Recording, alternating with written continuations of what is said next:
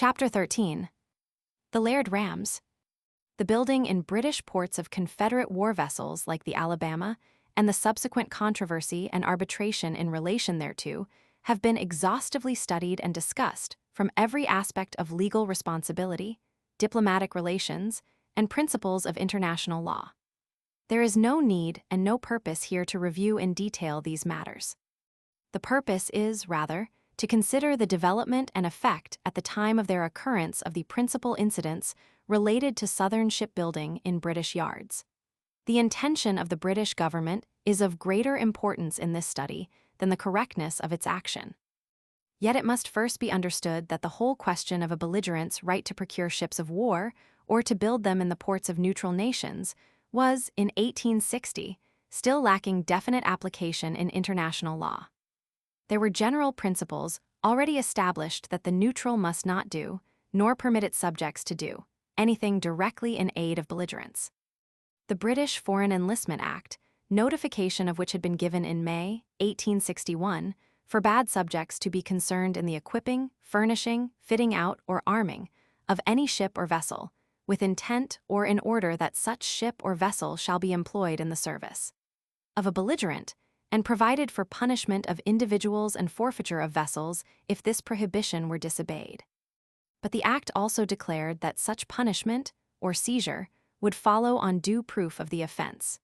Here was the weak point of the Act, for in effect if secrecy were maintained by offenders, the proof was available only after the offense had been committed and one of the belligerents injured by the violation of the law.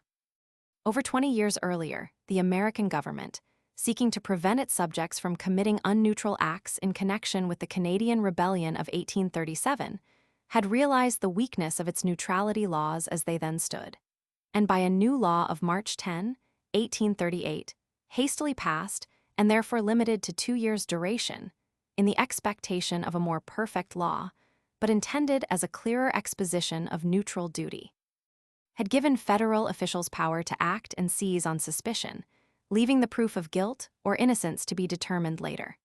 But the British interpretation of her own neutrality laws was that proof was required in advance of seizure and interpretation, wholly in line with the basic principle that a man was innocent until proved guilty, but fatal to that preservation of strict neutrality which Great Britain had so promptly asserted at the beginning of the Civil War. The South, wholly lacking a navy or the means to create one, early conceived the idea of using neutral ports for the construction of war vessels.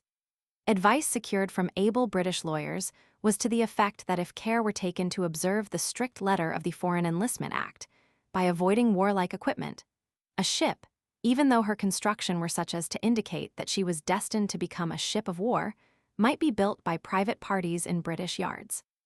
The three main points requiring careful observance by the South were concealment of government ownership and destination, no war equipment, and no enlistment of crew in British waters.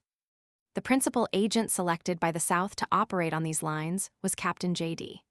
Bullock, who asserts in his book descriptive of his work that he never violated British neutrality law and that prevailing legal opinion in England supported him in this view. In March 1862, the steamer Orito cleared from Liverpool with a declared destination of Palermo, the Mediterranean, and Jamaica. She was not heard of until 3 months later, when she was reported to be at Nassau completing her equipment as a Southern war vessel.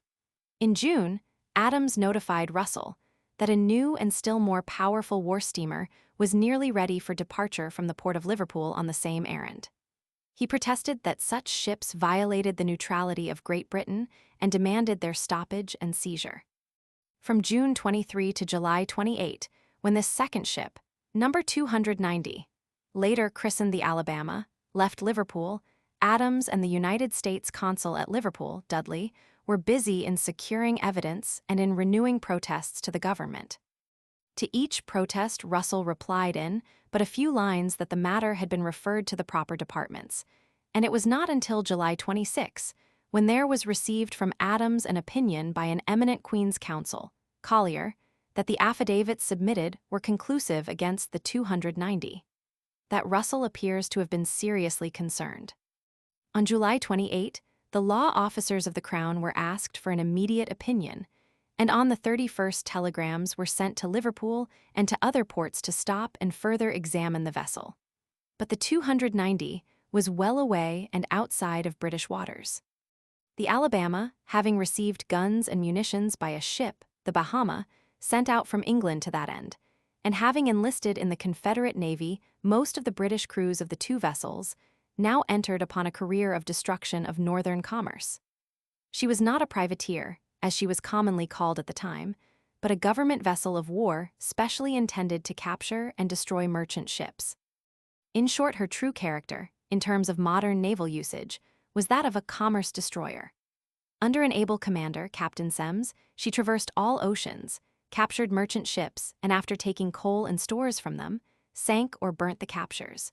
For 2 years she evaded battle with northern war vessels and spread so wide a fear that an almost wholesale transfer of the flag from American to British or other foreign register took place in the mercantile marine. The career of the Alabama was followed with increasing anger and chagrin by the North. This, said the public, was a British ship, manned by a British crew using British guns and ammunition, whose escape from Liverpool had been winked at by the British government. What further evidence was necessary of bad faith in a professed strict neutrality? Nor were American officials far behind the public in suspicion and anger. At the last moment, it had appeared as if the government were inclined to stop the 290. Was the hurried departure of the vessel due to a warning received from official sources? On November 21, Adams reported that Russell complained in an interview of remarks made privately by Bright, to the effect that warning had come from Russell himself, and seemed to me a little as if he suspected that Mr. Bright had heard this from me. Adams disavowed, and sincerely, any such imputation, but at the same time expressed to Russell his conviction that there must have been from some source a leak of the government's intention.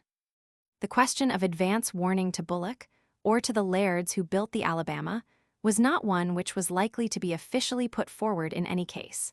The real issue was whether an offense to British neutrality law had been committed, whether it would be acknowledged as such, and still more important, whether repetitions of the offense would be permitted. The Alabama, even though she might, as the American Assistant Secretary of the Navy wrote, be giving us a sick turn, could not by herself greatly affect the issue of the war, but many Alabamas would be a serious matter.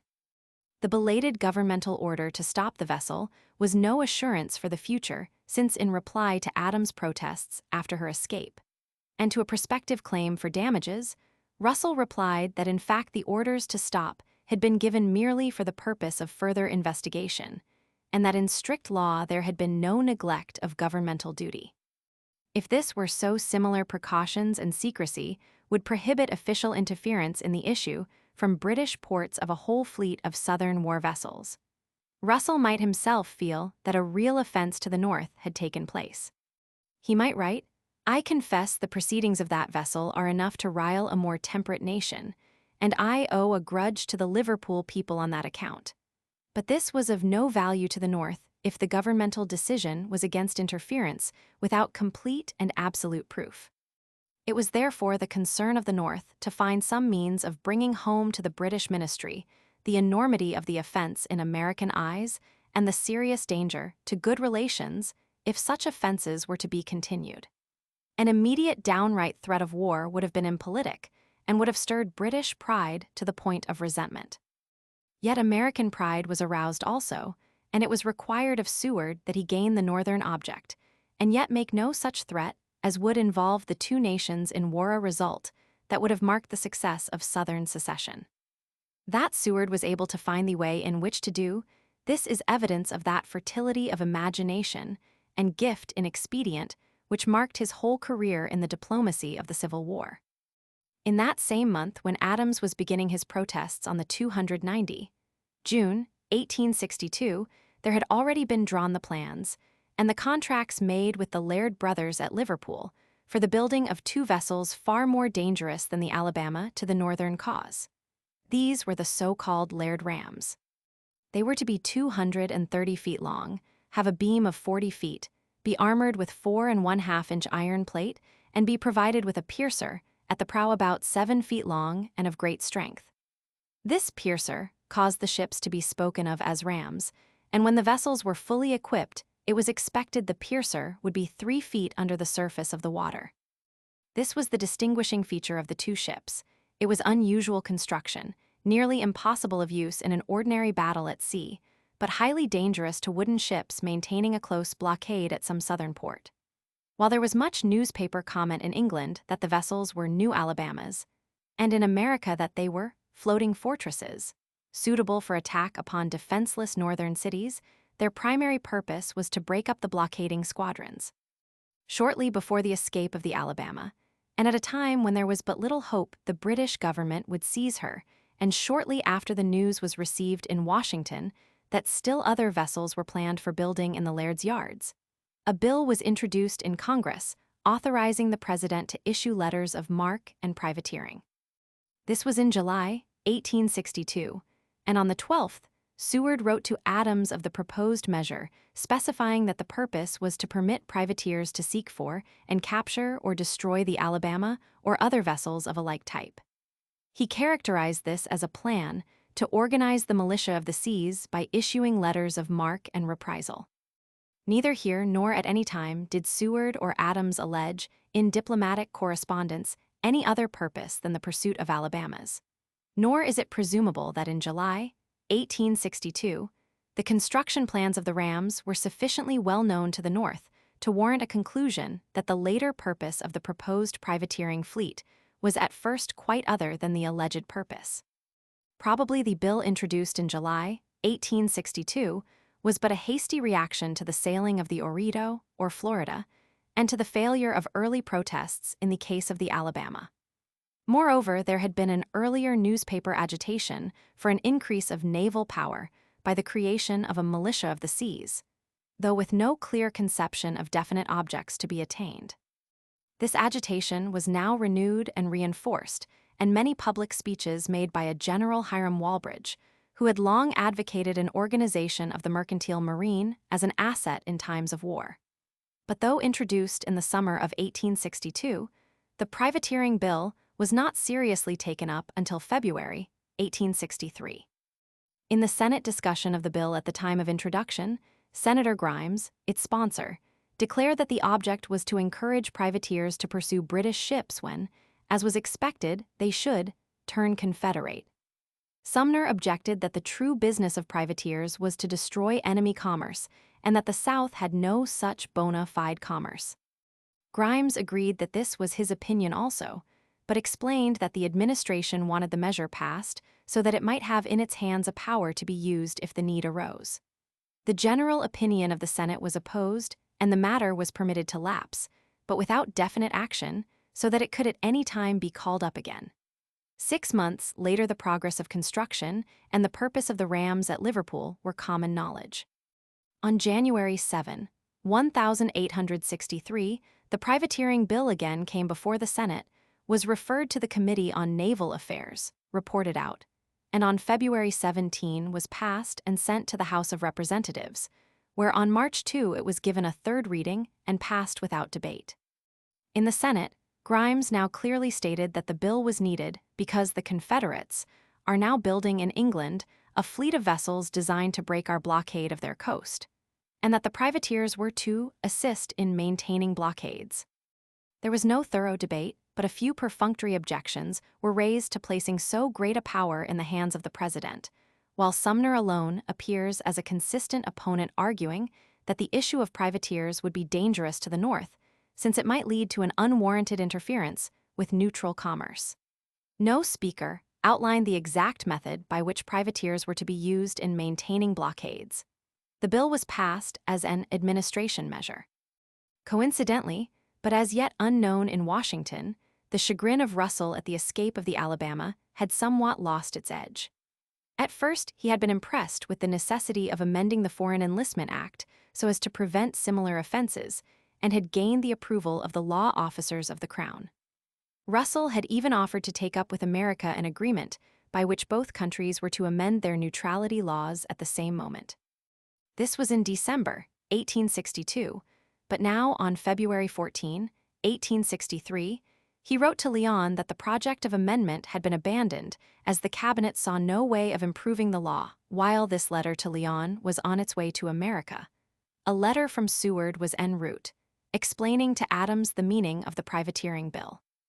The Senate has prepared a bill which confers upon the President of the United States the power to grant letters of marque and reprisal in any war in which the country may at any time be engaged, and it is expected that the bill will become a law. Lord Leon suggests that the transaction may possibly be misapprehended abroad if it come upon foreign powers suddenly and without any explanations. You will be at liberty to say that, as the bill stands, the executive government will be set at liberty to put the law in force in its discretion, and that thus far the proper policy in regard to the exercise of that discretion has not engaged the President's attention. I have had little hesitation in saying to Lord Leon that if no extreme circumstances occur, there will be entire frankness on the part of the government in communicating to him upon the subject, so far as to avoid any surprise on the part of friendly nations, whose commerce or navigation it might be feared would be incidentally and indirectly affected, if it shall be found expedient to put the act in force against the insurgents of the United States. Certainly this was vague explanation, yet though the main object might be asserted, to put the act in force against the insurgents, the hint was given that the commerce of friendly neutrals might be, incidentally and indirectly affected. And so both Leon and Seward understood the matter, for on February 24, Leon reported a long conversation with Seward in which, after pointing out the probable bad effect on Europe, Lyons received the reply that some remedy must be found for the fact that the law did not appear to enable the British government to prevent the issue of Confederate privateers. On March 8, Seward followed this up by sending to Leon an autograph letter. I am receiving daily such representations from our seaports concerning the depredations on our commerce committed by the vessels built and practically fitted out in England, that I do most sincerely apprehend a new element is entering into the unhappy condition of affairs, which, with all the best dispositions of your government and my own, cannot long be controlled to the preservation of peace. If you think well of it, I should like that you should confidentially inform Earl Russell that the departure of more armed vessels under insurgent-rebel command from English ports is a thing to be deprecated above all things. On March 9th, Leon had a long talk with Seward about this, and it appears that Lincoln had seen the letter and approved it. Seward stated that the New York Chamber of Commerce had protested about the Alabama, declaring that no American merchant vessels would get freights that, even war with England, was preferable to this that, in that case, the maritime enterprise of the country would at least find a profitable employment in cruising against British trade. Seward went on to show the necessity of letters of marque, and Lyons protested vigorously and implied that war must result. Mr. Seward said that he was well aware of the inconvenience, not to say the danger, of issuing letters of marque, that he should be glad to delay doing so, or to escape the necessity altogether, but that really, unless some intelligence came from England to allay the public exasperation, the measure would be unavoidable. Leon was much alarmed, writing that the feeling in the North must not be underestimated, and pointing out that the newspapers were dwelling on the notion that under British interpretation of her duty as a neutral Mexico, if she had money, could build ships in British ports to cruise in destruction of French commerce, adding that one might almost suppose some rich American would give the funds to Mexico for the purpose, and so seek to involve England in trouble with France. Lyons had also been told by Seward in their conversation of March 9 that on that day an instruction had been sent to Adams to present to Russell the delicacy of the situation, and to ask for some assurance that no further Southern vessels of war should escape from British ports. This instruction presented the situation in more diplomatic language, but in no uncertain tone, yet still confined explanation of the privateering bill as required to prevent the destruction of our national navigating interest, unless that calamity can be prevented by the enforcement of the neutrality law of Great Britain. Leon reports reached Russell before Seward's instruction was read to him. Russell had already commented to Adams that American privateers would find no Confederate merchant ships, and that if they interfered with neutral commerce, the United States government would be put in an awkward position. To this, Adams replied that the privateers would seek and capture, if possible, vessels like the Alabama, but Russell asked Lyons to find out whether in any case they will be authorized to interfere with neutral commerce, and if in any case in what case, and to what extent. 3 days later, on March 26, Adams presented his instructions, and these Russell regarded as not unfriendly in tone. But in the long conversation that ensued, the old result was reached that Adams declared Great Britain negligent in performance of neutral duty, while Russell professed eagerness to stop Southern shipbuilding if full evidence was forthcoming. Adams concluded that he had worked to the best of his power for peace, but it had become a most difficult task. Upon this, Russell commented to Lyon, "Mr. Adams fully deserves the character of having always labored for peace between our two nations. Nor I trust will his efforts, and those of the two governments, fail of success." In these last days of March, matters were in fact rapidly drawing to a head, both in America and England. At Washington, from March 7th to the 31st, the question of issuing letters of marque and reprisal had been prominently before the cabinet, and even Wells, who had opposed them, was affected by unfavorable reports received from Adams as to the intentions of Great Britain. The final decision was to wait later news from England. This was Seward's idea, as he had not as yet received reports of the British reaction to his communications through Lyon and Adams. March 27 was the critical day of decision in London, as it was also the day upon which public and parliamentary opinion was most vigorously debated in regard to Great Britain's neutral duty. Preceding this, other factors of influence were coming to the front. In the first days of March, Slidell at Paris had received semi-official assurances that if the South wished to build ships in French yards, we should be permitted to arm and equip them and proceed to sea. This suggestion was permitted to percolate in England with the intention, no doubt, of strengthening Bullock's position there. In the winter of 1862-3, orders had been sent to the Russian Baltic Fleet to cruise in Western waters, and there was first a suspicion in America, later a conviction, that the purpose of this cruise was distinctly friendly to the North, that the orders might even extend to actual naval aid in case war should arise with England and France. In March 1863, this was but vague rumor.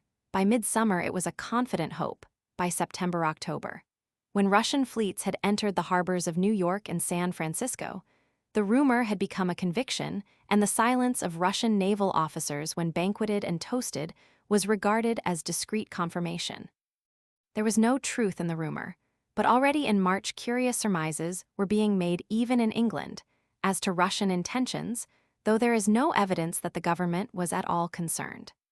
The truth was that the Russian fleet had been ordered to sea as a precaution against easy destruction in Baltic waters, in case the difficulties developing in relation to Poland should lead to war with France and England. In England, among the people rather than in governmental England, a feeling was beginning to manifest itself that the ministry had been lax in regard to the Alabama, and as news of her successes was received, this feeling was given voice. Liverpool, at first almost wholly on the side of the Lairds and of Southern shipbuilding, became doubtful by the very ease with which the Alabama destroyed Northern ships. Liverpool merchants looked ahead and saw that their interests might, after all, be directly opposed to those of the shipbuilders. Meetings were held and the matter discussed. In February 1863, such a meeting at Plaistow, attended by the gentry of the neighborhood, but chiefly by working men, especially by dock laborers and by men from the shipbuilding yards at Blackwall, resolved that the chairman be requested to write to the Prime Minister of our Queen, earnestly entreating him to put in force, with utmost vigilance, the law of England against such ships as the Alabama. Such expressions were not as yet widespread, nor did the leading papers up to April indulge in much discussion, but British doubt was developing.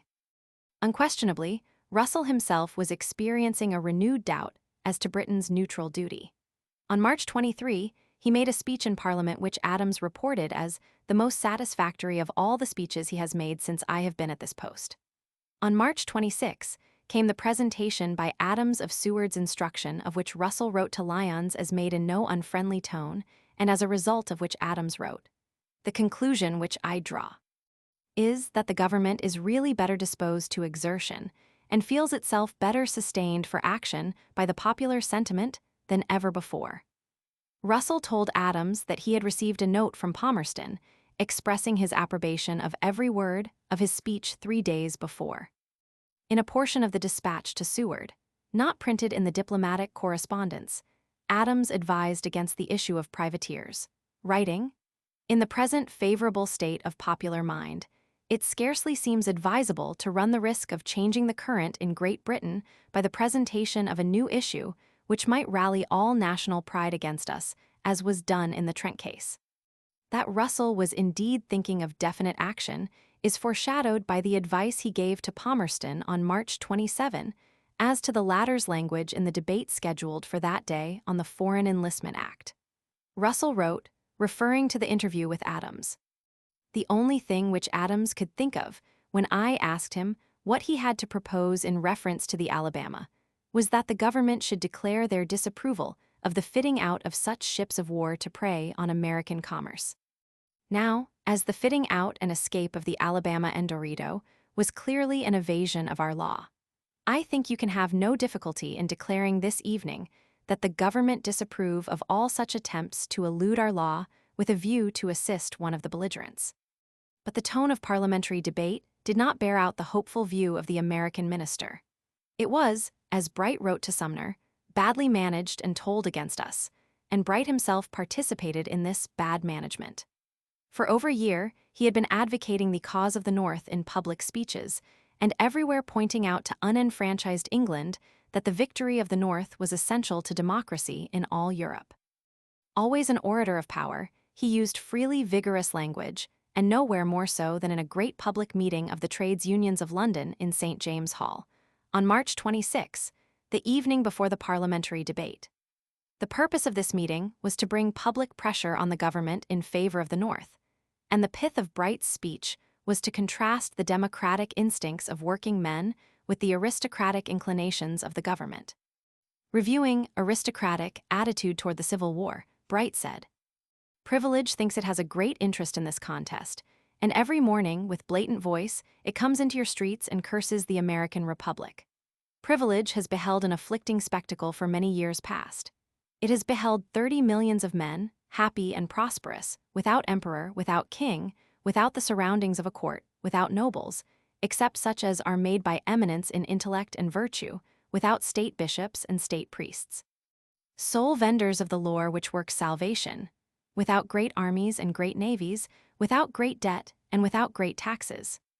You wish the freedom of your country, you wish it for yourselves. Do not then give the hand of fellowship to the worst foes of freedom that the world has ever seen. You will not do this. I have faith in you. Impartial history will tell that, when your statesmen were hostile or coldly neutral, when many of your rich men were corrupt, when your press which ought to have instructed and defended was mainly written to betray, the fate of a continent and of its vast population being in peril, you clung to freedom with an unfailing trust that God in his infinite mercy will yet make it the heritage of all his children. The public meeting of March 26 was the most notable one in support of the North held throughout the whole course of the war. And it was also the most notable one as indicating the rising tide of popular demand for more democratic institutions. That it irritated the government and gave a handle to Southern sympathizers in the parliamentary debate of March 27 is unquestioned. In addition, if that debate was intended to secure from the government an intimation of future policy against Southern shipbuilding, it was conducted on wrong lines for immediate effect, though friends of the North may have thought the method used was wise for future effect. This method was vigorous attack. Forster, leading in the debate, called on ministers to explain the flagrant violation of the Foreign Enlistment Act and to offer some pledge for the future. He asserted that the government should have been active on its own initiative in seeking evidence instead of waiting to be urged to enforce the law, and he even hinted at a certain degree of complicity in the escape of the Alabama. The Solicitor General answered in a legal defense of the government, complained of the offense of America in arousing its citizens against Great Britain upon unjustifiable grounds, but did not make so vigorous a reply as might perhaps have been expected. Still, he stood firmly on the ground that the government could not act without evidence to convict in itself a statement that might well preclude interference with the Rams. Bright accused the government of a cold and unfriendly neutrality, and referred at length to the public meeting of the previous evening.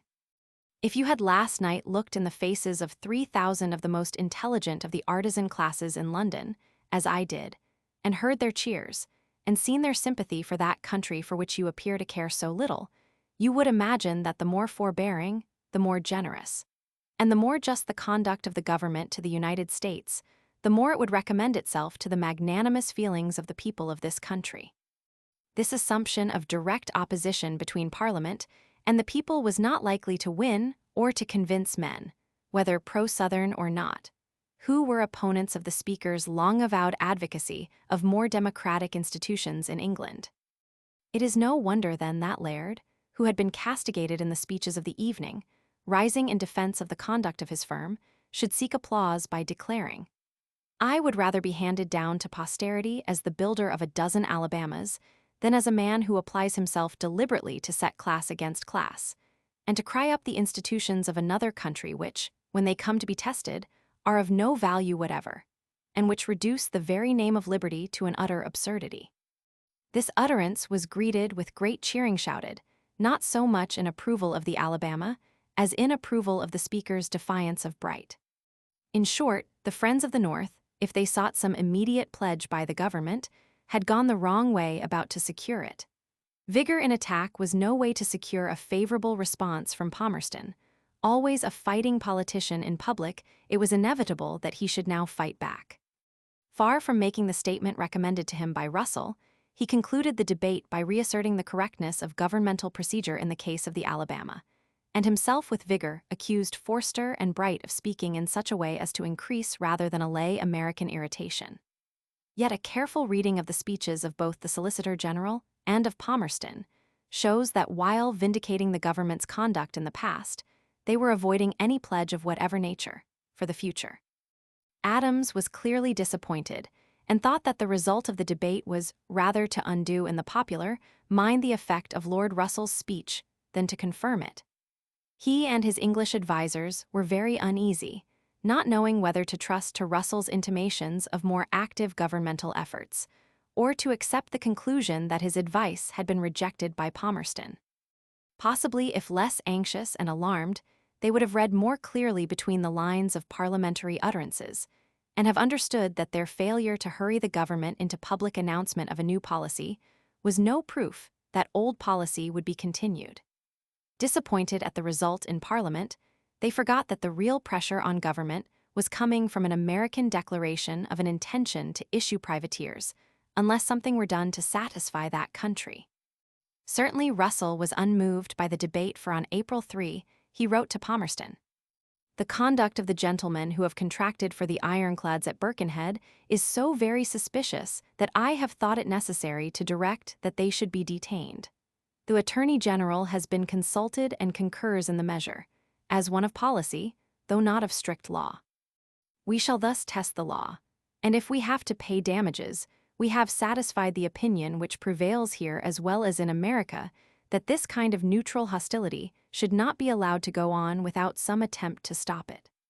2 days later, on April 5, the Alexandra, a vessel being equipped to join the Alabama as a commerce destroyer, was seized on the ground that she was about to violate the Enlistment Act, and a new policy, at least to make a test case in law, was thereby made public. In fact, on March 30, but 3 days after the debate of March 27, the case of the Alexandra had been taken up by Russell, referred to the law officers on March 31, and approved by them for seizure on April 4. Public meetings were quickly organized in support of the government's action, as that in Manchester on April 6, when 6,000 people applauded the seizure of the Alexandra, demanded vigorous prosecution of the Lairds and others, and urged governmental activity to prevent any further shipbuilding for the South. On April 7, Russell wrote to Lyon, "The orders given to watch, and stop when evidence can be procured, vessels apparently intended for the Confederate service will, it is to be hoped, allay the strong feelings which have been raised in Northern America by the escape from justice of the Oredo and Alabama. It thus appears that orders had been issued to stop, on evidence to be sure, but on evidence of the vessels being apparently intended for the south. This was far from being the same thing as the previous assertion that conclusive evidence was required. What, then, was the basic consideration in Russell's mind leading to such a face-about on declared policy? Chagrin at the very evident failure of existing neutrality law to operate, recognition that there was just cause for the rising ill will of the North, no doubt influenced him, but more powerful than these elements was the anxiety as to the real purpose and intent in application of the American privateering bill. How did Russell and Lyons interpret that bill, and what complications did they foresee and fear? As previously stated in this chapter, the privateering bill had been introduced as an administration measure, and for that reason passed without serious debate. In the cabinet, it was opposed by Wells, Secretary of the Navy, until he was overborne by the feeling that something must be done, because vessels were building in England intended to destroy the blockade. The rams under construction were clearly understood to have that purpose. If privateers were to offset the action of the rams, there must be some definite plan for their use.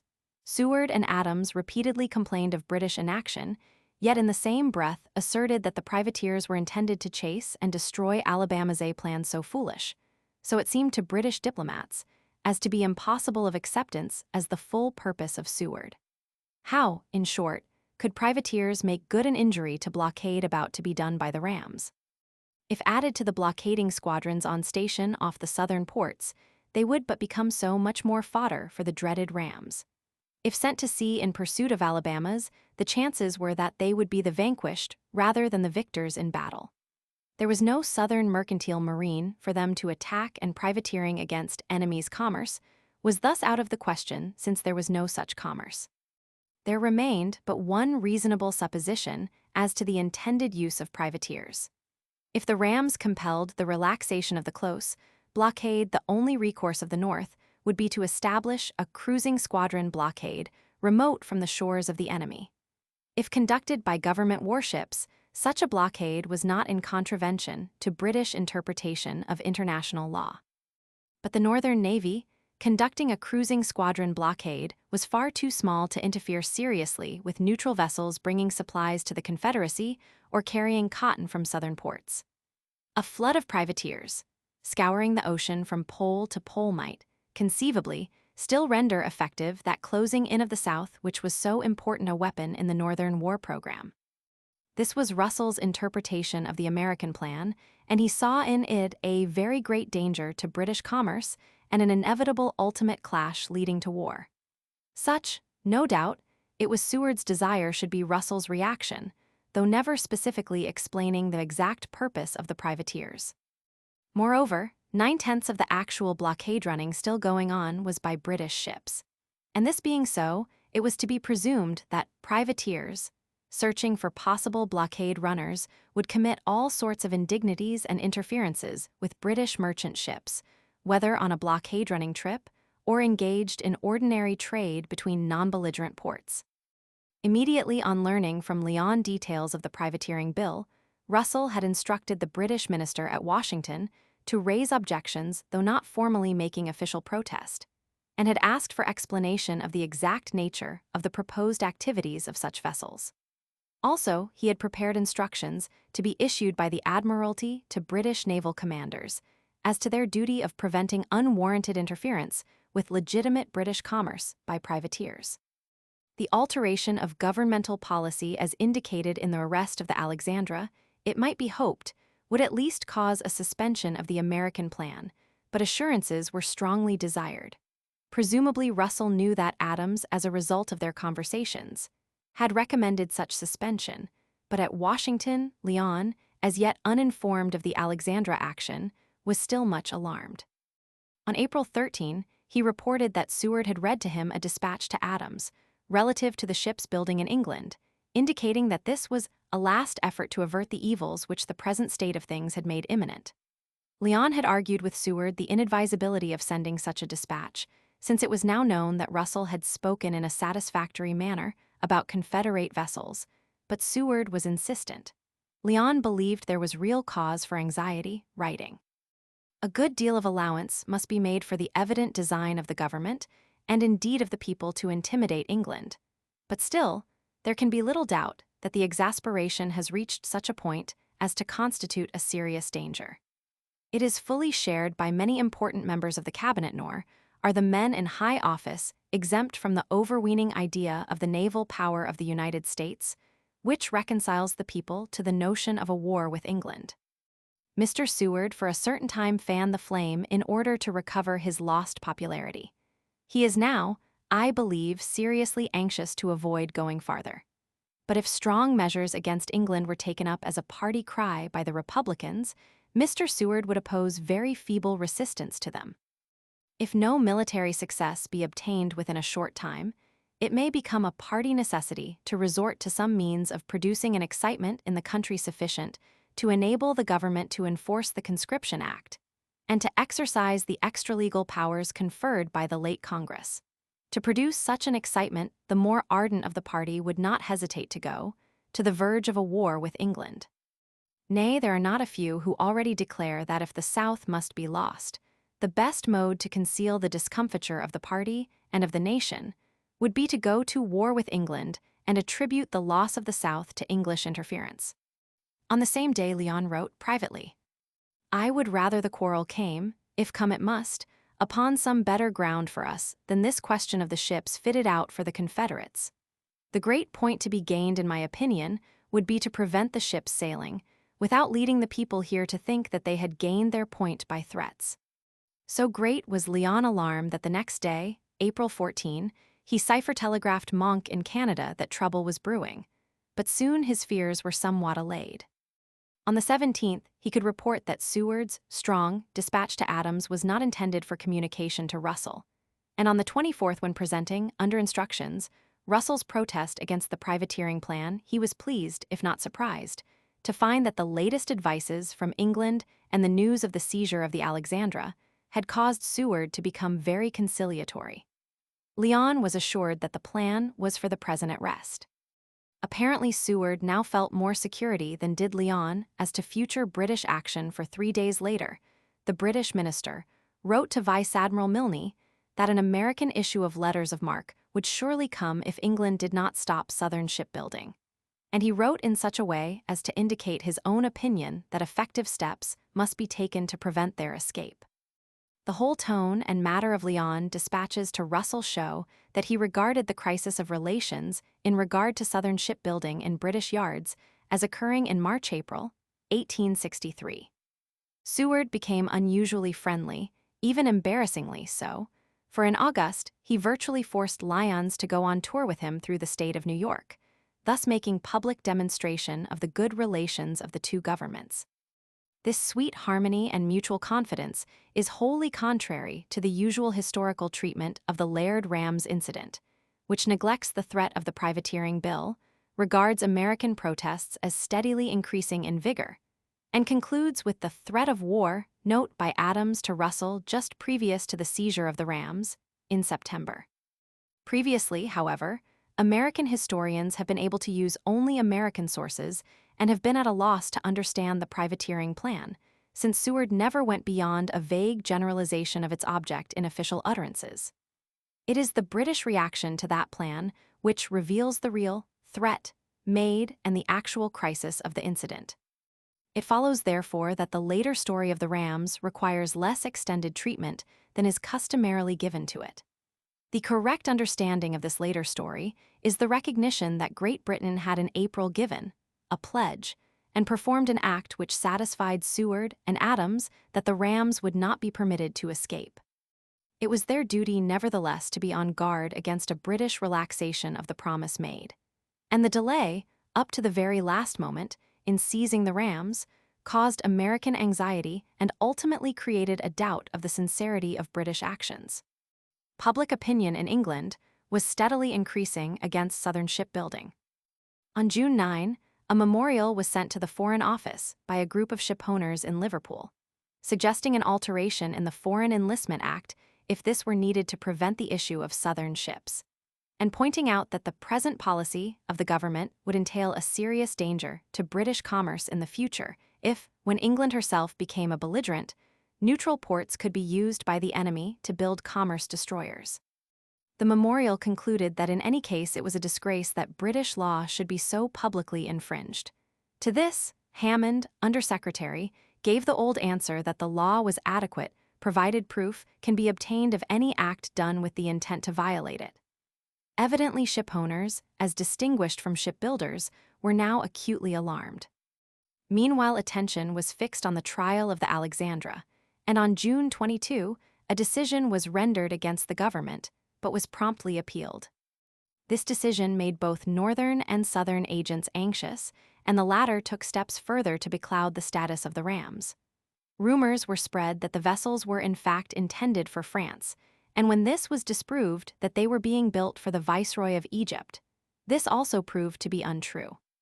Finally, it was declared that the real owners were certain French merchants whose purpose in contracting for such clearly warlike vessels was left in mystery, but with the intimation that Egypt was to be the ultimate purchaser. Captain Bullock had indeed made such a contract of sale to French merchants, but with the proviso of resale to him after delivery. On his part, Russell was seeking proof fully adequate to seizure, but this was difficult to obtain, and such as was submitted was regarded by the law officers as inadequate. They reported that there was no evidence capable of being presented to a court of justice. He informed Adams of this legal opinion at the moment when the latter, knowing the rams to be nearing completion, and fearing that Russell was weakening in his earlier determination, began that series of diplomatic protests which very nearly approached a threat of war. At Washington, also anxiety was again aroused by the court's decision in the Alexandra case, and shortly after the great Northern victories at Vicksburg and Gettysburg, Seward wrote a dispatch to Adams, July 11, which has been interpreted as a definite threat of war.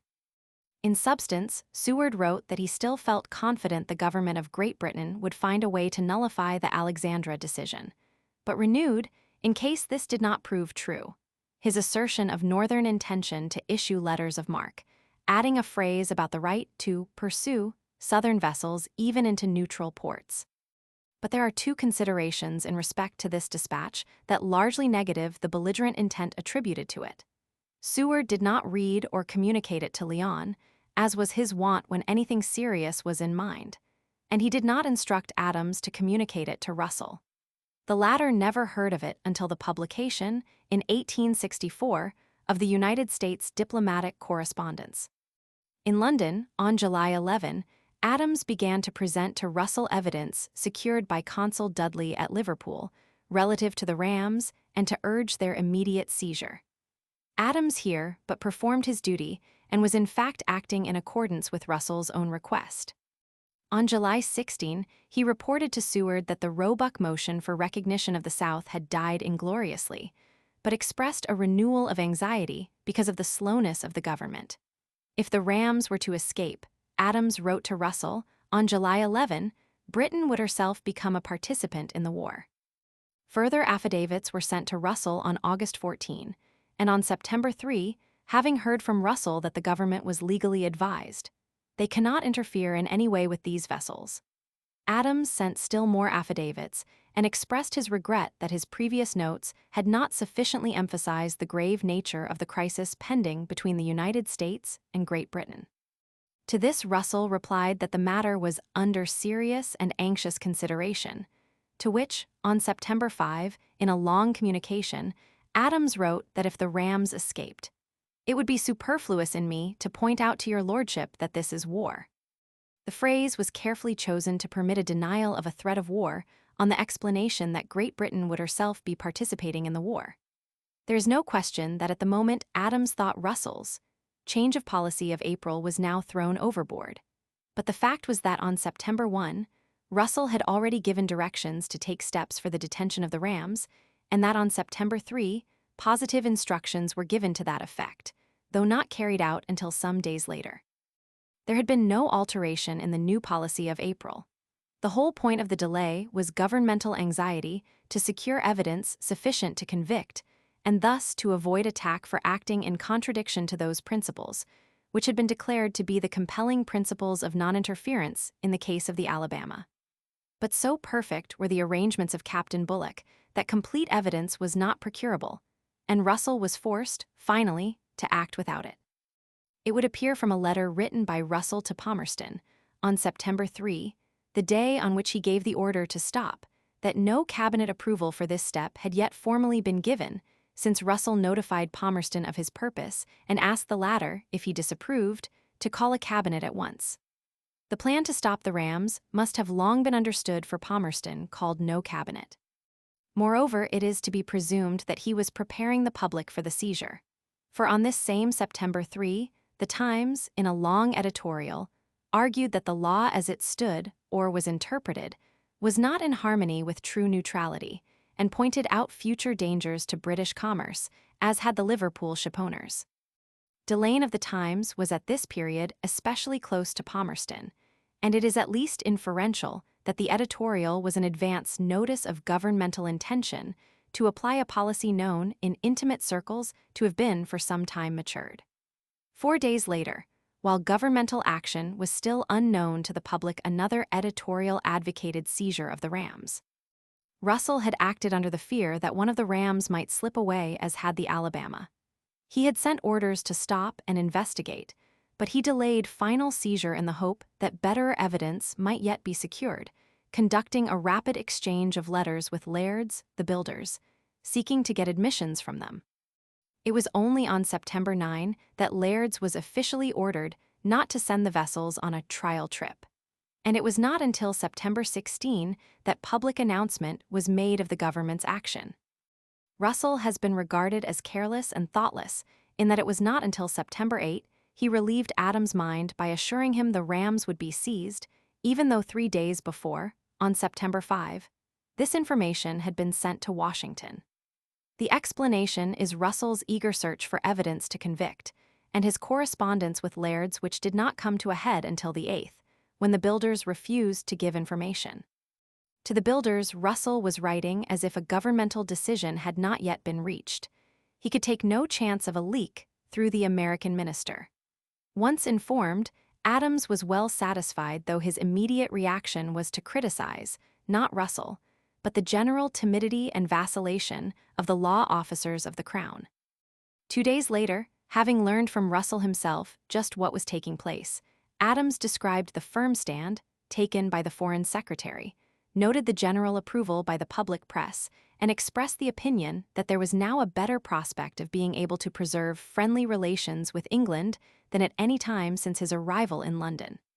Across the water, British officials were delighted with the seizure of the rams. Monk in Canada expressed his approval.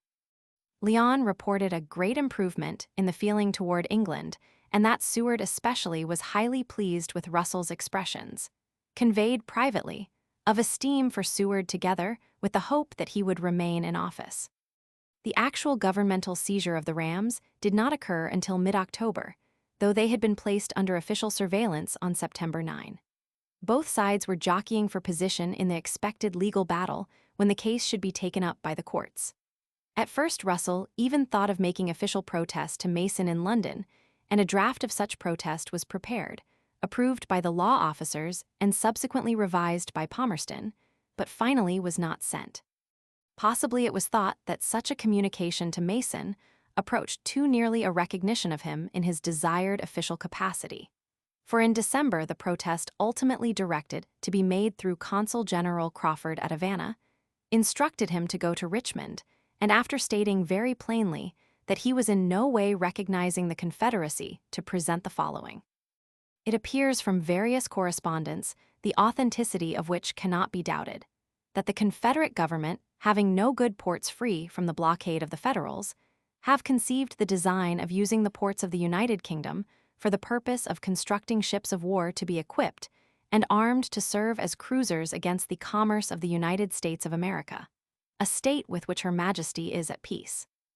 These acts are inconsistent with the respect and comity which ought to be shewn by a belligerent towards a neutral power. Her Majesty has declared her neutrality and means strictly to observe it. You will therefore call upon Mr. Benjamin to induce his government to forbear from all acts tending to affect injuriously Her Majesty's position. To carry out this instruction, there was required permission for Crawford to pass through the blockade, but Seward refused this when Lyon made the request. Not everyone in Britain, however, approved the government's course in seizing the rams. Legal opinion especially was very generally against the act. Adams now pressed either for an alteration of the British law or for a convention with America establishing mutual similar interpretation of neutral duty. Russell replied that, until the trials of the Alexandra and the steam rams had taken place, we could hardly be said to know what our law was, and therefore not tell whether it required alteration. I said, however, that he might assure Mr. Seward that the wish and intention of government were to make our neutrality an honest and bona fide one.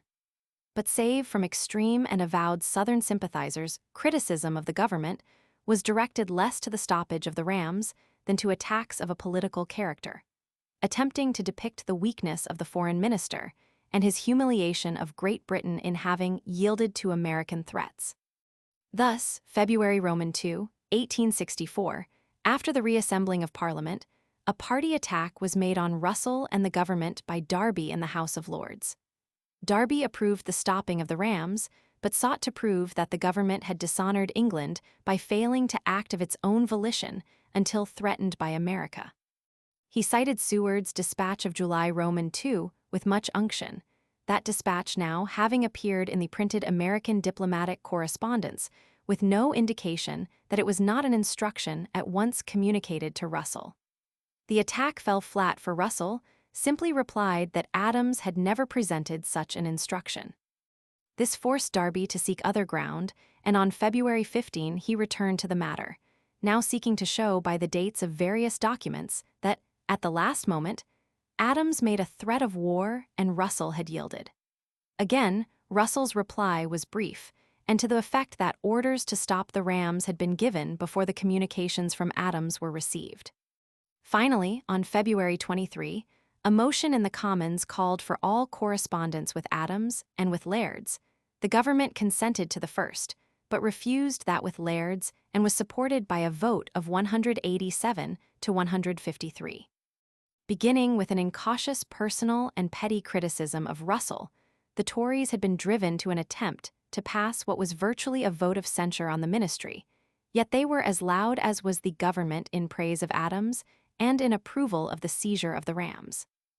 Naturally, their cause was weakened, and the ministry, referring to expressions made and intentions indicated as far back as March 1863, thus hinting without directly so stating that the real decision had then been made, was easily the victor in the vote.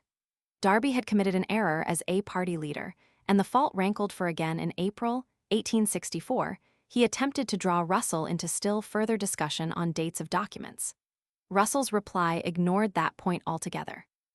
It did not suit his purpose to declare, flatly, the fact that in April assurances had been given both to Adams and through Lyon to Seward, that measures would be taken to prevent the departure of Southern vessels from British ports. To have made this disclosure would have required an explanation why such assurance had been given, and this would have revealed the effect on both Russell and Lyon of the Northern plan to create a cruising squadron blockade by privateers. There was the real threat. The later delays and seeming uncertainties of British action made Adams anxious, but there is no evidence that Russell ever changed his purpose. He sought stronger evidence before acting, and he hoped for stronger support from legal advisers, but he kept an eye on the rams, and when they had reached the stage where there was danger of escape, he seized them even though the desired evidence was still lacking. Seward's privateering bill plan possibly entered upon in a moment of desperation, and with no clear statement from him of its exact application, had, as the anxiety of British diplomats became pronounced, been used with skill to permit, if not to state, the interpretation they placed upon it, and the result had been the cessation of that inadequate neutrality of which America complained. Footnote 1020. The dispatch taken in its entirety save for a few vigorous sentences quite typical of Seward's phrase-making, is not at all warlike. Bancroft, Roman 2, 385 sec. Makes Seward increasingly anxious from March to September and concludes with a truly warlike dispatch to Adams, September 5. This last was the result of Adams' misgivings reported in mid-August, and it is not until these were received, in my interpretation, that Seward really began to fear the pledge made in April would not be carried out. Adams himself, in 1864, read to Russell a communication from Seward denying that his July 11 dispatch was intended as a threat or as in any sense unfriendly to Great Britain. F.O.A.M. Volume 939, number 159. Russell to Leon, April 3, 1864. Footnote 1021, Parliamentary Papers, 1864, Commons, Elzi. Correspondence respecting ironclad vessels building at Birkenhead. Footnote 1023, State Department, Eng, Volume 83, number 452 and number 453 with enclosure. Adams to Seward, July 16, 1863. Footnote 1025. Many of these details were unknown at the time, so that on the face of the documents then available, and for long afterwards, there appeared ground for believing that Adams' final protests of September 3 and 5 had forced Russell to yield. Dudley, as late as 1893, thought that at the crisis in September Palmerston, in the absence of Russell, had given the orders to stop the rams. In Penn. Magazine of History, Volume 17, pp. 3454. Diplomatic Relations with England during the Late War. Footnote 1028. Ibid.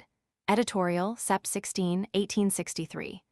The governmental correspondence with Lairds was demanded by a motion in Parliament, Feb. 23, 1864, but the government was supported in refusing it. A printed copy of this correspondence, issued privately, was placed in Adams' hands by persons unnamed and sent to Seward on March 29, 1864. Seward thereupon had this printed in the Diplomatic Correspondence, 1864-5, pt. I, number 633. Footnote 1029, State Department, Eng, Volume 84, number 492. Adams to Seward, Sept. 8, 1863. Footnote 1030, U.S. Diplomatic Correspondence, 1863, pt. IP 370. To Seward, Sept. 10, 1863. Adams, looking at the whole matter of the rams and the alleged threat of war of Sept. 5 from the point of view of his own anxiety at the time, was naturally inclined to magnify the effects of his own efforts and to regard the crisis as occurring in September. His notes to Russell and his diary records were early the main basis of historical treatment. Rhodes, Roman 4, 381-84, has disproved the accusation of Russell's yielding to a threat. Brooks Adams, Mass. Hist. Soc. Proceedings, Volume Roman 45, p. 293, sec. Ignores Rhodes, harks back to the old argument, and amplifies it with much new and interesting citation, but not to conviction. My interpretation is that the real crisis of governmental decision to act came in April, and that events in September were but final applications of that decision. Footnote 1031, Russell Papers. Monk to Stewart, Sept. 26, 1863. Copy in Stewart to Russell, Oct. 6, 1863. Footnote 1033. Hammond wrote to Leon, Oct. 17. You will learn by the papers that we have at last seized the ironclads. Whether we shall be able to bring home to them legally that they were Confederate property is another matter. I think we can, but at all events no moral doubt can be entertained of the fact, and therefore we are under no anxiety whether as to the public or parliamentary view of our proceeding. They would have played the devil with the American ships, for they are most formidable ships.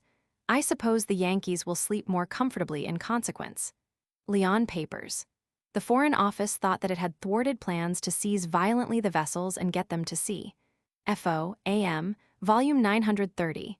Inglefield to Gray, Oct. 25 and Romaine to Hammond, Oct. 26, 1863.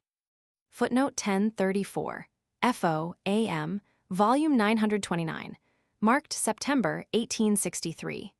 The draft summarized the activities of Confederate shipbuilding and threatened Southern agents in England with the penalties of the law. Footnote 1035. F.O.A.M., Volume 932, Number 1. F.O. to Consul General Crawford, Dec. 16, 1863.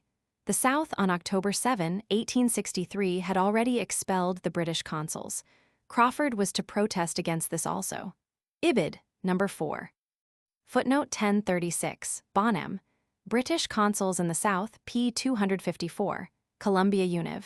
Studies, Volume 43. Footnote 1037, Leon Papers. Russell to Leon, Dec. 5, 1863.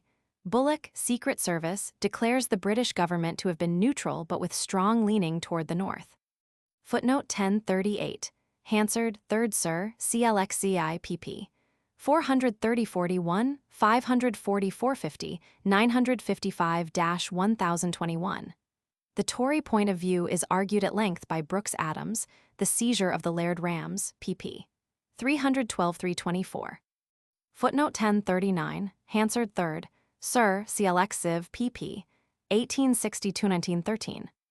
The Index, naturally vicious in comment on the question of the Rams, summed up its approval of Darby's contentions. Europe and America alike will inevitably believe that it was the threat of Mr. Adams, and nothing else, which induced the Foreign Secretary to retract his letter of the 1st September, and they will draw the necessary conclusion that the way to extort concessions from England is by bluster and menace. Feb. 18, 1864, p. 106. Footnote 1040. Lairds brought suit for damages, but the case never reached a decision, for the vessels were purchased by the government.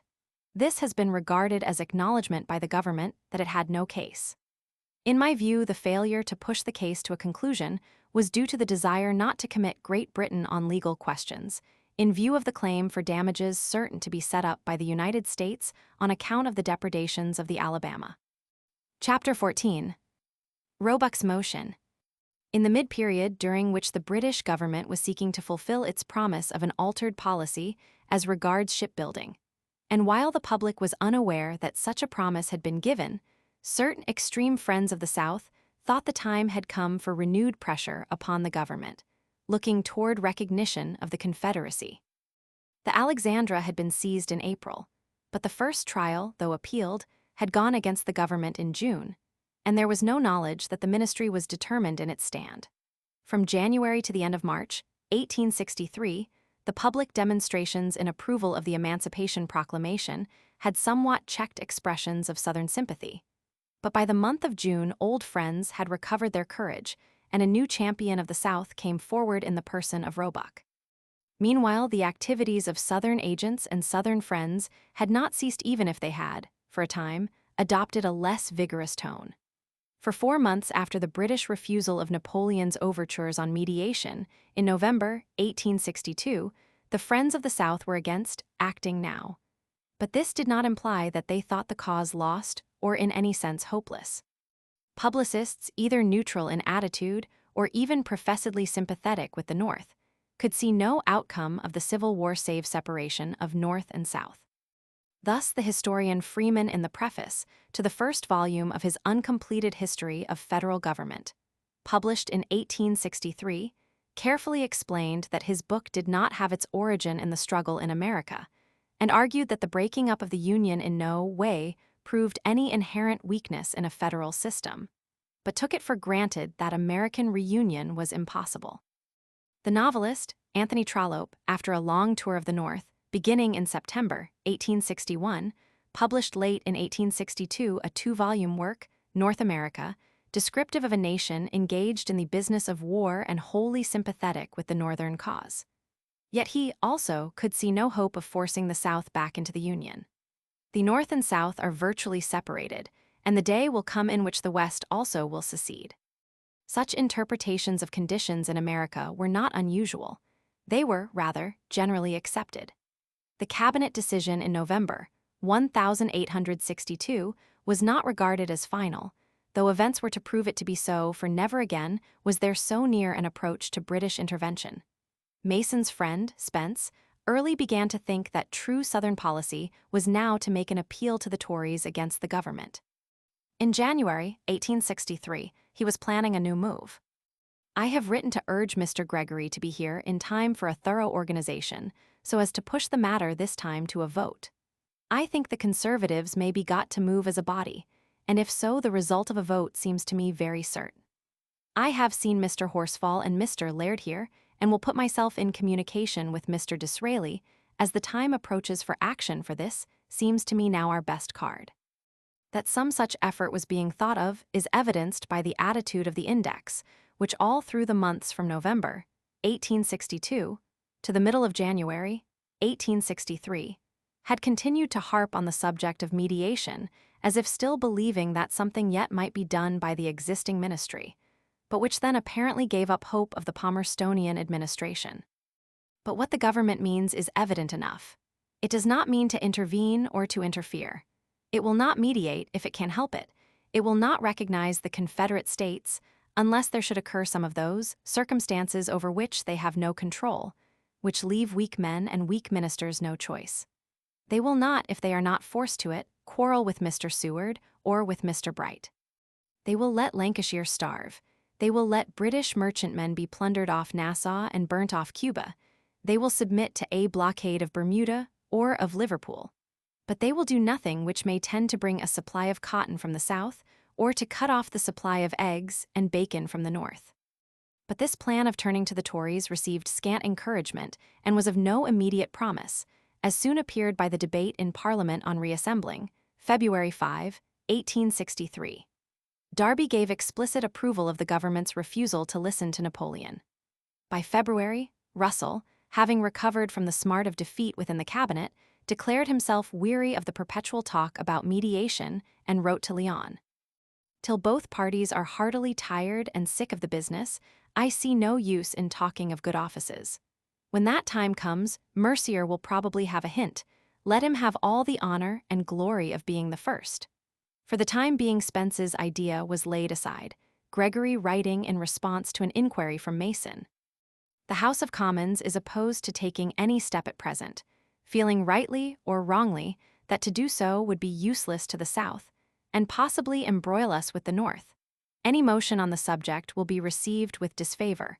Consequently, the way in which it will be treated will only make the North more elated, and will irritate the South against us.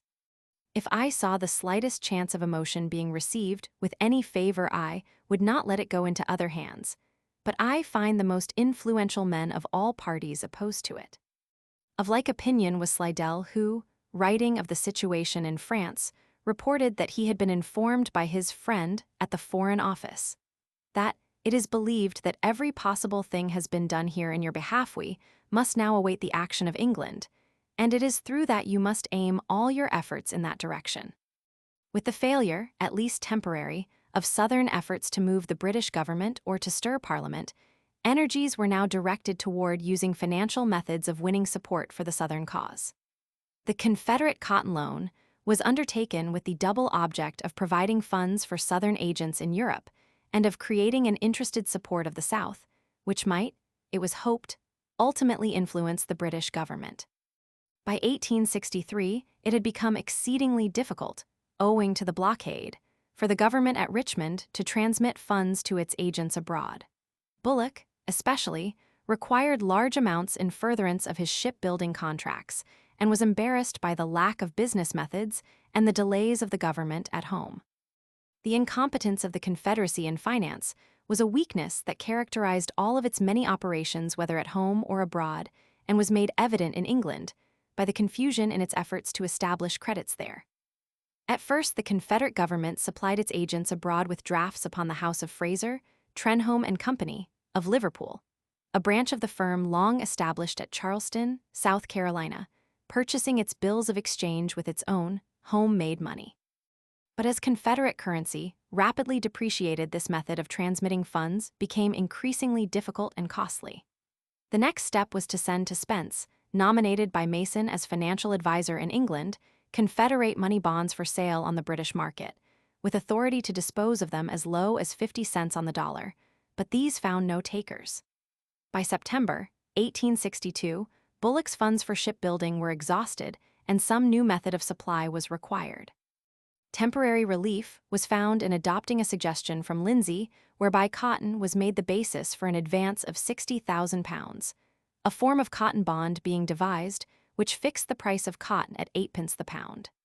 These bonds were not put on the market, but were privately placed by Lindsay and Company with a few buyers for the entire sum, the transaction remaining secret. In the meantime, this same recourse to cotton had occurred to the authorities at Richmond, and a plan formulated by which cotton should be purchased by the government, stored, and certificates issued to be sold abroad, the purchaser being assured of all facilities of shipment. Spence was to be the authorized agent for the sale of these cotton certificates. But before any reached him, various special agents of the Confederacy had arrived in England by December 1862, with such certificates in their possession, and had disposed of some of them, calling them cotton warrants. The difficulties which might arise from separate action in the market were at once perceived, and following a conference with Mason, all cotton obligations were turned to Fraser, Trenholm and Company. Spence now had in his hands the money bonds, but no further attempt was made to dispose of these, since the cotton warrants were considered a better means of raising funds. It is no doubt true that since all of these efforts involved a governmental guarantee, the various certificates, or warrants, partook of the nature of a government bond. Yet up to this point, the Richmond authorities, after the first failure to sell money bonds abroad, were not keen to attempt anything that could be stamped as a foreign government loan. Their idea was rather that a certain part of the produce of the South was being set aside as the property of those who in England should extend credit to the South. The sole purpose of these earlier operations was to provide funds for Southern agents. By July 1862, Bullock had exhausted his earlier credit of $1 million. The £60,000 loan secured through Lindsay then tided over an emergency demand, and this had been followed by a development on similar lines of the cotton certificates and warrants, which by December 1862 had secured, through Spence's agency, an additional $1 million or thereabouts. Mason was strongly recommending further expansion of this method and had the utmost confidence in Spence. Now, however, there was broached to the authorities in Richmond a proposal for the definite floating in Europe of a specified cotton loan. This proposal came through Slidell at Paris and was made by the well-established firm of Erlanger and Company. First approached by this company in September 1862, Slidell consulted Mason, but found the latter strongly committed to his own plans with Spence. But Slidell persisted, and Mason gave way. Representatives of Erlanger proceeded to Richmond and proposed a loan of $25 million. They were surprised to find the Confederate government disinclined to the idea of a foreign loan, and the final agreement, cut to $15 million, was largely made because of the argument advanced that as a result powerful influences would thus be brought to the support of the South. The contract was signed at Richmond, January 28, 1863, and legalized by a secret act of Congress on the day following. But there was no Southern enthusiasm for the project. Benjamin wrote to Mason that the Confederacy disclaimed the desire or intention on our part to effect a loan in Europe. During the war, we want only such very moderate sums as are required abroad for the purchase of warlike supplies and for vessels, and even that is not required because of our want of funds, but because of the difficulties of remittance. As for the Erlanger contract, the Confederacy would have declined it altogether, but for the political considerations indicated by Mr. Slidell. From Mason's viewpoint, the prime need was to secure money. From Slidell's, at least so asserted, it was to place a loan with the purpose of establishing strong friends. It had been agreed to suspend the operations of Spence until the result of Erlanger's offer was learned, but pressure brought by Caleb Hughes, purchasing agent of the Confederacy, caused a further sale of cotton warrants. Spence, fearing he was about to be shelved, became vexed and made protest to Mason, while Slidell regarded Spence as a weak and meddlesome agent. But on February 14, 1863, Erlanger's agents returned to Paris and uncertainty was at an end. Spence went to Paris, saw Erlanger, and agreed to cooperate in floating the loan. Then followed a remarkable bond market operation.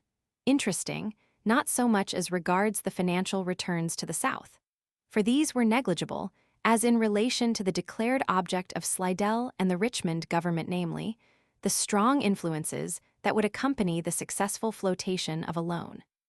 Delay in beginning operations was caused by the failure to receive promptly the authenticated copy of the Act of Congress authorizing the loan, which did not arrive until March 18. By this contract, Erlanger and Company, sole managers of the loan, had guaranteed flotation of the entire $15 million at not less than 77, the profit of the company to be 5%. Plus the difference between 77 and the actual price received, but the first $300,000 taken was to be placed at once at the disposal of the government. The bonds were put on the market March 19 in London, Liverpool, Paris, Amsterdam, and Frankfurt, but practically all operations were confined to England. The bid for the loan was entitled 7%. Cotton loan of the Confederate States of America for £3 million sterling at 90%. The bonds were to bear interest at 7% and were to be exchangeable for cotton at the option of the holder at the price of 6 pence for each pound of cotton at any time not later than 6 months after the ratification of a treaty of peace between the present belligerents. There were provisions for the gradual redemption of the bonds in gold for those who did not desire cotton.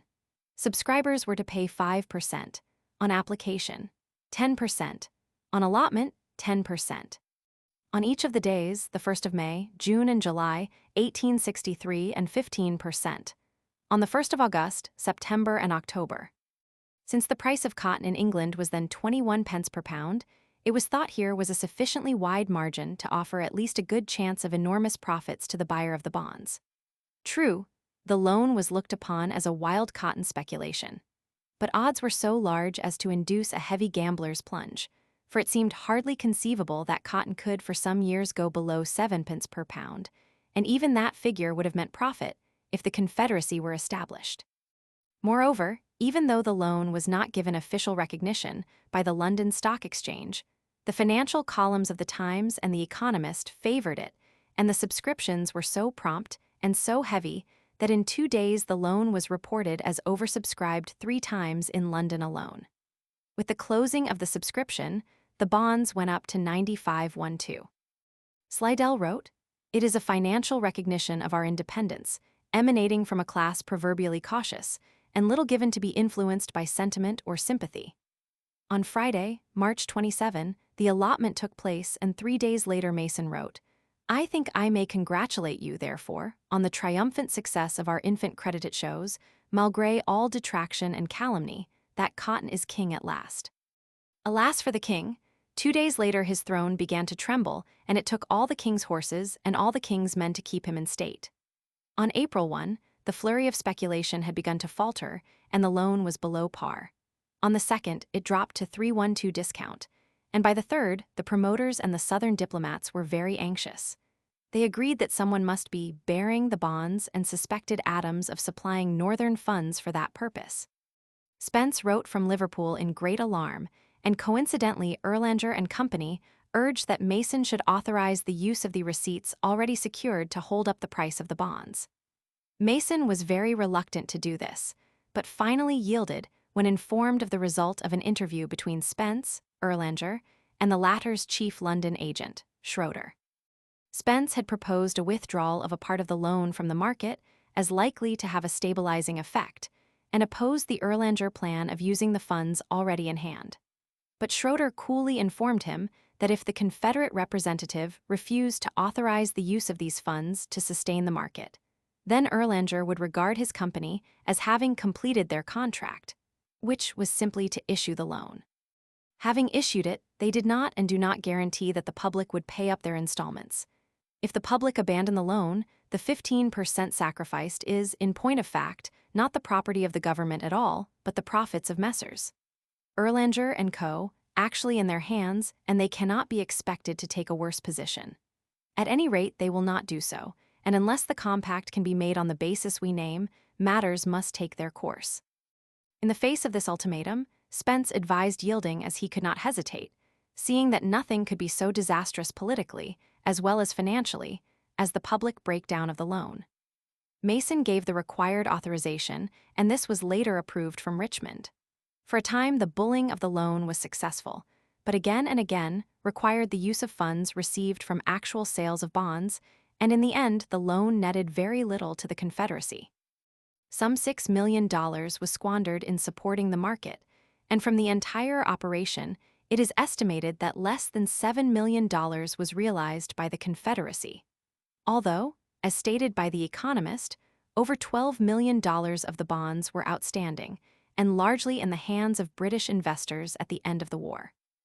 The loan soon became, not as had been hoped and prophesied by Slidell, a source of valuable public support, but rather a mere barometer of Southern fortunes. From first to last, the Confederate cotton loan bore to subscribers the aspect of a speculative venture and lacked the regard attached to sound investment. This fact in itself denied to the loan any such favorable influence or financial recognition of the Confederacy as Mason and Slidell, in the first flush of success, attributed to it.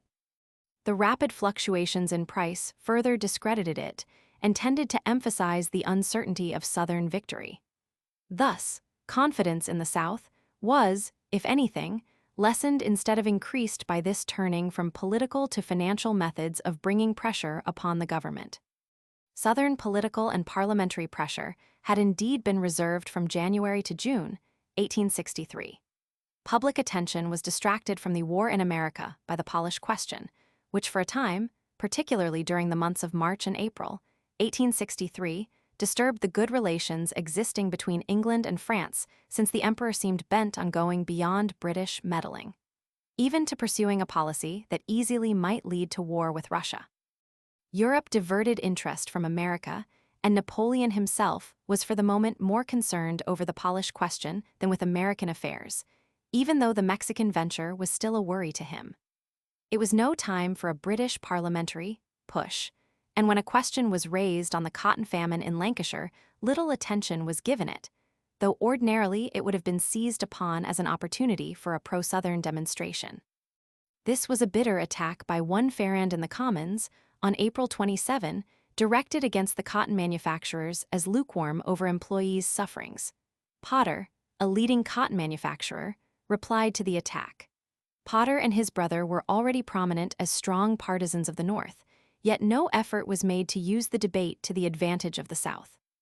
In late May, both necessity and fortuitous circumstance seemed to make advisable another Southern effort in Parliament. The cotton loan, though fairly strong again because of Confederate governmental aid, was in fact a failure in its expected result of public support for the South. Something must be done to offset that failure. In Polish affairs, France had drawn back. Presumably Napoleon was again eager for some active effort. Best of all, the military situation in America was thought to indicate Southern success. Grant's Western campaign had come to a halt with the stubborn resistance of the great Mississippi stronghold at Vicksburg, while in Virginia, Lee, on May 23, had overwhelmingly defeated Hooker at Chancellorsville and was preparing, at last, a definite offensive campaign into Northern territory. Lee's advance north did not begin until June 10, but his plan was early known in a select circle in England, and much was expected of it. The time seemed ripe, therefore, and the result was notification by Roebuck of a motion for the recognition of the Confederacy first step, the real purpose of which was to attempt that turning to the Tories which had been advocated by Spence in January, but postponed on the advice of Gregory. The index clearly indicated where lay the wind. No one, it declared, now asks what will be the policy of Great Britain towards America, but everybody anxiously waits on what the Emperor of the French will do.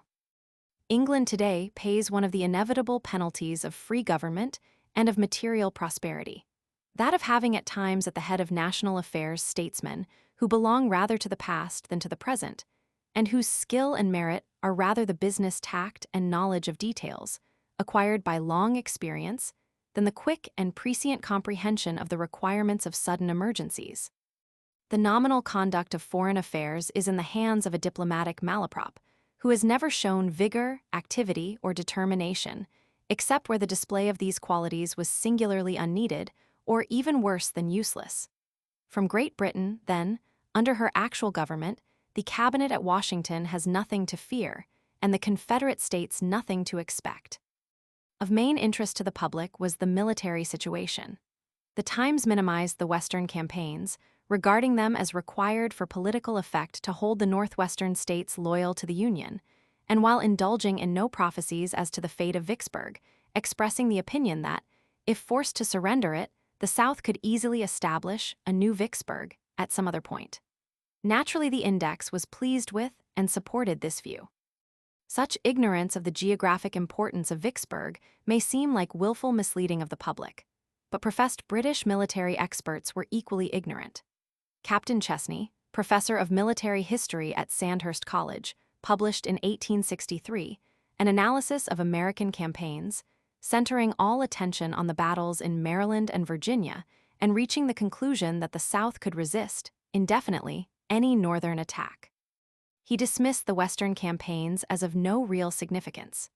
W.H. Russell, now editor of the Army and Navy Gazette, better understood Grant's objectives on the Mississippi, but believed Northern reconquest of the South to the point of restoration of the Union to be impossible. If, however, newspaper comments on the success of Southern armies were to be regarded as favorable to Roebuck's motion for recognition, W.H. Russell was against it. If we could perceive the smallest prospect of awaking the North to the truth, or of saving the South from the loss and trials of the contest by recognition, we would vote for it tomorrow. But next to the delusion of the North that it can breathe the breath of life into the corpse of the murdered Union again, is the delusion of some people in England who imagine that by recognition we would give life to the South, divide the nations on each side of the black and white line forever, and bring this war to the end. There is probably not one of these clamorers for recognition who could define the limits of the state to be recognized. And, over and above all, recognition, unless it meant war, would be an aggravation of the horrors of the contest. It would not aid the South one whit, and it would add immensely to the unity and the fury of the North.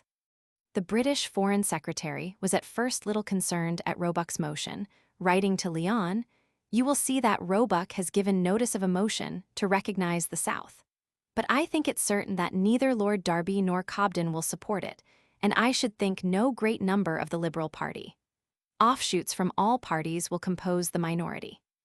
Russell was correct in this view, but not so did it appear to Southern agents who now became active at the request of Roebuck and Lindsay in securing from the Emperor renewed expressions of willingness to act, and promptly, if England would but give the word.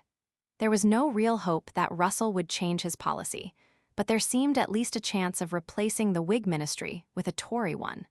The date for the discussion of the motion had been set for June 30. On June 13, Lindsay, writing to Slidell, enclosed a letter from Roebuck asking for an interview with Napoleon. And on June 16, Mason wrote that if Slidell saw the Emperor, it was of the greatest importance that he, Mason, should be at once informed of the results and how far he might communicate them to our friends in the House. Slidell saw the Emperor on June 18, talked of the possibility of forcing the English cabinet to act or to give way to a new ministry, asked that an interview be given Lindsay and Roebuck, and hinted that Lord Malmesbury, a warm friend of the Emperor, would probably be the Foreign Secretary in a Tory cabinet. Napoleon made no comment indicating any purpose to aid in upsetting the Palmerston government, but consented to the requested interview and declared he would go to the length of officially informing the British ministry that France was very ready to discuss the advisability of recognizing the South. This was good news. June 22, Slidell received a note from Marquard stating that Baron Gros, the French ambassador at London, had been instructed to sound Russell. Meanwhile, Roebuck and Lindsay had hurried to Paris. June 20, saw Napoleon, and on the 25th, Slidell reported that they were authorized to state in the House of Commons that France was not only willing but anxious to recognize the Confederate States with the cooperation of England. Slidell added, however, that Napoleon had not promised Roebuck and Lindsay to make a formal proposal to Great Britain.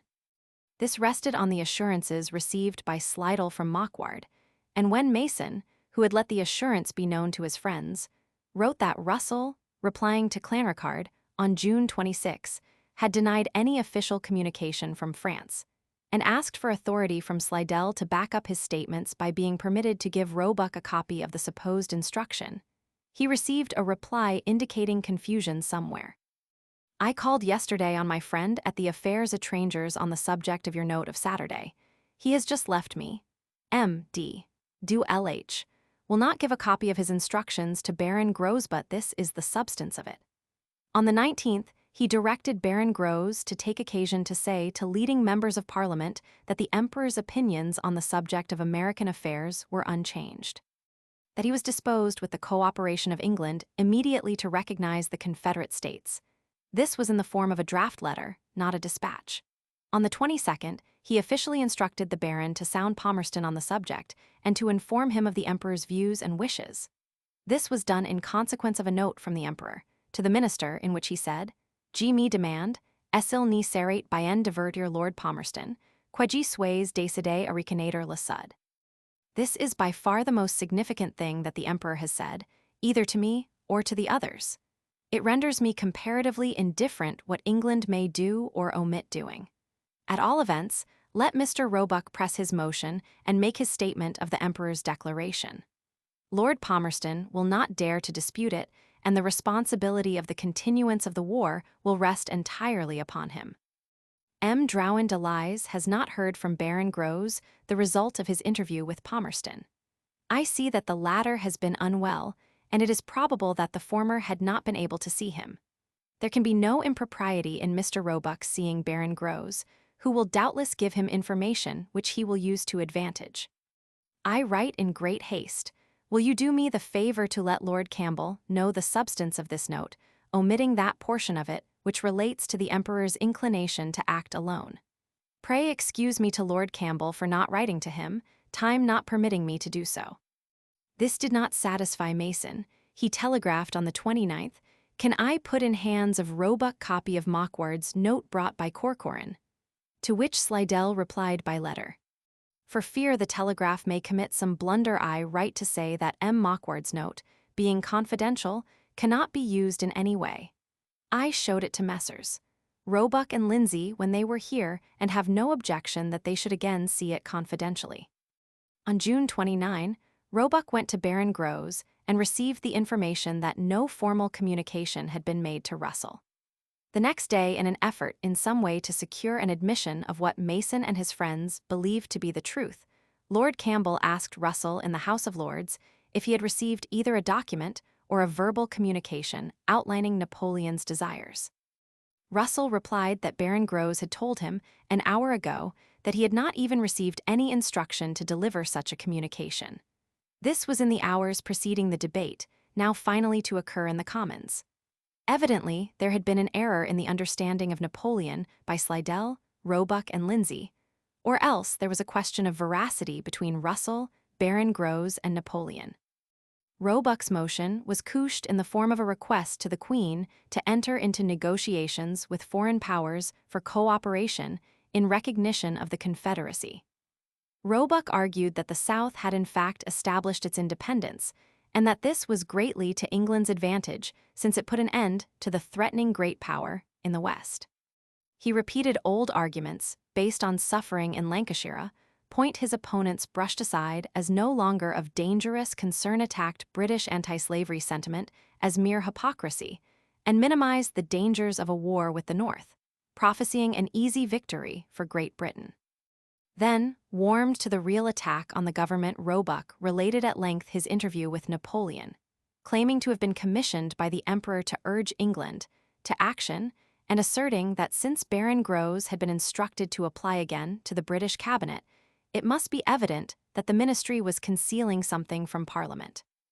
Almost immediately, however, he added that Napoleon had told him no formal French application could be renewed to Great Britain since Russell had revealed to Seward, through Lyons, the contents of a former application.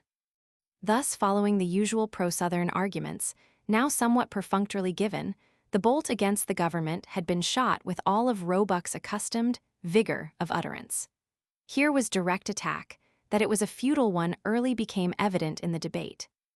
Lord Robert Montagu, while professing himself a friend of the South, was sarcastic at the expense of Roebuck's entrance into the field of diplomacy, enlarged upon the real dangers of becoming involved in the war, and moved an amendment in favor of continued British neutrality.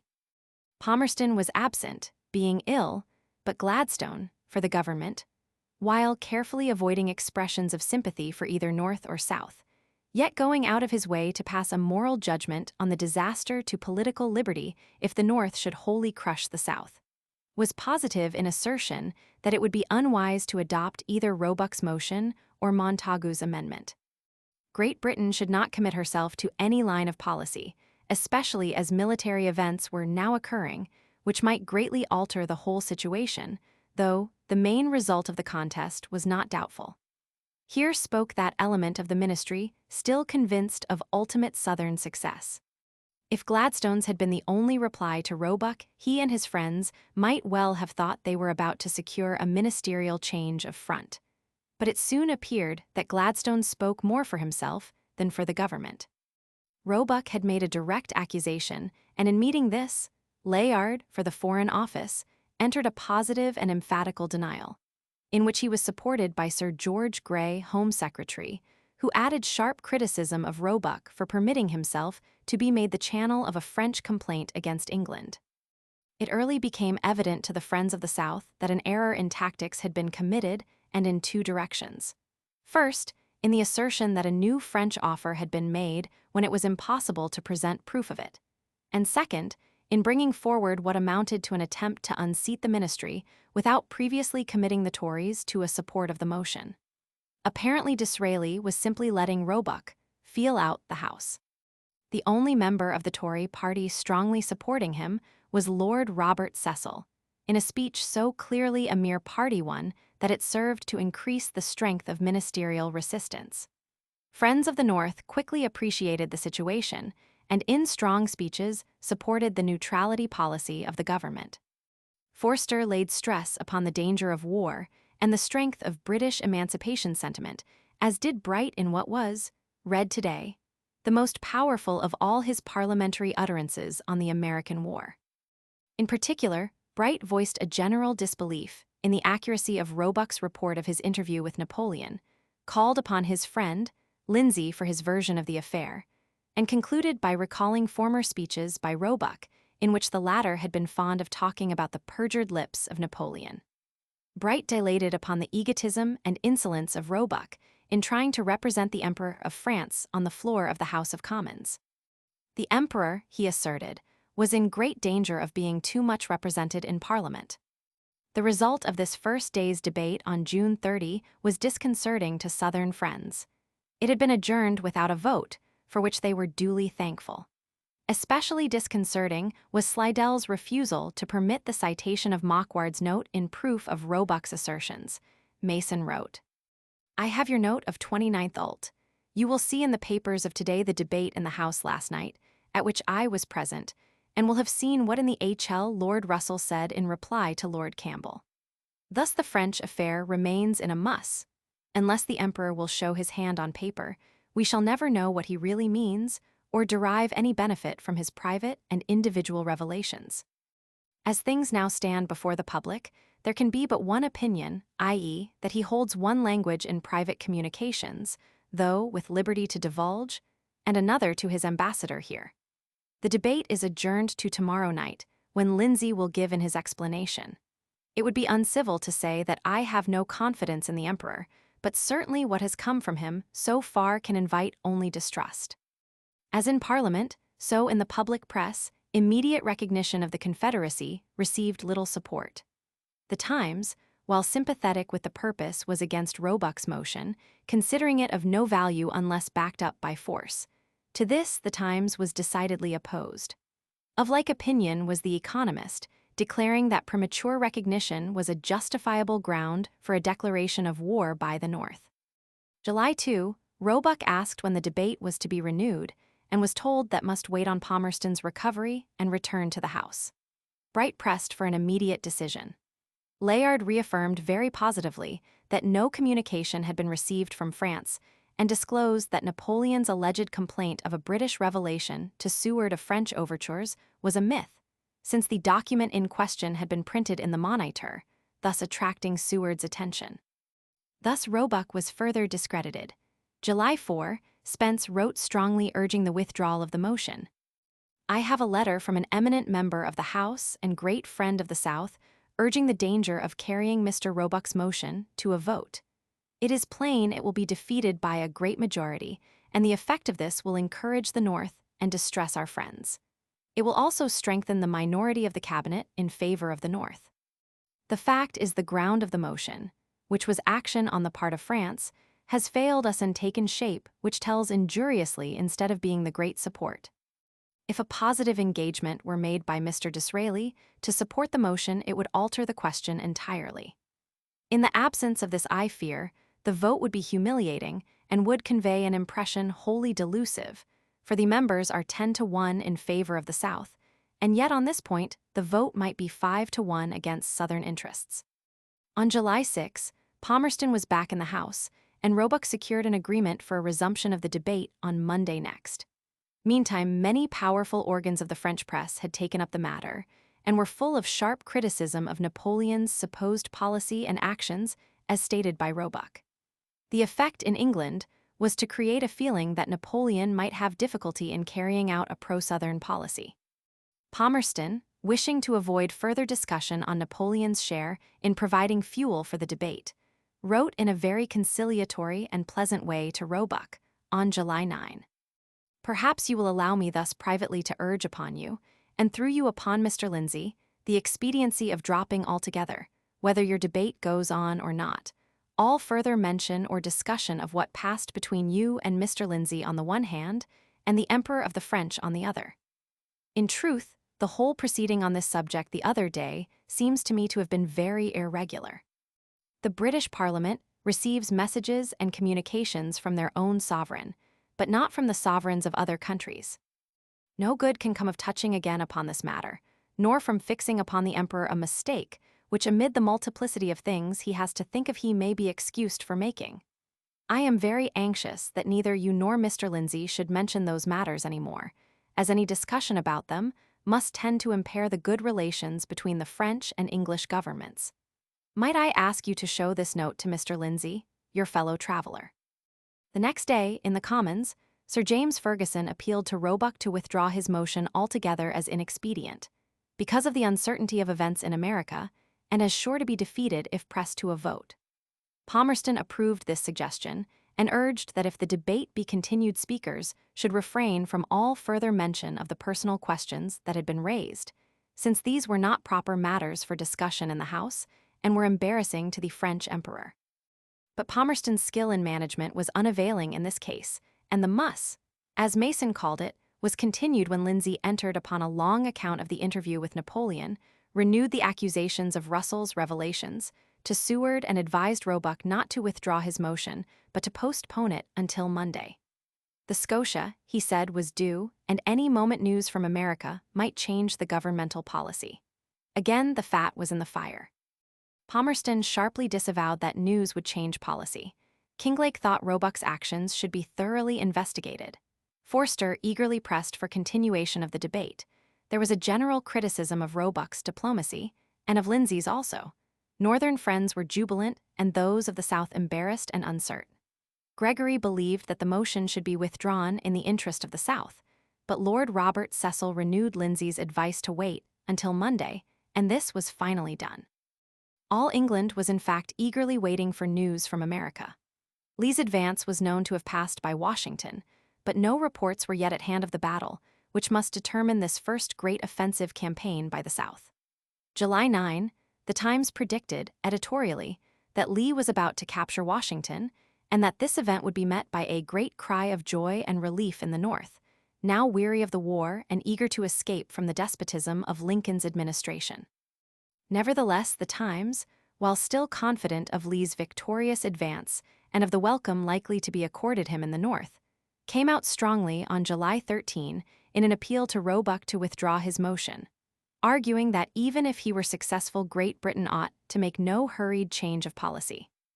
On this day, the 13th, Roebuck moved the discharge of his motion in a speech so mild as to leave the impression that Terham had his tail between his legs, but Lindsay, his feelings evidently injured by the aspersions cast upon his own amateur diplomacy, spoke at much length of the interview with Napoleon and tried to show that on a previous occasion he had been, in fact, employed by the government. Palmerston was pithy and sarcastic in reply. Lindsay, he said, had employed himself. He hoped that this would be the last time when any member of this House shall think it his duty to communicate to the British House of Commons that which may have passed between himself and the sovereign of a foreign country. The entire debate on Roebuck's motion was a serious blow to the cause of the South in Parliament. Undertaken on a complete misunderstanding of the position of Tory leaders, begun with a vehemence that led its mover into tactical error, it rapidly dwindled to a mere question of personal veracity and concluded in sharp reproof from the government. No doubt the very success, so it seemed at the moment of Southern arms, upon which Roebuck counted to support his motion was, in actual effect, a deterrent, since many Southern sympathizers thought Great Britain might now keep hands off since the South was winning anyway.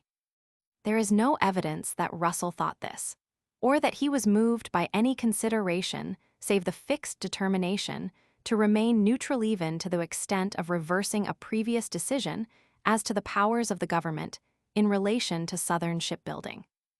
Roebuck withdrew his motion, not because of any imminent Southern victory, but because he knew that if pressed to a vote it would be overwhelmingly defeated. The debate was the last one of importance on the topics of mediation or recognition. News of Lee's check at Gettysburg reached London on July 16, but was described by the Times 2 days later as virtually a Southern victory, since the Northern Army had been compelled to act wholly on the defensive. In the same issue it was stated of Vicksburg, "It is difficult to see what possible hope there can be of reducing the city." But on July 20, full news of the events of July 4, when Vicksburg fell and Lee began his retreat from Gettysburg, was received and its significance acknowledged, though efforts were made to prove that these events simply showed that neither side could conquer the other. In contradiction of previous assertions that another Vicksburg might easily be set up to oppose Northern advance in the West, there was now acknowledgement that the capture of this one remaining barrier on the Mississippi was a great disaster to the South. The Index, forgetful that it was supposedly a British publication, declared, "The saddest news which has reached us since the fall of New Orleans is the account of the surrender of Vicksburg. The very day on which the capitulation took place renders the blow heavier." "The fall of Vicksburg," wrote Spence, "has made me ill all the week, never yet being able to drive it off my mind." Adams reported that the news had caused a panic among the holders of the cotton loan bonds and that the press and upper classes were exceedingly glad they had refused support of Roebuck's motion. If July 1863 may in any way be regarded as the crisis of Southern effort in England, it is only as a despairing one doomed to failure from the outset, and receiving a further severe setback by the ill fortune of Lee's campaign into Pennsylvania. The real crisis of governmental attitude had long since passed. Naturally, this was not acknowledged by the staunch friends of the South any more than at Richmond it was acknowledged, or understood, that Gettysburg marked the crisis of the Confederacy.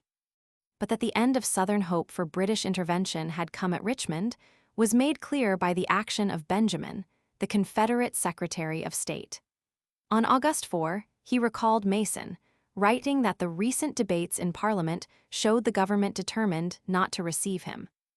"Under these circumstances, your continued residence in London is neither conducive to the interests nor consistent with the dignity of this government, and the President therefore requests that you consider your mission at an end, and that you withdraw, with your secretary, from London." A private letter accompanying the instruction authorized Mason to remain if there were any marked change in governmental attitude.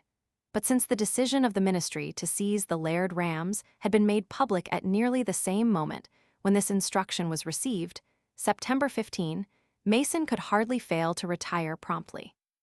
Indeed, the very fact of that seizure gave opportunity for a dramatic exit, though there was no connection between Benjamin's instruction and the stopping of Confederate shipbuilding in England.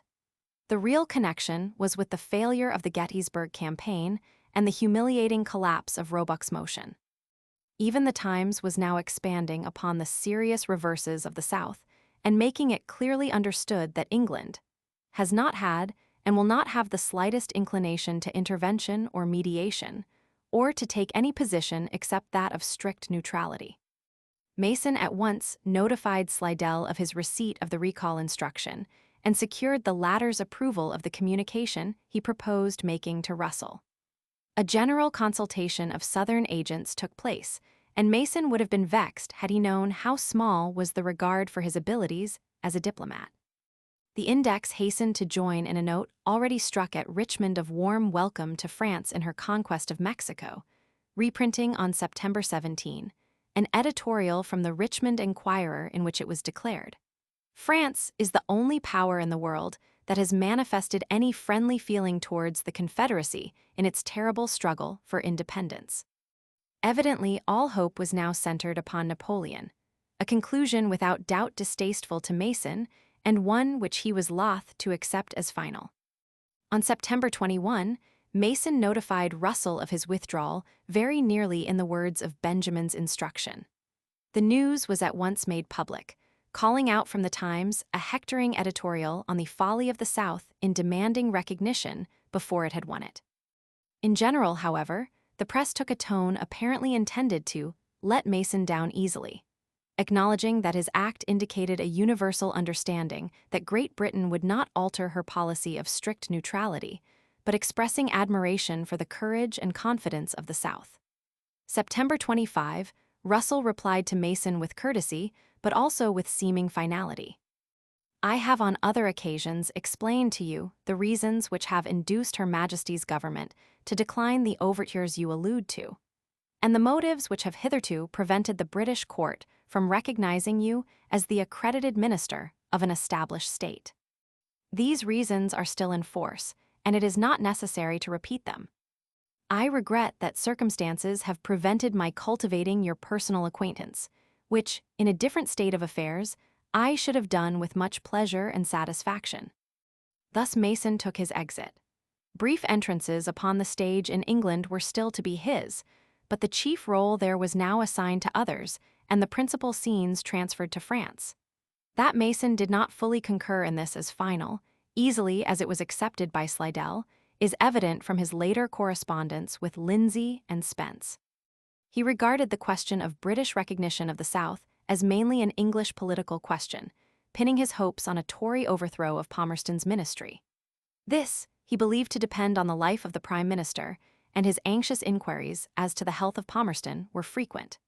Nothing in his instructions indicated a desired course of action, and Mason, after consulting Slidell, and naturally securing his acquiescence, determined to remain in Europe waiting events. If the South was indignant at British inaction, the North was correspondingly pleased, and after the seizure of the Laird Rams was officially very friendly, at least so Lyon reported.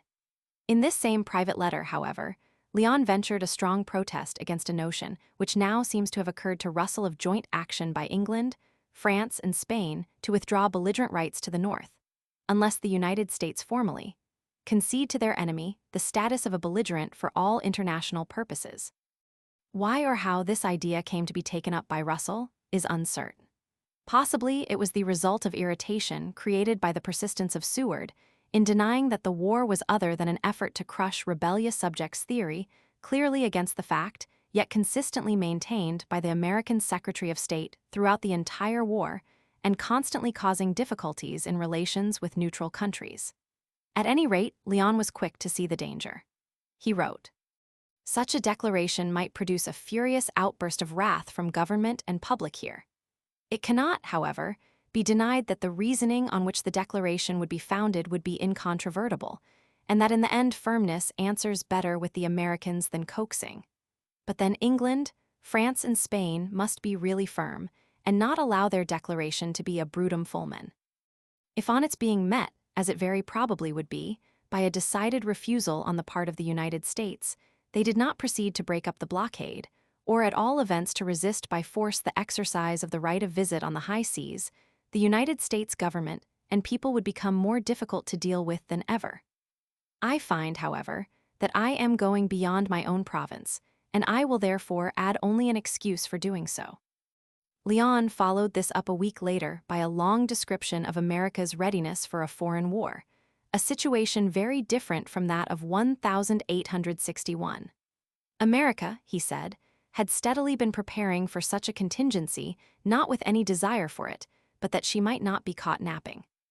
This was writ as if merely an interesting general speculation, and was accompanied by the assurance, "I don't think the government here at all desires to pick a quarrel with us, or with any European power, but the better prepared it is, the less manageable it will be." Nevertheless, Lyon's concern over Russell's motion of withdrawing belligerent rights to the North was great, and his representations presumably had effect, for no more was heard of the matter. Russell relieved Lyon's mind by writing, November 21, "I hope you continue to go on quietly with Seward. I think this is better than any violent demonstrations of friendship, which might turn sour like beer if there should be a thunderstorm. But I am more and more persuaded that amongst the powers, with whose ministers I pass my time, there is none with whom our relations ought to be so frank and cordial as the United States. If relations with the North were now to be so frank and cordial, there was, indeed, little remaining hope possible to English friends of the South. Bright wrote to Sumner, "Neutrality is agreed upon by all, and I hope a more fair and friendly neutrality than we have seen during the past 2 years." George Thompson, at Exeter Hall, lauding Henry Ward Beecher for his speech there, commented on the many crowded open public meetings in favor of the North as compared with the 2 pro-Southern ones in London, slimly and privately attended. Jefferson Davis, in addressing the Confederate Congress, December 7, was bitter upon the unfair and deceptive conduct of England. Adams, by mid-December 1863, was sure that previous British confidence in the ultimate success of the South was rapidly declining. Such utterances, if well-founded, might well have portended the cessation of further Southern effort in England. That a renewal of activity soon occurred was due largely to a sudden shift in the military situation in America and to the realization that the heretofore largely negative support given to the Southern cause must be replaced by organized and persistent effort. Grant's victorious progress in the West had been checked by the disaster to Rosecrans at Chickamauga, September 18, and Grant's army forced to retrace its steps to recover Chattanooga. It was not until November 24 that the South was compelled to release its grip upon that city. Meanwhile, in the East, Lee, fallen back to his old lines before Richmond, presented a still impregnable front to Northern advance. No sudden collapse, such as had been expected, followed the Southern defeats at Vicksburg and Gettysburg. Again, the contest presented the appearance of a drawn battle. Small wonder then that McHenry, confident in his statistics, should now declare that at last Cotton was to become in truth king, and count much upon the effect of the arguments advanced in his recently published book. Small wonder that Southern friends should hurry the organization of the Southern Independence Association. Seeking a specific point of attack, and again hoping for Tory support, they first fixed their attention on the new trial of the Alexandra, on appeal from the decision by the Chief Baron of the Court of Exchequer. On December 4, Lindsay wrote to Mason that he had daily been journeying to town with the old Chief Baron, and was confident the government would again be defeated in which case it would be very open to attack for the seizure of the rams also. Nevertheless, he was emphatic in his caution to Mason not to place too high a hope on any change in government policy, or on any expectation that the Tories would replace Palmerston. Footnotes. Footnote 1043. The Index, Jan. 29, 1863, p. 217. The active agent in control of the Index was Henry Hotsey, who, in addition to managing this journal, used secret service funds of the Confederacy to secure the support of writers in the London press. He was in close touch with all the Southern agents sent to Europe at various times, but appears never to have been fully trusted by either Mason or Slidell. In 1912-13, I made notes from various materials originating with Hotsey, these being then in the possession of Mr. Charles Francis Adams. These materials were 1. A letter and cash book marked CSA Commercial Agency, London; 2. A copy dispatch book, January 6, 1862 to December 31, 1864; 3. A copy letter book of drafts of private letters, May 28, 1864 to June 16, 1865. All these materials were secured by Mr. Adams from Professor J. F. Jameson, who had received them from Henry Vignaud. Since Mr. Adams' death in 1915, no trace of these Hotsey materials has been found. My references, then, to Hotsey papers must rest on my notes and transcripts of many letters taken in 1912-13. Describing his activities to Benjamin, Hotsey stated that in addition to maintaining the Index, he furnished news items and editorials to various London papers, had 7 paid writers on these papers, and was a pretty constant distributor of boxes of cigars imported from Havana, American whiskey, and other articles. He added, "It is, of course, out of the question to give vouchers." Hotsey Papers, Ms. Letter Book. Hotsey to Benjamin, No. 19, March 14, 1863. In Hotsey's cash book, one of his regular payees was Percy Gregg, who afterwards wrote a history of the Confederacy. Hotsey complained that he could get no paid writer on the Times. Footnote 1047, Picket Papers. Slidell to Benjamin, number 34, May 3, 1863. This dispatch is omitted by Richardson. Footnote 1048. Schwab, The Confederate States of America, gives the best analysis and history of Southern financing. Footnote 1049. It is possible that a few were disposed of to contractors in payment for materials. Footnote 1052. Slidell's daughter was engaged to be married to Erlanger's son. Footnote 1053. Slidell himself wrote, "I should not have gone so far in recommending these propositions, had I not the best reason to believe that even in anticipation of its acceptance, the very strongest influence will be enlisted in our favor." Richardson, Roman II, p. 340. To Benjamin Oct. 28, 1862. Footnote 1054. Schwab, The Confederate States of America, pp. 3031. Schwab is in error in stating that Erlanger himself went to Richmond, since it appears from Slidell's letters that he was in constant contact with Erlanger in Paris during the time the agents were in Richmond. Footnote 1059. Ibid. Slidell to Mason, Feb. 23, 1863, and Mason to Slidell, Feb. 24, 1863. Footnote 1061. Ibid. p. 33. In France, permission to advertise the loan was at first refused, but this was changed by the intervention of the emperor. Footnote 1064. Miss Thesis by Walter M. Case for M.A. degree at Stanford University. James M. Mason, Confederate Diplomat, 1915. I am much indebted to Mr. Case's Chapter 5, Mason and Confederate Finance. Footnote 1065. No evidence has been found to support this. Is not the real reason for the change to be found in British governmental intentions known or suspected? March 27 was the day of the parliamentary debate seemingly antagonistic to the North.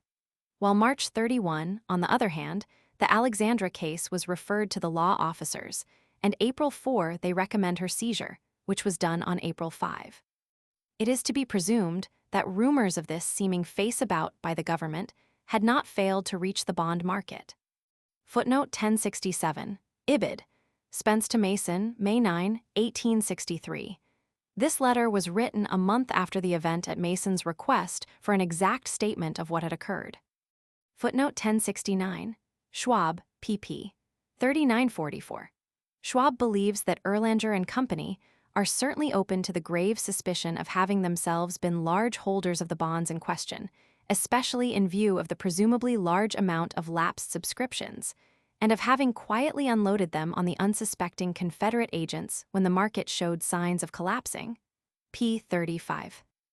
Schwab did not have access to Spence's report, which gives further ground for this suspicion.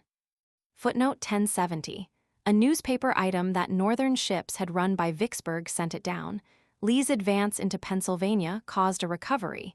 His retreat from Gettysburg brought it so low as 30%. Discount. Footnote 1071. After the war was over, Bigelow secured possession of and published an alleged list of important subscribers to the loan in which appeared the name of Gladstone.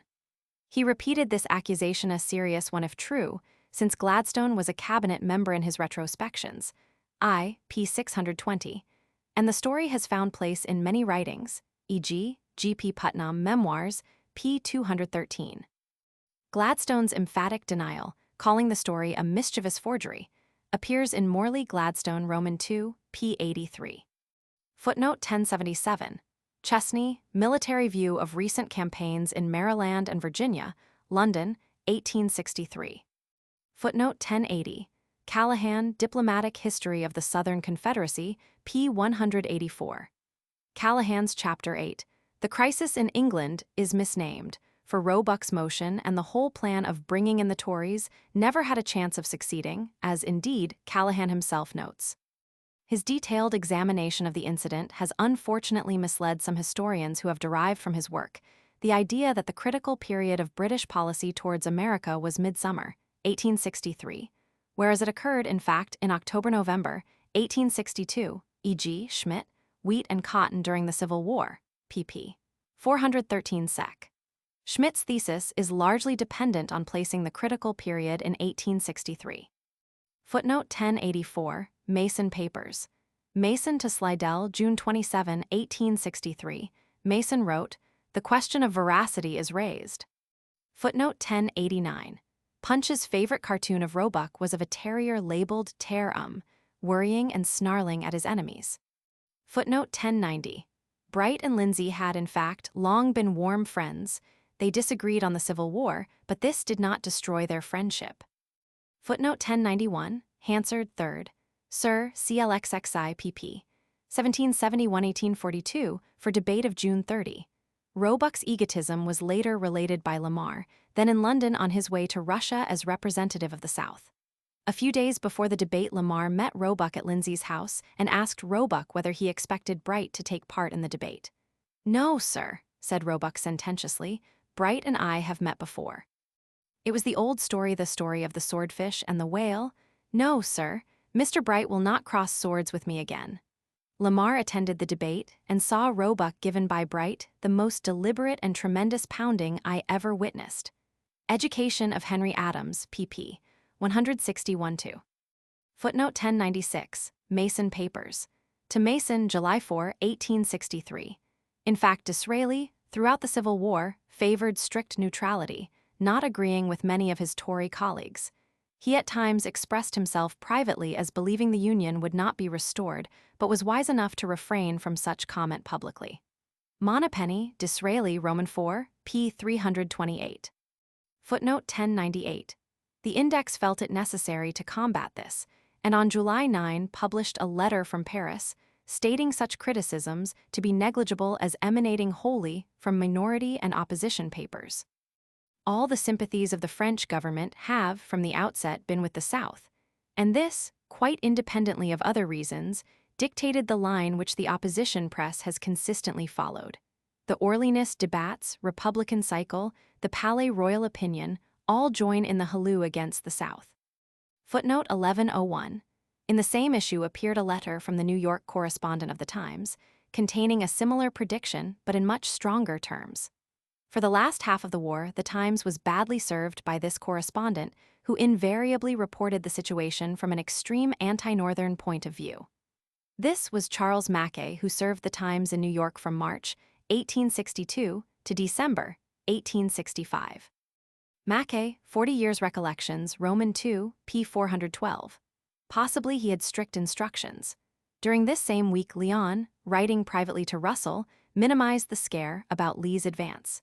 He reported that Mercier had ordered up a warship to take him away if Washington should fall. Leon cannily decided such a step for himself inadvisable, since it would irritate Seward, and in case the unexpected happened, he could no doubt get passage on Mercier's ship. When news came of the Southern defeat at Gettysburg and of Grant's capture of Vicksburg, Leon thought the complete collapse of the Confederacy an imminent possibility. Leslie Stephen is a witness to the close relations of Seward and Leon at this time.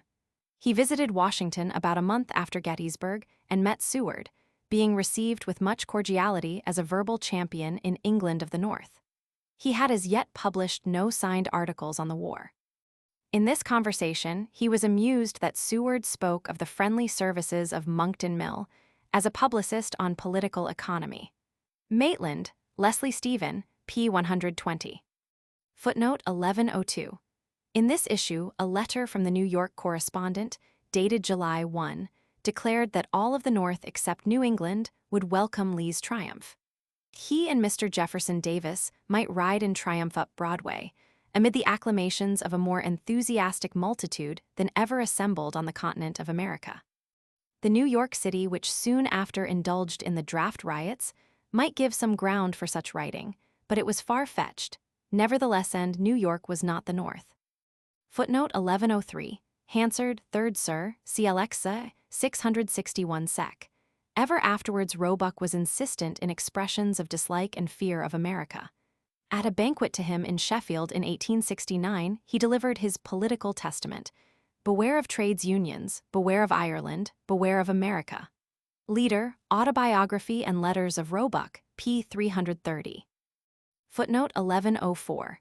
May 31, 1864, Lindsay proposed to introduce another recognition motion, but on July 25 complained he had had no chance to make it and asked Palmerston if the government was not going to act. The reply was a brief negative. Footnote 1106. The power of the Times in influencing public opinion through its news columns was very great. At the time, it stood far in the lead in its foreign correspondence, and the information printed necessarily was that absorbed by the great majority of the British public. Writing on January 23, 1863, of the misinformation spread about America by the Times, Goldwin Smith asserted, "I think I never felt so much as in this matter the enormous power which the Times has, not from the quality of its writing, which of late has been rather poor, but from its exclusive command of publicity and its exclusive access to a vast number of minds. The ignorance in which it has been able to keep a great part of the public is astounding." To E.S. Beasley, Haltane Correspondence of Goldwin Smith, p. 11. Footnote 1107. The Index, July 23, 1863, p. 200. The italics are mine. The implication is that a day customarily celebrated as one of rejoicing has now become one for gloom. No Englishman would be likely to regard July 4 as a day of rejoicing. Footnote 1109. U.S. Diplomatic Correspondence, 1863, pt. I. p. 329. Adams to Seward, July 30, 1863. Footnote 1111. Sept. 4, 1863. The Times was now printing American correspondence sharply in contrast to that which preceded Gettysburg, when the exhaustion and financial difficulties of the North were dilated upon. Now, letters from Chicago, dated August 30, declared that, to the writer's astonishment, the West gave every evidence that the war had fostered rather than checked prosperity. Sept. 15, 1863. Footnote 1112. Mason Papers. Mason to Slidell, Sept. 14 and 15, 1863. Slidell to Mason, Sept. 16, 1863. Footnote 1113. Macria wrote to Hotsey, September 17, 1863, that in his opinion Slidell and Hotsey were the only Southern agents of value diplomatically in Europe. Hotsey Correspondence. He thought all others would soon be recalled. Slidell himself, even in his letter to Mason, had the questionable taste of drawing a rosy picture of his own and his family's intimate social intercourse with the Emperor and the Empress. Footnote 1115. E.g. Manchester Guardian, Sept. 23, 1863, quoted in the Index, Sept. 24, p. 343. Footnote 1118. Ibid. Leon wrote after receiving a copy of a dispatch sent by Russell to Gray, in France, dated October 10, 1863. Footnote 1119. F.O. A.M. 896. Number 788. Confidential. Leon to Russell Nov. 3, 1863. It seems, in fact, to be certain that at the commencement of a war with Great Britain, the relative positions of the United States and its adversary would be very nearly the reverse of what they would have been if a war had broken out 3 or even 2 years ago. Of the two powers, the United States would now be the better prepared for the struggle. The coasts of the United States would present few points open to attack while the means of assailing suddenly our own ports in the neighborhood of this country, and especially Bermuda and the Bahamas, would be in immediate readiness. 3 years ago, Great Britain might at the commencement of a war have thrown a larger number of trained troops into the British provinces on the continent than could have been immediately sent by the United States to invade those provinces. It seems no exaggeration to say that the United States could now without difficulty send an army exceeding in number, by 5 to 1, any force which Great Britain would be likely to place there. Footnote 1123. The Liberator, Nov. 27, 1863. I have not dwelt upon Beecher's tour of England and Scotland in 1863 because its influence in winning England seems to me absurdly overestimated. He was a gifted public orator and knew how to handle his audiences, but the majority in each audience was friendly to him, and there was no such crisis of opinion in 1863 as has frequently been stated in order to exalt Beecher's services. Footnote 1125, State Department, Eng, Volume 84, Number 557. Adams to Seward, Dec. 17, 1863. Footnote 1127. McHenry, The Cotton Trade, London, 1863. The preface in the form of a long letter to W. H. Gregory is dated August 31, 1863, for a comprehensive note on McHenry C. C. F. Adams in Mass Hist. Soch. Proceedings, March 1914, Volume Roman 47, 279 sec. Chapter 15. The Southern Independence Association. Northern Friends in England were early active in organizing public meetings, and after the Second Emancipation Proclamation of January 1, 1863, these became both numerous and notable. Southern Friends, confident in the ultimate success of the Confederacy, and equally confident that they had with them the great bulk of upper-class opinion in England, at first thought it unnecessary to be active in public expressions aside from such as were made through the newspapers. Up to November 1862, the Index records no Southern public meeting. But by the summer of 1863, the indefatigable Spence had come to the conclusion that something must be done to offset the efforts of Bright and others, especially in the manufacturing districts, where a strong Northern sympathy had been created. On June 16, he wrote to Mason that on his initiative, a Southern club had been organized in Manchester, and that others were now forming in Oldham, Blackburn, and Stockport. In Manchester, the club members had smashed up the last abolitionist meeting in the Free Trade Hall. These parties are not the rich spinners, but young men of energy, with a taste for agitation but little money. It appears to my judgment that it would be wise not to stint money in aiding this effort to expose cant and diffuse the truth. Manchester is naturally the center of such a move, and you will see there are here the germs of important work, but they need to be tended and fostered. I have supplied a good deal of money individually, but I see room for the use of £30 or £40 a month or more. The appeal for funds, though Spence wrote that he would advance the required amounts on the chance of reimbursement from the Confederate Secret Service Fund, is interesting in comparison with the contributions willingly made by Bright's friends. Young men of energy with a taste for agitation but little money reveals a source of support somewhat dubious in persistent zeal, and requiring more than a heavy list of patrons' names to keep up a public interest. Nevertheless, Spence succeeded, for a short time, in arousing a show of energy. November 24, 1863, Mason wrote to Mann that measures were in progress and in course of execution to hold public meetings, memorialize Parliament, and form an association for the promotion of Southern independence, under the auspices of such men as the Marquis of Lothian, Lord Robert Cecil, MP Lord Warncliffe, Lord Eustace Cecil, Messrs. Halliburton, Lindsay, Peacock, Van Stittart, MP, Beresford Hope, Robert Burke, and others. A fortnight later, Spence reported his efforts and postulated that in them, leading to European intervention, lay the principal, if not the only hope, of Southern independence, a view never publicly acknowledged by any devoted friend of the South. The news is gloomy very, and I really do not see how the war is to be worked out to success without the action of Europe. That is stopped by our government, but there is a power that will move the latter, if it can only be stirred up, and that, of course, is public opinion. I had a most agreeable and successful visit to Glasgow upon a requisition signed by the citizens. The enemy placarded the walls and brought all their forces to the meeting, in which out of 000 I think they were fully 1,000 strong, but we beat them completely, carrying a resolution which embraced a memorial to Lord Palmerston. We have now carried 6 public meetings: Sheffield, Oldham, Stockport, Preston, Ashton, Glasgow. We have 3 to come off now ready: Burnley, Bury, Macclesfield, and others in preparation. My plan is to work up through the secondary towns to the chief ones and take the latter, Liverpool, Manchester, London, etc., as we come upon the assembling of Parliament. By dint of perseverance, I think we shall succeed. The problem is simply to convert latent into active sympathy. There is ample power on our side to move the cabinet divided as it is, if we can only arouse that power. At any rate, the object is worth the effort. In the month of November, the Index began to report these meetings. In nearly all, Northern partisans were present, attempted to heckle the speakers, and usually presented amendments to the address which were voted down. Spence was given great credit for his energy, being called indefatigable.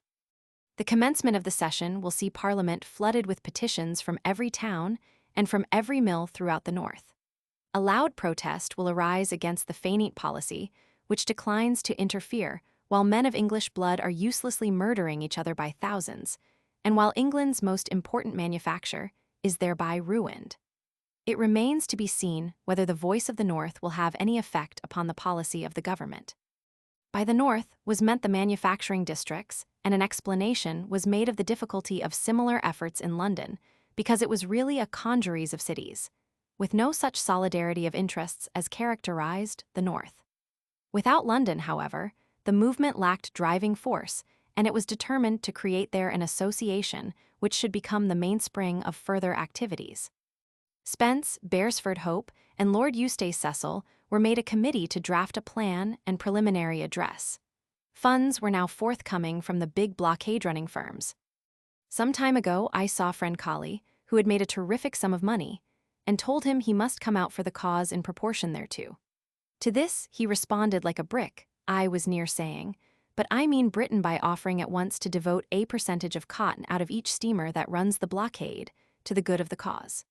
He has given me at once £500 on account of this which I got today in a cheque and have sent on to Lord Eustace Cecil, our treasurer.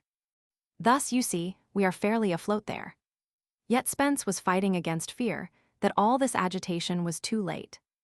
Nevertheless, it is not to be disguised that the evil tidings make uphill work of it very. Public opinion has quite veered round to the belief that the South will be exhausted. The Times correspondence letters do great harm, more especially Gallinga's, who replaced Chaw's. Mackay at New York. I have, however, taken a berth for Mackay by Saturday's boat, so he will soon be out again, and he is dead for our side. Again Spence asserted the one great hope, to be in European intervention. I am now clear in my own mind that unless we get Europe to move or some improbable convulsion occur in the North, the end will be a sad one. It seems to me, therefore, impossible that too strenuous an effort can be made to move our government, and I cannot understand the Southerners who say, "Oh, what can you make of it?" I have known a man brought back to life 2 hours after he seemed stone dead. The efforts at first seemed hopeless, but in case of life or death, what effort should be spared? The Manchester Southern Club was the most active of those organized by Spence and was the center for operations in the manufacturing districts. On December 15, a great gathering, as described by the Index, took place there with delegates from many of the nearby towns. Forster referred to this and other meetings as spasmodic and convulsive efforts being made by Southern clubs to cause England to interfere in American affairs. But the enthusiasm at Manchester was unquestioned, and plans were on foot to bombard with petitions the Queen, Palmerston, Russell, and others in authority, but more especially the members of Parliament as a body. These petitions were in process of being signed in every town and almost in every cotton mill throughout the district. It was high time for London, if it was desired that she should lead and control these activities, to perfect her own club. Next week, wrote Lindsay, on January 8, 1864, it would be formally launched under the name of the Southern Independence Association, and would be in working order before the reassembling of Parliament. The organization of meetings by Spence and the formation of the Southern Independence Association were attempts to do for the South what Bright and others had done earlier and so successfully for the North. Tardily, the realization had come that public opinion, even though but slightly represented in Parliament, was yet a powerful weapon with which to influence the government. Unenfranchised England now received from Southern friends a degree of attention hitherto withheld from it by those gentry who had been confident that the goodwill of the bulk of their own class was sufficient support to the Southern cause. Early in the war, one little Southern society had indeed been organized, but on so diffident a basis as almost to escape notice. This was the London Confederate States Aid Association, which came to the attention of Adams and his friends in December 1862, through the attendance at an early meeting of one W.A. Jackson, Jefferson Davis ex-coachman, who reported the proceedings to George Thompson. The meeting was held at 3 Devonshire Street, Portland Place, was attended by some 50 persons, and was addressed by Dr. Lempriere. A Mr. Beals, evidently an unwelcome guest, interrupted the speaker, was forcibly ejected by a policeman, and got revenge by arranging a demonstration against Mason, who was present, confronting him, on leaving the house, with a placard showing a Negro in chains. There was no public effort contemplated in such a meeting, although funds were to be solicited to aid the South. Adams reported the association as a sort of club planning to hold regular Wednesday evening meetings of its members, the dues being $1 a week and the rules providing for loss of membership for non-attendance. Nothing more is heard of this association after December 1862. Possibly its puerilities killed it, and in any case, it was not intended to appeal to the public. But the launching of the Southern Independence Association betokened the new policy of constructive effort in London to match and guide that already started in the provinces. A long and carefully worded constitution and address depicted the heroic struggles of the Confederates and the general sympathy of England for their cause, dwelt upon the governmental tyranny, corruption in high places, ruthlessness in war, untruthfulness of speech, and causeless animosity toward Great Britain of the North, and declared that the interests of America and of the world would be best served by the independence of the South. The effect of a full year's penetration in England of Lincoln's Emancipation Proclamation is shown in the necessity felt by the framers of this Constitution to meet that issue.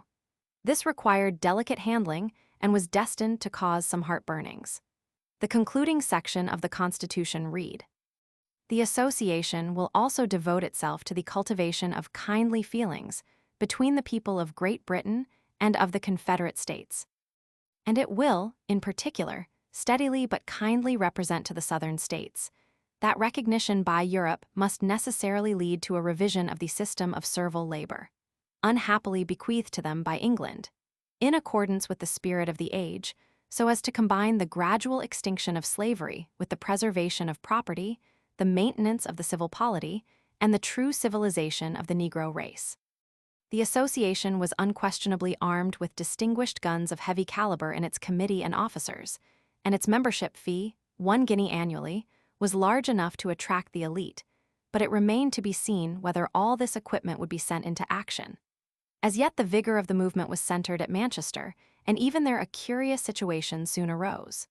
Spence, in various speeches, was declaring that the petition to Parliament movement was spreading rapidly.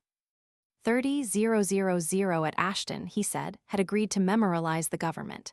But on January 30, 1864, Mason Jones, a pro-Northern speaker in the Free Trade Hall at Manchester, asked why Southern public meetings had come to a halt. The Southerners, he declared, had taken the Free Trade Hall in the outset with that intention, and they were obliged to pay the rent of the room, though they did not use it. They knew that their resolutions would be outvoted, and that amendments would pass against them. There must have been truth in the taunt, for while the index in nearly every issue throughout the middle of 1864 reports great activity there, it does not give any account of a public meeting. The reports were of many applications for membership, from all quarters, from persons of rank and gentlemen of standing in their respective counties. Just here lay the weakness of the Southern Independence Association program. It did appeal to persons of rank and gentlemen of standing, but by the very fact of the flocking to it of these classes, it precluded appeal to radical and working-class England already largely committed to the cause of the North. Goldwin Smith, in his letter to a Whig member of the Southern Independence Association, made the point very clear. In this pamphlet, probably the strongest presentation of the Northern side and the most severe castigation of Southern sympathizers that appeared throughout the whole war, Smith appealed to old Whig ideas of political liberty, attacked the aristocracy and the Church of England, and attempted to make the radicals of England feel that the Northern cause was their cause. Printing the Constitution and address of the association, with the list of signers, he characterized the movement as fostered by men of title and family, with a good sprinkling of clergymen, and as having for its object the plunging of Great Britain into war with the North.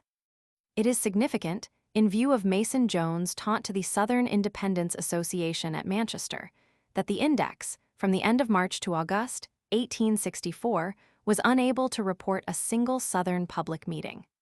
The London Association, having completed its top-heavy organization, was content with that act and showed no life. The first move by the association was planned to be made in connection with the Alexandra case, when, as was expected, the Exchequer Court should render a decision against the government's right to detain her.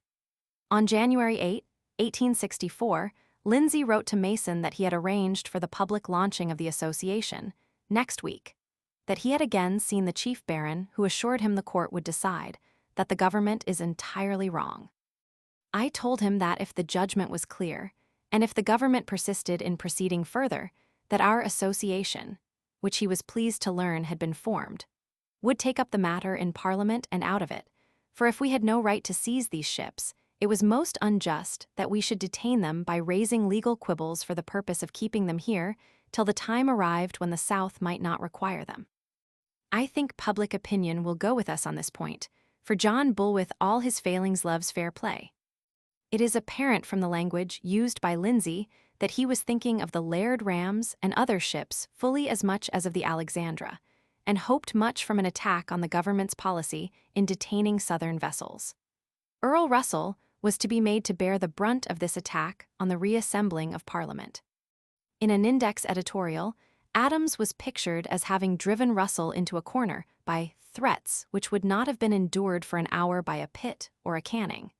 The Foreign Secretary as invariably yielding to the acknowledged mastery of the Yankee minister. Mr. Adams' pretensions are extravagant, his logic is blundering, his threats laughable. But he has hit his mark. We can trace his influence in the detention of the Alexandra and the protracted judicial proceedings which have arisen out of it, in the sudden raid upon the Rams at Birkenhead, in the announced intention of the government to alter the Foreign Enlistment Act of this country in accordance with the views of the United States Cabinet. When one knows the caliber of Mr. Adams, one feels inclined to marvel at his success. The astonishment ceases when one reflects that the British Secretary for Foreign Affairs is Earl Russell. But when, on February 23, the debate on the Laird Rams occurred, the Tory leaders, upon whom Lindsay and others depended to drive home the meaning of the Alexandra decision, carefully avoided urging the government to change its policy and contented themselves with an effort very much in line with that initiated by the Index, to belittle Russell as yielding to a threat. Adams was even applauded by the Tories for his discretion and his anxiety to keep the two countries out of war. The Southern Independence Association remained quiescent. Very evidently someone, presumably Darby or Disraeli, had put a quietus on the plan to make an issue of the stoppage of Southern shipbuilding. Russell's reply to his accusers was but a curt denial without going into details, in itself testimony that he had no fear of a party attack on the policy of stopping the ships. He was disgusted with the result of the Alexandra trial, and in conversation with Adams reflected upon the uncertainty and caprice incident everywhere to the administration of justice. As between Russell and Seward, the waters formerly troubled by the stiff manner and tone of the one statesman, and the flamboyance of the other, were now unusually calm. Russell was less officious and less eager to protest on minor matters, and Seward was less belligerent in language. Seward now radiated supreme confidence in the ultimate victory of the North. He had heard rumors of a movement to be made in Parliament for interposition to bring the war to an end by a reunion of North and South on a basis of abolition, and of a Northern assumption of the Confederate debts. Commenting on this to Leon, he merely remarked that the Northern answer could be put briefly as 1. Determination to crush rebellion by force of arms and resentment of any interposition. 2. The slaves were already free and would not be made the subject of any bargain. 3. As to the Confederate debt, the United States, Mr. Seward said, would never pay $1 of it. That there was public animosity to Great Britain, Leon did not deny and reported a movement in Congress for ending the reciprocity treaty with Canada, but, on Seward's advice, paid no attention to this, acknowledging that Seward was very wise in political manipulation and depending on his opposition to the measure. Some alarm was indeed caused through a recurrence by Seward to an idea dating back to the very beginning of the War of establishing ships off the southern ports, which should collect duties on imports. He told Leon that he had sent a special agent to Adams to explain the proposal with a view to requesting the approval of Great Britain. Leon urged that no such request be made as it was sure to be refused, interpreting the plan as intended to secure a British withdrawal of belligerent rights to the South, to be followed by a bold northern defiance to France if she objected. Adams did discuss the project with Russell, but easily agreed to postpone consideration of it, and in this Seward quietly acquiesced. Apparently this was less a matured plan than a feeler, put out to sound British attitude and to learn, if possible, whether the tie previously binding England and France in their joint policy toward America was still strong. Certainly, at this same time, Seward was making it plain to Lyon that while opposed to current congressional expressions of antagonism to Napoleon's Mexican policy, he was himself in favor, once the Civil War was ended, of helping the Republican Juarez drive the French from Mexico. For nearly 3 years, Russell, like nearly all Englishmen, had held a firm belief that the South could not be conquered, and that ultimately the North must accept the bitter pill of Southern independence. Now he began to doubt, yet still held to the theory that even if conquered, the South would never yield peaceful obedience to the federal government. As a reasoning and reasonable statesman, he wished that the North could be made to see this. "It is a pity," he wrote to Lyon, "the Federals think it worth their while to go on with the war. The obedience they are ever likely to obtain from the South will not be quiet or lasting, and they must spend much money and blood to get it. If they can obtain the right bank of the Mississippi and New Orleans, they might as well leave to the Confederates Charleston and Savannah." This was but private speculation with no intention of urging it upon the United States. Yet it indicated a change in the view held as to the warlike power of the North. Similarly, the Quarterly Review, long confident of Southern success and still prophesying it, was acknowledging that the unholy dream of universal empire must first have passed. Throughout these spring months of 1864, Lyons continued to dwell upon the now thoroughly developed readiness of the United States for a foreign war, and urged the sending of a military expert to report on American preparations. He was disturbed by the arrogance manifested by various members of Lincoln's cabinet, especially by Wells, Secretary of the Navy, with whom Seward, so Lyon wrote, often had difficulty in demonstrating the unfortunate diplomatic bearing of the acts of naval officers. Seward was as anxious as was Lyon to avoid irritating incidents, but he is not as much listened to as he ought to be by his colleagues in the War and Navy departments. Such an act by a naval officer, defiant of British authority and disregardful of her law, occurred in connection with a matter already attracting the attention of the British public, and causing some anxiety to Russell the alleged securing in Ireland of enlistments for the Northern forces. The war in America had taken from the ranks of industry in the North great numbers of men, and at the same time had created an increased demand for labor. But the war had also abruptly checked, in large part, that emigration from Europe which, since the middle 40s, had been counted upon as a regular source of labor supply, easily absorbed in the steady growth of productive enterprise. A few northern emissaries of the government early sent abroad to revive immigration were soon reinforced by private labor agents and by the efforts of steamship companies. This resulted in a rapid resumption of emigration in 1863, and in several cases, groups of Irishmen signed contracts of such a nature, with non-governmental agents, that on arrival in America, they were virtually blackjacked into the army. The agents thereby secured large profits from the sums offered under the bounty system of some of the eastern states for each recruit. Lyons soon found himself called upon to protest, on appeal from a few of these hoodwinked British citizens, and Seward did the best he could to secure redress, though the process was usually a long one owing to red tape and also to the resistance of army officers. As soon as the scheme of bounty profiteers was discovered, prompt steps were taken to defeat it by the American Secretary of State. But the few cases occurring, combined with the acknowledged and encouraged agents of bona fide labor emigration from Ireland, gave ground for accusations in Parliament that Ireland was being used against the law as a place of enlistments. Russell had early taken up the matter with Adams, investigation had followed, and on it appearing that no authorized Northern agent was engaged in recruiting in Ireland, the subject had been dropped. There could be and was no objection to encourage labor emigration, and this was generally recognized as the basis of the sudden increase of the numbers going to America. But diplomatic and public quiescence was disturbed when the United States war vessel Kearsarge, while in port at Queenstown, November 1863, took on board 15 Irishmen and sailed away with them. Russell at once received indirectly from Mason, who was now in France, charges that these men had been enlisted, and in the presence of the American consul at Queenstown. He was prompt in investigation, but before this was well underway, the Kearsarge sailed into Queenstown again and landed the men. She had gone to a French port, and no doubt Adams was quick to give orders for her return. Adams was soon able to disprove the accusation against the consul, but it still remained a question whether the commander of the vessel was guilty of a bold defiance of British neutrality.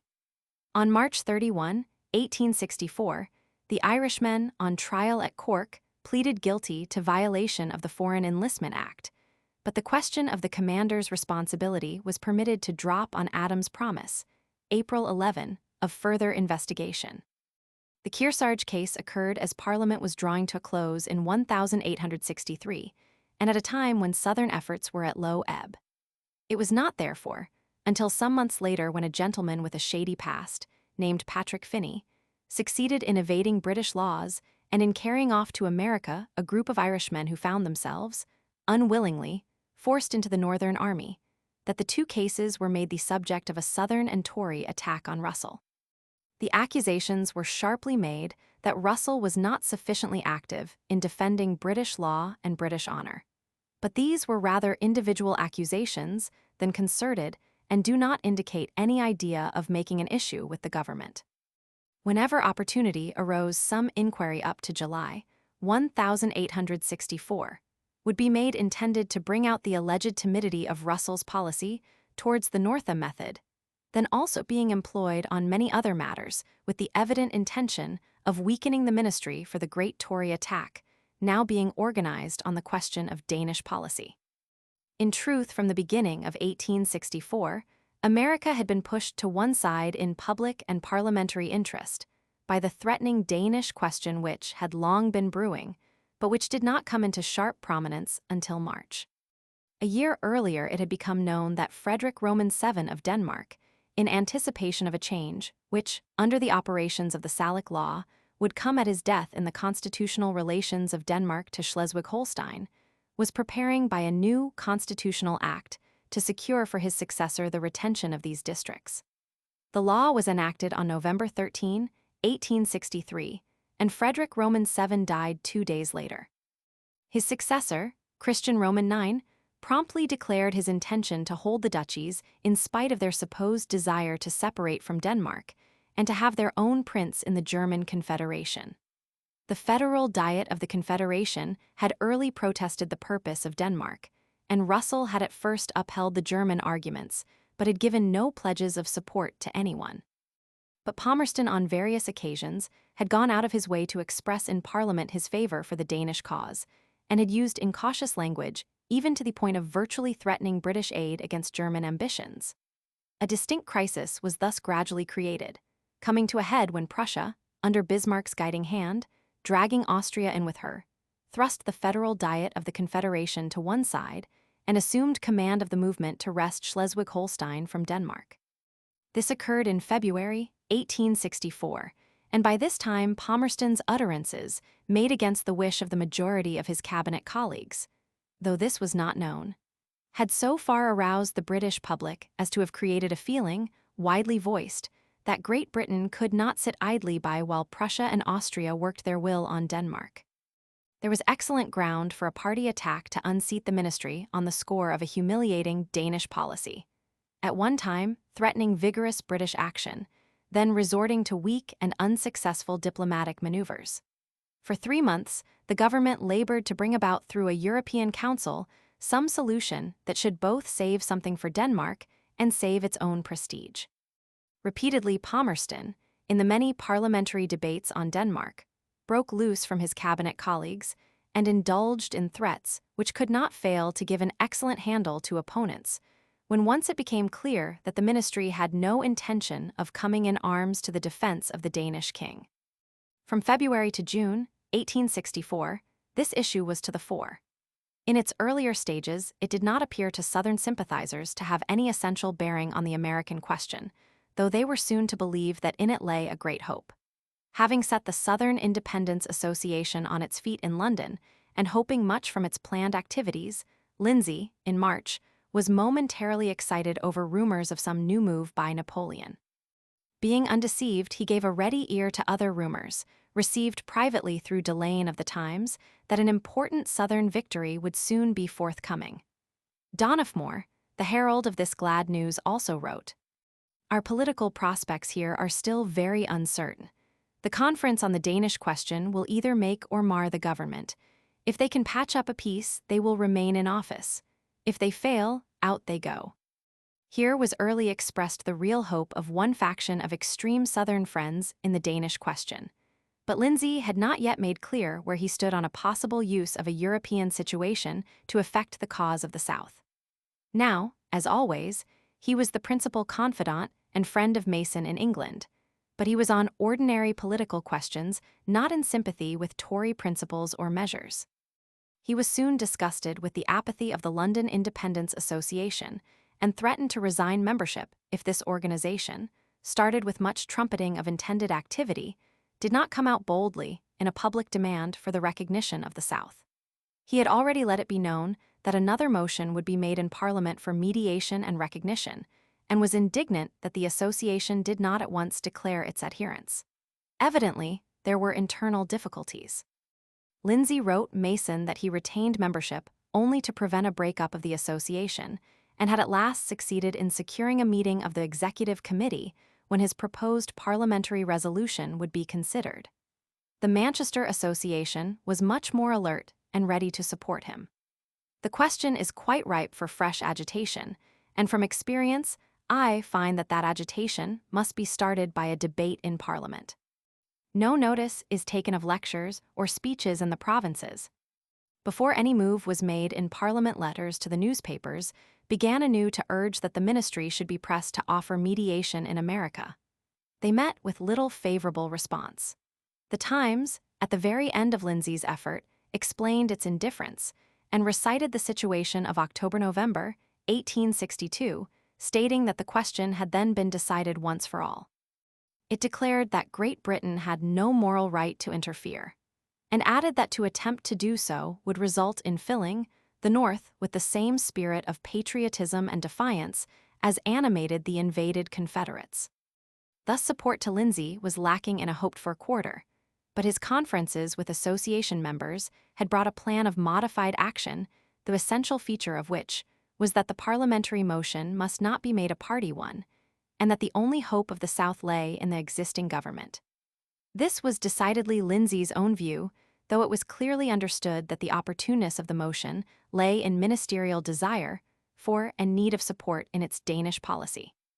Lindsay expected to find Palmerston more complacent than formerly as regards American policy, and was not disappointed. He wrote to Mason on May 27. "I received in due course your note of the 23rd. In a matter of so much importance, I shall make no move in the House in regard to American affairs without grave consideration. I am therefore privately consulting the friends of the South. On this subject, we had a meeting of our lifeless association on Monday last, and on the same subject we are to have another meeting next Monday. But differences of opinion exist there as well as elsewhere, as to the advisability of moving at present. Some say, move; others, postpone, but the news by the Scotia tomorrow will regulate to a considerable extent our course of action. One thing is now clear to me, that the motion must not be a party one, and that the main point will be to get the government to go with whoever brings forward the motion. For as you are aware, I would rather see the motion in other hands than mine, as my views on the American question are so well known. As no competent member, however, seems disposed to move or rather to incur the responsibility, I sent to inquire if it would be agreeable to Lord Palmerston to see me on American affairs, and on the subject of a motion to be brought forward in the House. He sent word that he would be very glad to see me, and I had, therefore, a long meeting with him alone last night, the result of which was that if I brought forward a motion somewhat as follows, on the 3rd of June, he would likely be prepared to accept it, though he asked if I would see him again after the Scotia arrived. The motion we talked about was to this effect: that the House of Commons, deeply regretting the great loss of life, and the sufferings of the people of the United States and the Confederate States of North America, by the continuance of the war which has been so long waged between them, Trust that Her Majesty's government will avail itself of the earliest opportunity of mediating, in conjunction with the other powers of Europe, to bring about a cessation of hostilities. Lindsay had suggested to Palmerston that it was desirable for Mason to return to England and have a conference with the Premier. To this, Palmerston gave a ready consent, but of course, no invitation. Lindsay strongly urged Mason to come over. "I think much good will follow your meeting, Lord Palmerston. It will lead to other meetings. And besides, in other matters, I think if you came here, you might at present prove of much service to the South." Meanwhile, the difference within the Southern Independence Association permitted the coming forward of a minor London organization called the Society for Promoting the Cessation of Hostilities in America. A letter was addressed by it to members of Parliament urging that the time had come for action. 215 Regent Street, London, W. May 28, 1864. Sir, the Society, which has the honor to present to you the accompanying pamphlet, begs to state that there now exists in Great Britain and Ireland a strong desire to see steps taken by the government of this country in concert with other powers, to bring about peace on a durable basis between the belligerents in North America. I am directed by the committee to express a hope that you will, before the session closes, support a motion in Parliament to this effect. And should you desire to see evidence of the feeling of a large portion of the country in this matter, I shall be most happy to lay it before you. Whether Lindsay, vexed with the delays of the association, had stirred the Society to action, is not clear, but the date of this letter, following on the day after the interview with Palmerston, is suggestive. The pressure put on Mason to come to London was not at first successful. Mason had become fixed in the opinion, arrived at in the previous fall, that there was no favor to be expected from Palmerston or Russell, and that the only hope rested in their overthrow. Against this idea, Lindsay had now taken definite ground. Moreover, Mason had been instructed to shake the dust of England from off his shoes with no official authority to return. Carefully explaining this last point to Lindsay, he declined to hold an interview with Palmerston, except on the latter's invitation, or at least suggestion. Had the suggestion you make of an interview and conversation with Lord Palmerston originated with his lordship, I might not have felt myself prohibited by my instructions from at once acceding to it.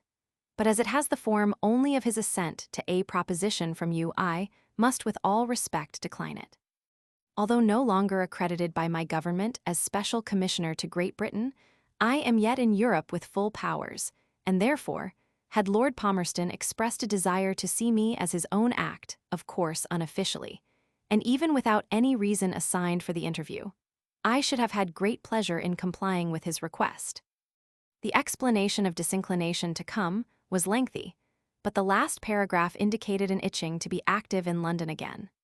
Lindsay renewed his urgings and was not only hopeful, but elated over the seeming success of his overtures to the government. He had again seen Palmerston and had now pushed his proposal beyond the timid suggestion of overtures when the opportune moment should arrive to a definite suggestion of recognition of the Confederacy. I reasoned on the moral effect of recognition, considering that the restoration of the Union, which was utterly hopeless, was the object which the North had in view, etc. Etc. This reasoning appeared to produce a considerable effect, for he appears now to be very open to conviction. He again said that in his opinion the subjugation of the South could not be effected by the North, and he added that he thought the people of the North were becoming more and more alive to the fact every day. Lindsay's next step was to be the securing of an interview with Russell, and if he was found to be equally acquiescent, all would be plain sailing. Now, if by strong reasoning in a quiet way, and by stern facts we can get Lord R to my views, I think I may say that all difficulty so far as our cabinet is concerned is at an end. I hope to be able to see Lord Russell alone tomorrow. He used to pay some little attention to any opinions I ventured to express to him, and I am not without hope. I may add that I was as frank with Lord Palmerston as he has been pleased to be with me, and I told him at parting today that my present intention was not to proceed with the motion at least for 10 days or a fortnight, unless he was prepared to support me. He highly commended this course, and seemed much gratified with what I said. The fact is, sub rosa, It is clear to me that no motion will be carried unless it is supported by the government, for it is clear that Lord Derby is resolved to leave the responsibility with the executive, and therefore, in the present state of matters, it would seriously injure the cause of the South to bring forward any motion which would not be carried. Lindsay then urges Mason to come at once to London. Now apart altogether from you seeing Lord Palmerston, I must earnestly entreat you to come here. Unless you are much wanted in Paris, your visit here, as a private gentleman, can do no harm, and may, at the present moment, be of great service to your country. Palmerston's willingness to listen to suggestions of what would have amounted to a complete face-about of British policy on America. His gratification that Lindsay intended to postpone the parliamentary motion, his friendly courtesy to a man whom he had but recently rebuked for a meddlesome amateur diplomacy, can be interpreted in no other light than an evidence of a desire to prevent Southern friends from joining in the attack, daily becoming more dangerous, on the government's Danish policy. How much of this Lindsay understood is not clear. On the face of his letters to Mason, he would seem to have been hoodwinked, but the more reasonable supposition is, perhaps, that much was hoped from the governmental necessity of not alienating supporters. The Danish situation was to be used, but without an open threat. In addition, the tone of the public press, for some time gloomy over Southern prospects, was now restored to the point of confidence, and in this the Times was again leading. The Society for Promoting the Cessation of Hostilities in America quickly issued another circular letter inviting members of Parliament to join in a deputation to call on Palmerston to urge action on the lines of Lindsay's first overture. Such a deputation would represent more than 5,000 members and the feeling of probably more than 20 millions of people. It should not be a deputation of parties, but representative of all groups in Parliament. The Society has reason to believe that the Premier is disposed to look favorably upon the attempt here contemplated, and that the weight of an influential deputation would strengthen his hands. This proposal from the Society was now lagging behind Lindsay's later objective, namely, direct recognition. That this was felt to be unfortunate is shown by a letter from Tremlett, honorary secretary of the Society, to Mason. He wrote that the Southern Independence Association, finally stirred by Lindsay's insistence, had agreed to join the Society in a representation to Palmerston, but had favored some specific statement on recognition.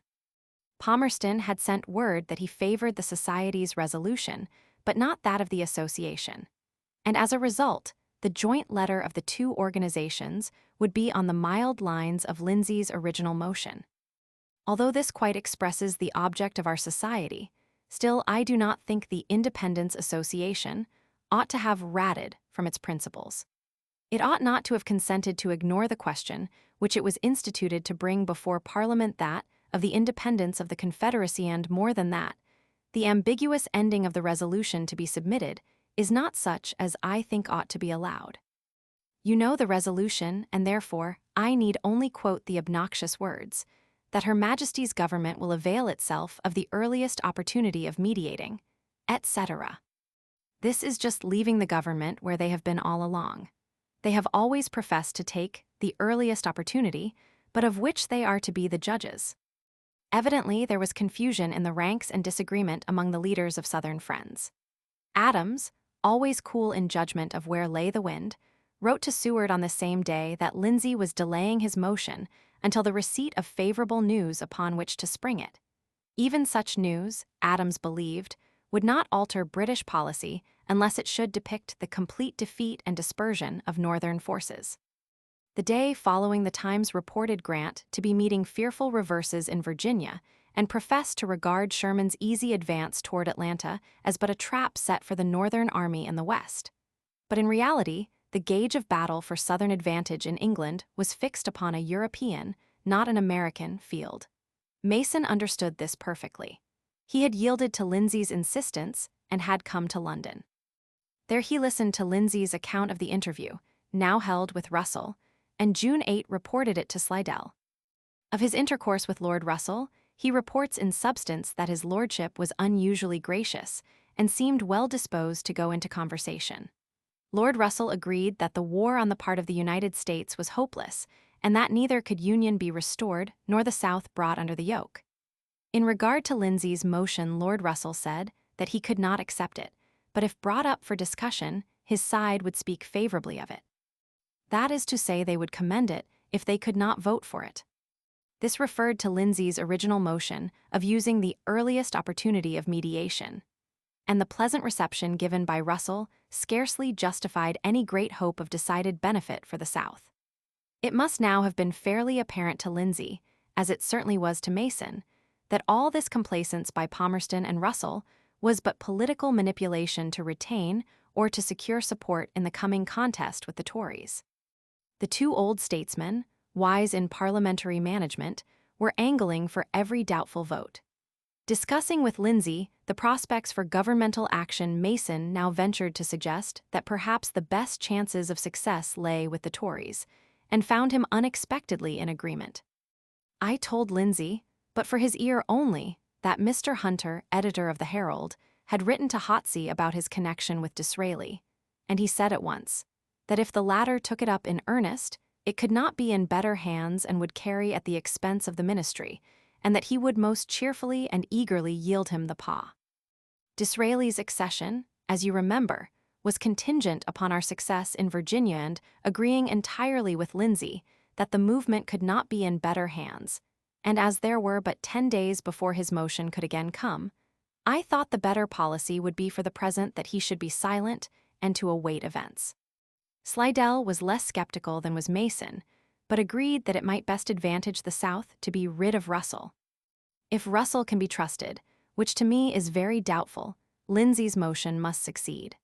Query, how would its being brought forward by Disraeli affect Russell's action? If he can be beaten on a fair issue, it would be better for us perhaps than if it appeared to be carried with his qualified assent. But Mason understood that Southern expectation of a change in British policy toward America must rest, and even then but doubtfully, on a change of government. By June 29, his personal belief was that the Tory attack on the Danish question would be defeated, and that this would of course postpone Lindsay's projected motion. On June 25, the Danish conference had ended and the Prussian war with Denmark was renewed. There was a general feeling of shame over Palmerston's bluster, followed by a meek British inaction. The debate came on a vote of censure, July 8, in the course of which Derby characterized governmental policy as one of meddle and muddle. The censure was carried in the Lords by 9 votes, but was defeated in the Commons by a ministerial majority of 18. It was the sharpest political crisis of Palmerston's ministry during the Civil War. Every supporting vote was needed. Not only had Lindsay's motion been postponed, but the interview with Palmerston for which Mason had come to London had also been deferred in view of the parliamentary crisis. When finally held on July 14, it resolved itself into a proud and emphatic assertion by Mason that the South could not be conquered, that the North was nearly ready to acknowledge it, and that the certainty of Lincoln's defeat in the coming presidential election was proof of this. Palmerston appears to have said little. At the conclusion, I said to him, in reply to his remark, that he was gratified in making my acquaintance, that I felt obliged by his invitation to the interview, but that the obligation would be increased if I could take with me any expectation that the government of Her Majesty was prepared to unite with France, in some act expressive of their sense that the war should come to an end. He said that perhaps, as I was of opinion that the crisis was at hand, it might be better to wait until it had arrived. I told him that my opinion was that the crisis had passed, at least so far as that the war of invasion would end with the campaign. Reporting the interview to Slidell in much the same language, Mason wrote, "My own impressions derived from the whole interview are that P.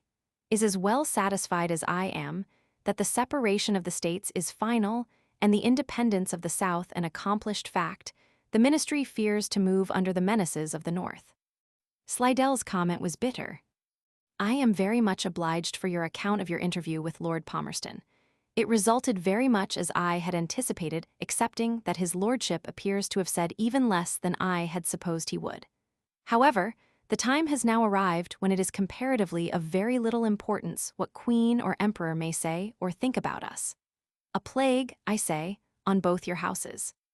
Slidell's opinion from this time on was, indeed, that the South had nothing to expect from Europe until the North itself should acknowledge the independence of the Confederacy. July 21, the index expressed much the same view and was equally bitter. It quoted an item in the Morning Herald of July 16 to the effect that Mason had secured an interview with Palmerston and that the meeting was satisfactory to all parties. The withdrawal of Mr. Lindsay's motion was, it is said, the result of that interview, the Premier having given a sort of implied promise to support it at a more opportune moment. That is to say, when Grant and Sherman have been defeated, and the Confederacy stand in no need of recognition. In the same issue, the index described a deputation of clergymen, noblemen, members of Parliament, and other distinguished and influential gentlemen, who had waited upon Palmerston to urge mediation toward a cessation of hostilities in America. Thus, at last, the joint project of the Southern Independence Association and of the Society for Promoting the Cessation of Hostilities in America had been put in execution after the political storm had passed, and not before when the deputation might have had some influence. But the fact was that no deputation, unless a purely party one, could have been collected before the conclusion of the Danish crisis. When finally assembled, it had no party complexion, and the smiling readiness with which it received Palmerston's jocular reply, indicating that Britain's safest policy was to keep strictly to neutrality, is evidence that even the deputation itself, though harassed by Lindsay and others into making this demonstration, was quite content to let well enough alone. Not so the index, which sneered at the childishness of Palmerston.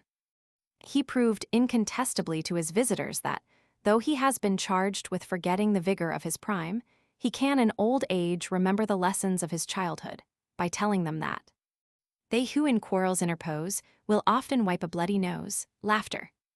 A quotation which, in the mouth of the Prime Minister of the British Empire, and on such an occasion, must be admitted as not altogether unworthy of Abraham Lincoln himself.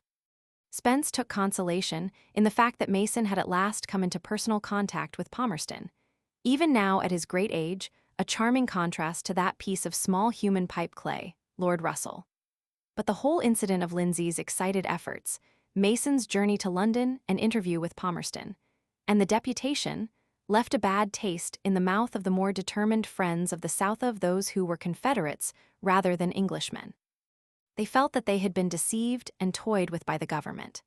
Mason's return to London was formally approved at Richmond, but Benjamin wrote that the argument for recognition advanced to Palmerston had laid too much stress on the breakdown of the North.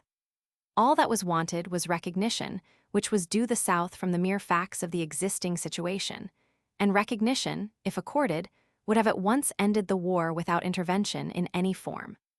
Similarly, the index stated that mediation was an English notion, not a Southern one. The South merely desired justice, that is, recognition. This was a bold front, yet one not unwarranted by the military situation in midsummer of 1864, as reported in the press. Sherman's Western campaign toward Atlanta had but just started, and little was known of the strength of his army or of the powers of Southern resistance. This campaign was therefore regarded as of minor importance.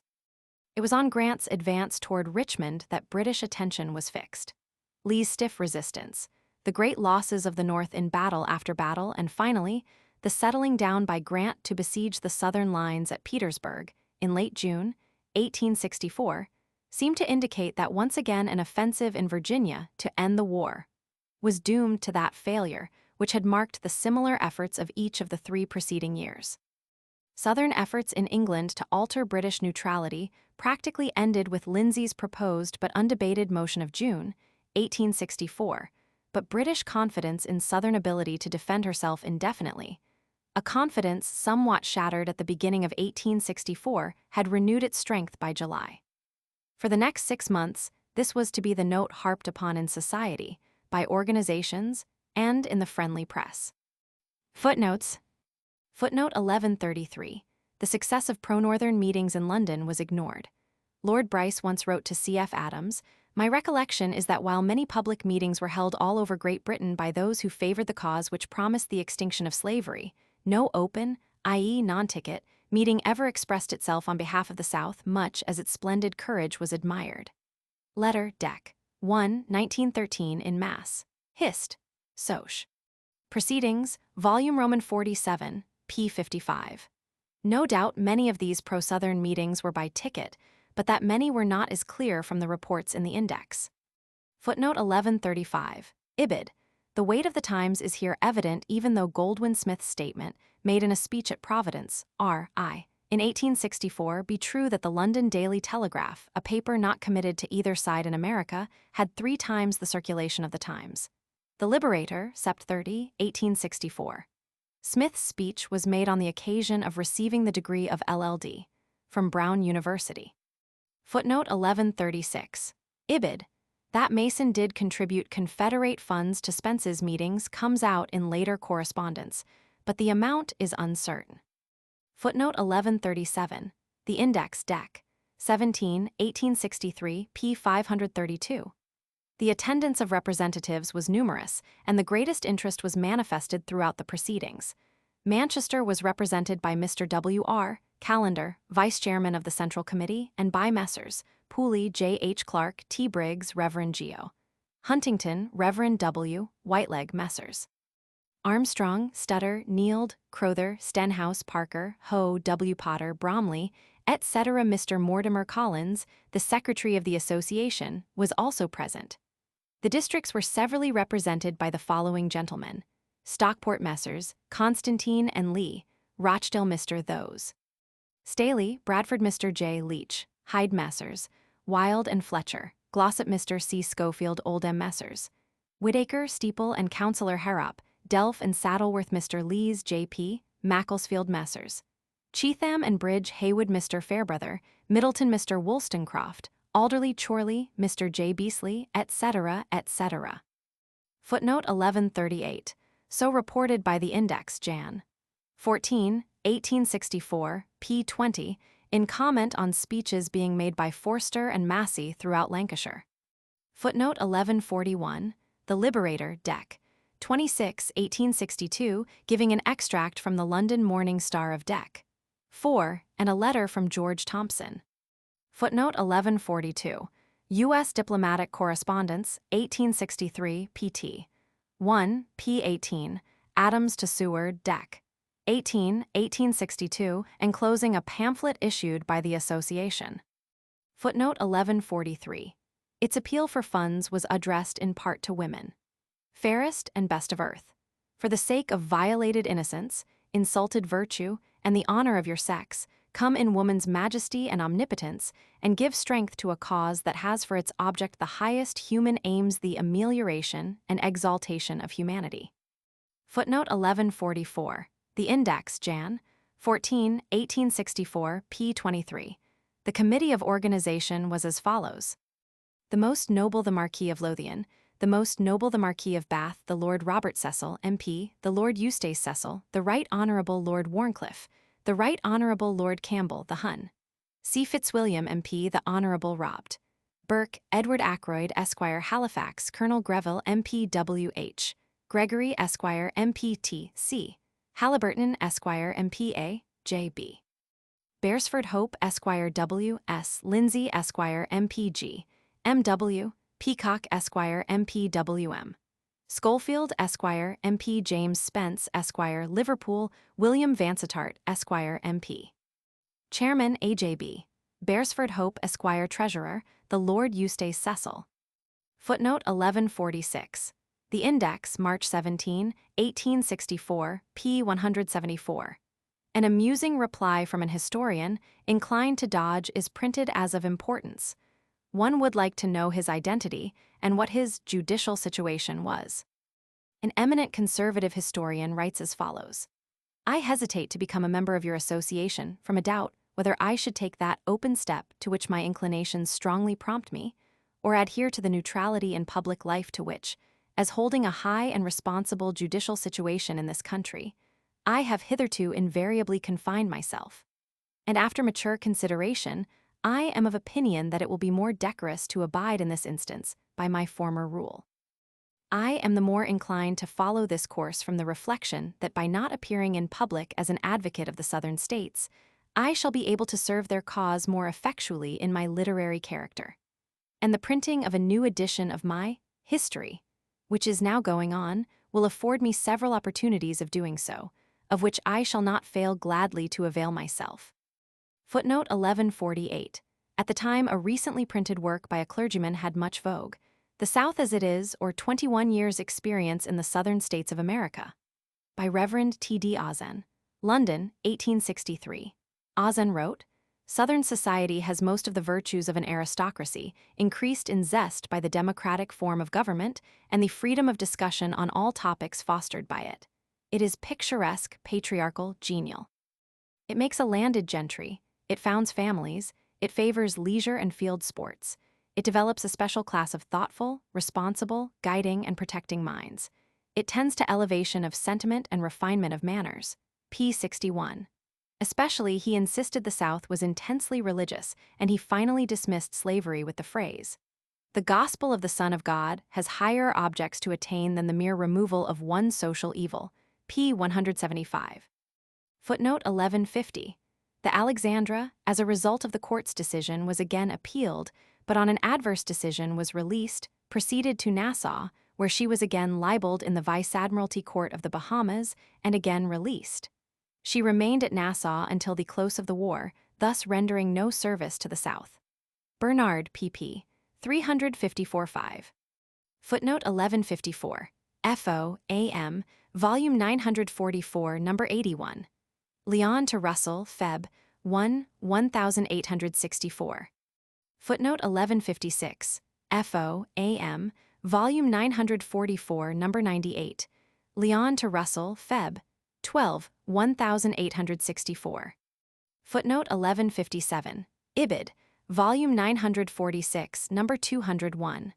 Leon to Russell, March 22, 1864. Footnote 1158. Ibid. Volume 945, No. 121. Leon to Russell, Feb. 23, 1864.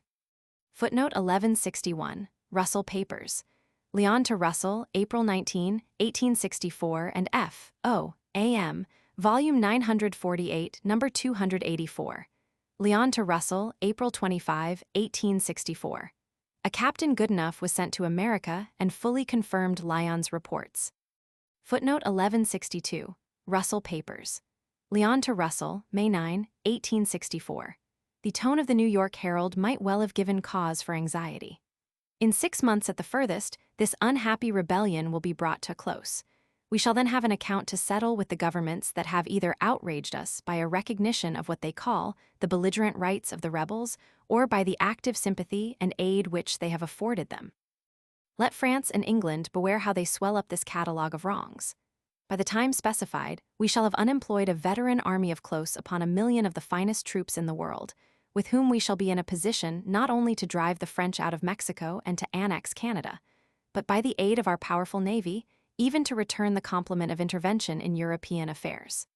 Quoted by the Index, July 23, 1863, p. 203. Footnote 1163. Bigelow, Retrospections, I. p. 563, states that great efforts were made by the government to stimulate immigration, both to secure a labor supply and to fill up the armies. Throughout, and even since the war, the charge has been made by the South that the foreign element, after 1862, preponderated in Northern armies. There is no way of determining the exact facts in regard to this, for no statistics were kept. A memorandum prepared by the U.S. War Department, dated July 15, 1898, states that of the men examined for physical fitness by the several boards of enrollment, subsequent to September 1, 1864, at which time, if ever, the foreign element should have shown preponderance, the figures of nativity stood: United States, 341,569. Germany, 54,944. Ireland, 50,537. British America, 21,645. England, 16,196. And various other countries, no one of which reached the 3,500 mark. These statistics really mean little as regards wartime immigration, since they do not show when the foreign-born came to America. Further, from the very first days of the war, there had been a large element of American citizens of German and Irish birth in the Northern armies. Moreover, the British statistics of emigration, examined in relation to the figures given above, negative the Southern accusation. In 1861, but 38,000 subjects of Great Britain emigrated to the United States. In 1862, 48,000. While in 1863, the number suddenly swelled to 130,000, and this figure was repeated in 1864. In each year, almost exactly 2/3 were from Ireland. Now, of the 94,000 from Ireland in 1863, considering the number of Irish-American citizens already in the Army, it is evident that the bulk must have gone into labor supply. Footnote 1164. Parliamentary Papers, 1863, Commons, LXI. Correspondence with Mr. Adams respecting enlistment of British subjects. Footnote 1166. Parliamentary Papers, 1864, Commons, LXI. Correspondence respecting the enlistment of British seamen at Queenstown. Also, further correspondence, etc. Footnote 1167. For facts and much correspondence on the Finney case, see Parliamentary Papers, 1864, Commons, LXI. Correspondence respecting the enlistment of British subjects in the United States Army. Also, further correspondence, etc. Footnote 1168. Hansard, 3rd Sir, CLXiv, p. 628, and CLXXV, p. 353, and CLXXVI, p. 2161. In the last of these debates, July 28, 1864, papers were asked for on emigration to America, and readily granted by the government. Footnote 1169. Walpole, History of 25 Years, Volume I, ch. Roman 6. Footnote 1170. In the cabinet, Palmerston, and to some extent Russell, was opposed by Granville and Clarendon, the latter of whom just at this time entered the cabinet, and by the strong pro-German influence of the Queen. Fitzmaurice, Granville, I.ch. Roman 16. Footnote 1172. This came through a letter from Donoughmore to Mason, April 4, 1864, stating that it was private information received by Delane from Mackay, the Times New York correspondent. The expected Southern victory was to come in about 14 days. Mason Papers. Footnote 1181. Editorials of May 28 and 30, 1864, painted a dark picture for Northern armies. Footnote 1182, Mason Papers. Sample letter, June I, 1864, signed by F.W. Tremlett Hun, Sec. Footnote 1184, State Department, Eng, Volume 86, Number 705. Adams to Seward, June 2, 1864. Footnote 1186, Mason Papers. Mason to Slidell, June 8, 1864. Mason wrote to Benjamin that Disraeli had said to one of his friends and followers that he would be prepared to bring forward some such motion as that prepared by Lindsay. Mason's Mason, p. 500, to Benjamin, June 9, 1864. Evidently the friend was Hunter.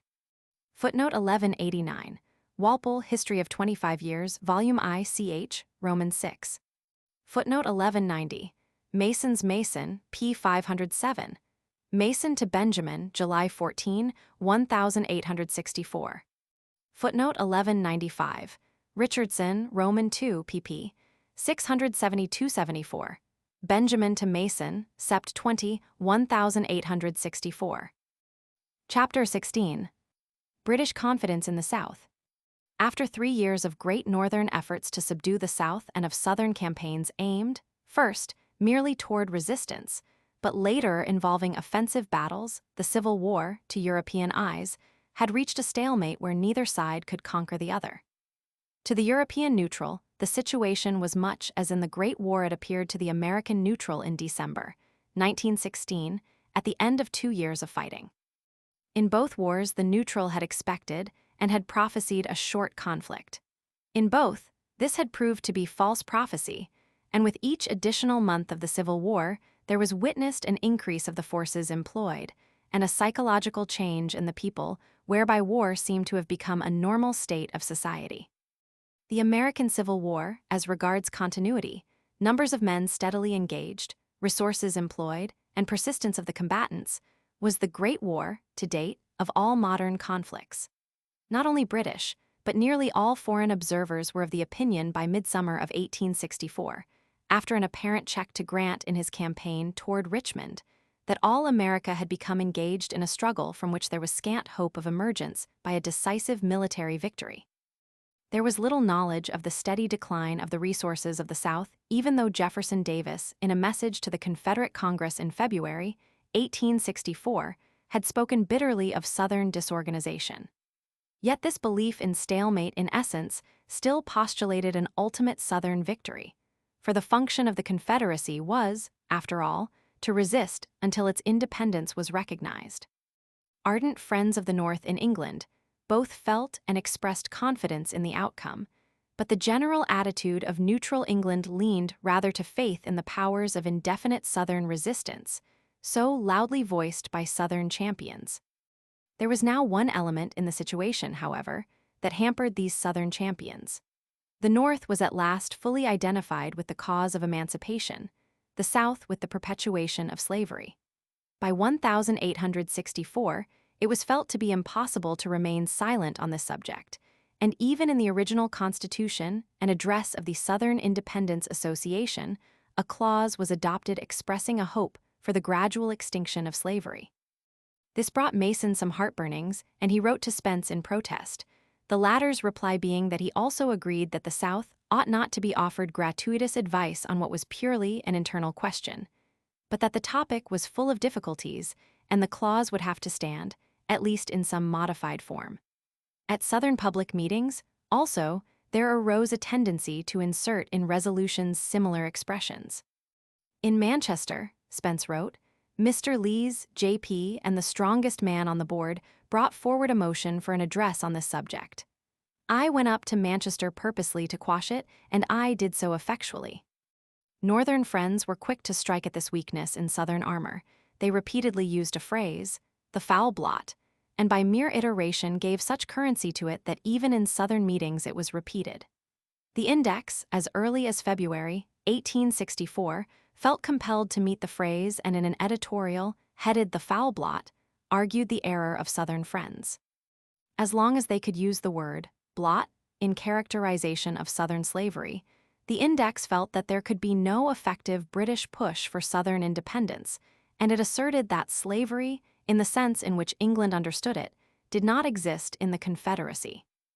It is truly horrible to reduce human beings to the condition of cattle, to breed them, to sell them, and otherwise dispose of them as cattle. But is it defending such practices to say that the South does none of these things, but that on the contrary, both in theory and in practice, she treats the Negro as a fellow creature, with a soul to be saved, with feelings to be respected, though in the social order in a subordinate place, and of an intellectual organization which requires guardianship with mutual duties and obligations. This system is called slavery, because it developed itself out of an older and very different one of that name, but for this the South is not to blame. But of this the friends of the South may be assured, that so long as they make no determined effort to relieve the Southern character from this false drapery, they will never gain for it that respect, that confidence in the rectitude of Southern motives, that active sympathy, which can alone evoke effective assistance. The best assurance you can give that the destinies of the Negro race are safe in Southern hands is not that the South will repent and reform, but that she has consistently and conscientiously been the friend and benefactor of that race. It is, therefore, always with pain that we hear such expressions as the foul blot and similar ones fall from the lips of earnest promoters of Confederate independence. As a concession, they are useless. As a confession, they are untrue. Thus the Southerner may retort as we have seen that an Englishman would retort for his country. He might say the South is proud, and of nothing more proud than this, not that she has slaves, but that she has treated them as slaves never were treated before, that she has used power as no nation ever used it under similar circumstances, and that she has solved mercifully and humanely a most difficult problem which has elsewhere defied solution save in blood. Or he might use the unspoken reflection of an honest Southerner at hearing much said of the foul blot. It was indeed a dark and damnable blot that England left us with, and it required all the efforts of Southern Christianity to pale it as it now is. In 1862, and to the fall of 1863, The index had declared that slavery was not an issue in the war. Now its defense of the domestic institution of the South, repeatedly made in varying forms, was evidence of the great effect in England of Lincoln's emancipation edicts. The index could not keep away from the subject. In March, quotations were given from the reader, with adverse comments, upon a report of a controversy aroused in scientific circles by a paper read before the Anthropological Society of London.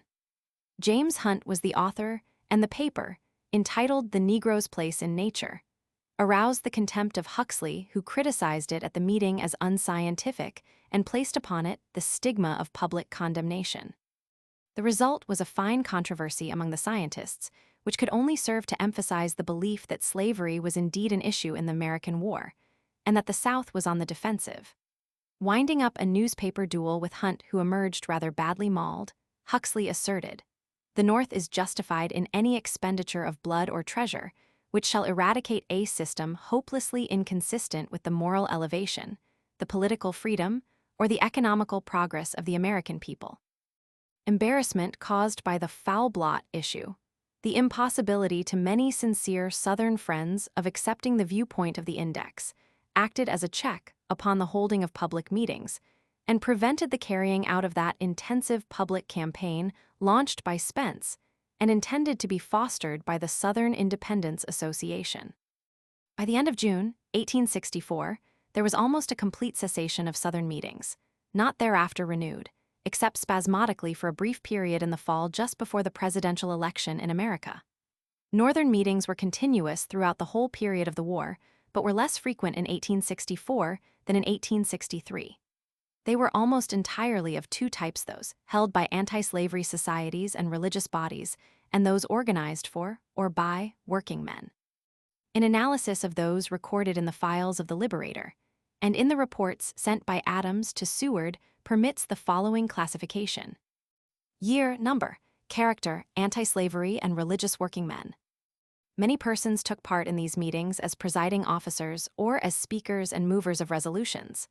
Among them, those appearing with frequency were George Thompson, Reverend Dr. Cheever, Reverend Newman Hall, John Bright, Professor Newman, Mr. Bagley, M.P., Reverend Francis Bishop, P.A., Taylor, M.P., William Evans, Thomas Bailey Potter, F.W. Chesson, and Mason Jones.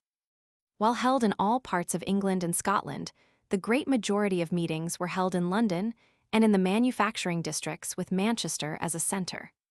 From the first, the old anti-slavery orator of the 30s, George Thompson, had been the most active speaker, and was credited by all with having given new life to the moribund emancipation sentiment of Great Britain. Thompson asserted that by the end of 1863, there was a vigilant, active, and energetic anti-slavery society in almost every great town or city. Among the workingmen, John Bright was without question the most popular advocate of the Northern cause, but there were many others, not named in the preceding list, constantly active and effective. Forster, in the judgment of many, was the most influential friend of the North in Parliament. But Bright, also an influence in Parliament, rendered his chief service in molding the opinion of Lancashire and became to American eyes their great English champion, a view attested by the extraordinary act of President Lincoln in pardoning, on the appeal of Bright, and in his honor, a young Englishman named Alfred Rubery, who had become involved in a plot to send out from the port of San Francisco a Confederate privateer to prey on Northern commerce. This record of the activities of Northern friends and organizations, the relative subsidence of their efforts in the latter part of 1864, thus indicating their confidence in Northern victory, the practical cessation of public Southern meetings, are nevertheless no proof that the bulk of English opinion had greatly wavered in its faith in Southern powers of resistance. The government, it is true, was better informed and was exceedingly anxious to tread gently in relations with the North, the more so as there was now being voiced by the public in America a sentiment of extreme friendship for Russia as the true friend, in opposition to the unfriendly neutrality of Great Britain and France. It was a period of many minor irritations arising out of the blockade inflicted by America on British interests, but to these Russell paid little attention except to enter formal protests. He wrote to Lyon, I do not want to pick a quarrel out of our many just causes of complaint. But it will be as well that Lincoln and Seward should see that we are long patient, and do nothing to distract their attention from the arduous task they have so wantonly undertaken. Leon was equally desirous of avoiding frictions. In August, he thought that the current of political opinion was running against the re-election of Lincoln, noting that the Northern papers were full of expressions favoring an armistice, but pointed out that neither the Peace Party nor the advocates of an armistice ever talked of any solution of the war save on the basis of reunion. Hence, Leon strongly advised that the quieter England and France were just at this moment the better. Even the suggested armistice was not thought of, he stated, as extending to a relaxation of the blockade. Of military probabilities, Leon professed himself to be no judge, but throughout all his letters there now ran, as for some time previously, a note of warning as to the great power and high determination of the North. But if the British government was now quietly operating upon the theory of an ultimate Northern victory, or at least with the view that the only hope for the South lay in a Northern weariness of war, the leading British newspapers were still indulging in expressions of confidence in the South, while at the same time putting much faith in the expected defeat of Lincoln at the polls. As always at this period, save for the few newspapers avowedly friendly to the North, and one important daily professing strict neutrality, the Telegraph, the bulk of the metropolitan press, took its cue, as well as much of its war news, from the columns of the Times. This journal, while early assuming a position of belief in Southern success, had yet given both sides in the warfare accuracy in its reports, those of the New York correspondent, Mackay, always excepted. But from June 1864, a change came over the Times. It was either itself deceived or was willfully deceiving its readers, for steadily every event for the rest of the year was colored to create an impression of the unlimited powers of Southern resistance. Read today in the light of modern knowledge of the military situation throughout the war, the Times gave accurate reports for the earlier years, but became almost hysterical, not to say absurd, for the last year of the conflict. Early in June 1864, Grant was depicted as meeting reverses in Virginia and as definitely checked, while Sherman in the West was being drawn into a trap in his march toward Atlanta. The same ideas were repeated throughout July. Meanwhile, there had begun to be printed a series of letters from a Southern correspondent at Richmond who wrote in contempt of Grant's army. I am at a loss to convey to you the contemptuous tone in which the tried and war-worn soldiers of General Lee talk of the huddled rabble of black, white, and copper-colored victims. There are Indians serving under the stars and stripes, who are at times goaded up to the Southern lines. The truth is that for the first time in modern warfare, we are contemplating an army which is at once republican and undisciplined. At the moment when such effusions could find a place in London's leading paper, the facts of the situation were that the South was unable to prevent almost daily desertions and was wholly unable to spare soldiers to recover and punish the deserters. But on this, the Times was either ignorant or willfully silent. It was indeed a general British sentiment during the summer of 1864 that the North was losing its power and determination in the war, even though it was unquestioned that the earlier enthusiasm for the slaveholders had passed away. One element in the influence of the Times was its seeming impartiality, accompanied by a pretentious assertion of superior information and wisdom that at times irritated its contemporaries, but was recognized as making this journal the most powerful agent in England. Angry at a Times editorial in February 1863, in which Mason had been berated for a speech made at the Lord Mayor's banquet, the Index declared, "Our contemporary is all things to all men. It not only shouts with the largest crowd, according to the Pickwickian philosophy, but with a skill and daring that command admiration, it shouts simultaneously with opposite and contending crowds. It is everybody's Times." Yet the Index knew, and frequently so stated, that the Times was at bottom pro-Southern. John Bright's medium, the Morning Star, said, "There was something bordering on the sublime in the tremendous audacity of the war news supplied by the Times. Of course, its prophecies were in a similar style. None of your doubtful oracles there, none of your double-meaning vaticinations, like that which took poor Pyrrhus in. In short, the Times became for the last year of the war the Bible of their faith to Southern sympathizers, and was frequent in its preachments. There was one journal in London which claimed to have equal, if not greater, knowledge and authority in military matters. This was the weekly Army and Navy Gazette, and its editor, W. H. Russell, in 1861 war correspondent in America of the Times, but recalled shortly after his famous letter on the Battle of Bull Run, consistently maintained after the war had ended that he had always asserted the ultimate victory of the North, and was, indeed, so pro-Northern in sentiment that this was the real cause of his recall. He even claimed to have believed in Northern victory to the extent of reunion. These protestations after the event are not borne out by the columns of the Gazette, for that journal was not far behind the Times in its delineation of incidents unfavorable to the North, and in its always prophecies of Northern disaster. The Gazette had no wide circulation except among those in the service, but its dicta, owing to the established reputation of Russell and to the specialist nature of the paper, were naturally quite readily accepted and repeated in the ordinary press. Based on a correct appreciation of manpower and resources, the Gazette did from time to time proclaim its faith in Northern victory, but always in such terms as to render possible a hedge on expressed opinion, and always with the assertion that victory would not result in reunion. Russell's most definite prophecy was made on July 30, 1864. The Southern Confederacy, like Denmark, is left to fight by itself, without even a conference or an armistice to aid it, and it will be strange indeed if the heroism, endurance, and resources of its soldiers and citizens be not eventually dominated by the perseverance and superior means of the Northern states. Let us repeat our profession of faith in the matter.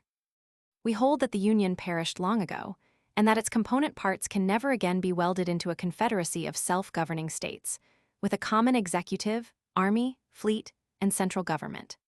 Not only that, the principle of union itself among the non-seceding states is so shocked and shattered by the war which has arisen that the fissures in it are likely to widen and spread, and to form eventually great gulfs separating the Northern Union itself into smaller bodies. But ere the North be convinced of the futility of its efforts to substitute the action of force for that of free will, we think it will reduce the Southern states to the direst misery.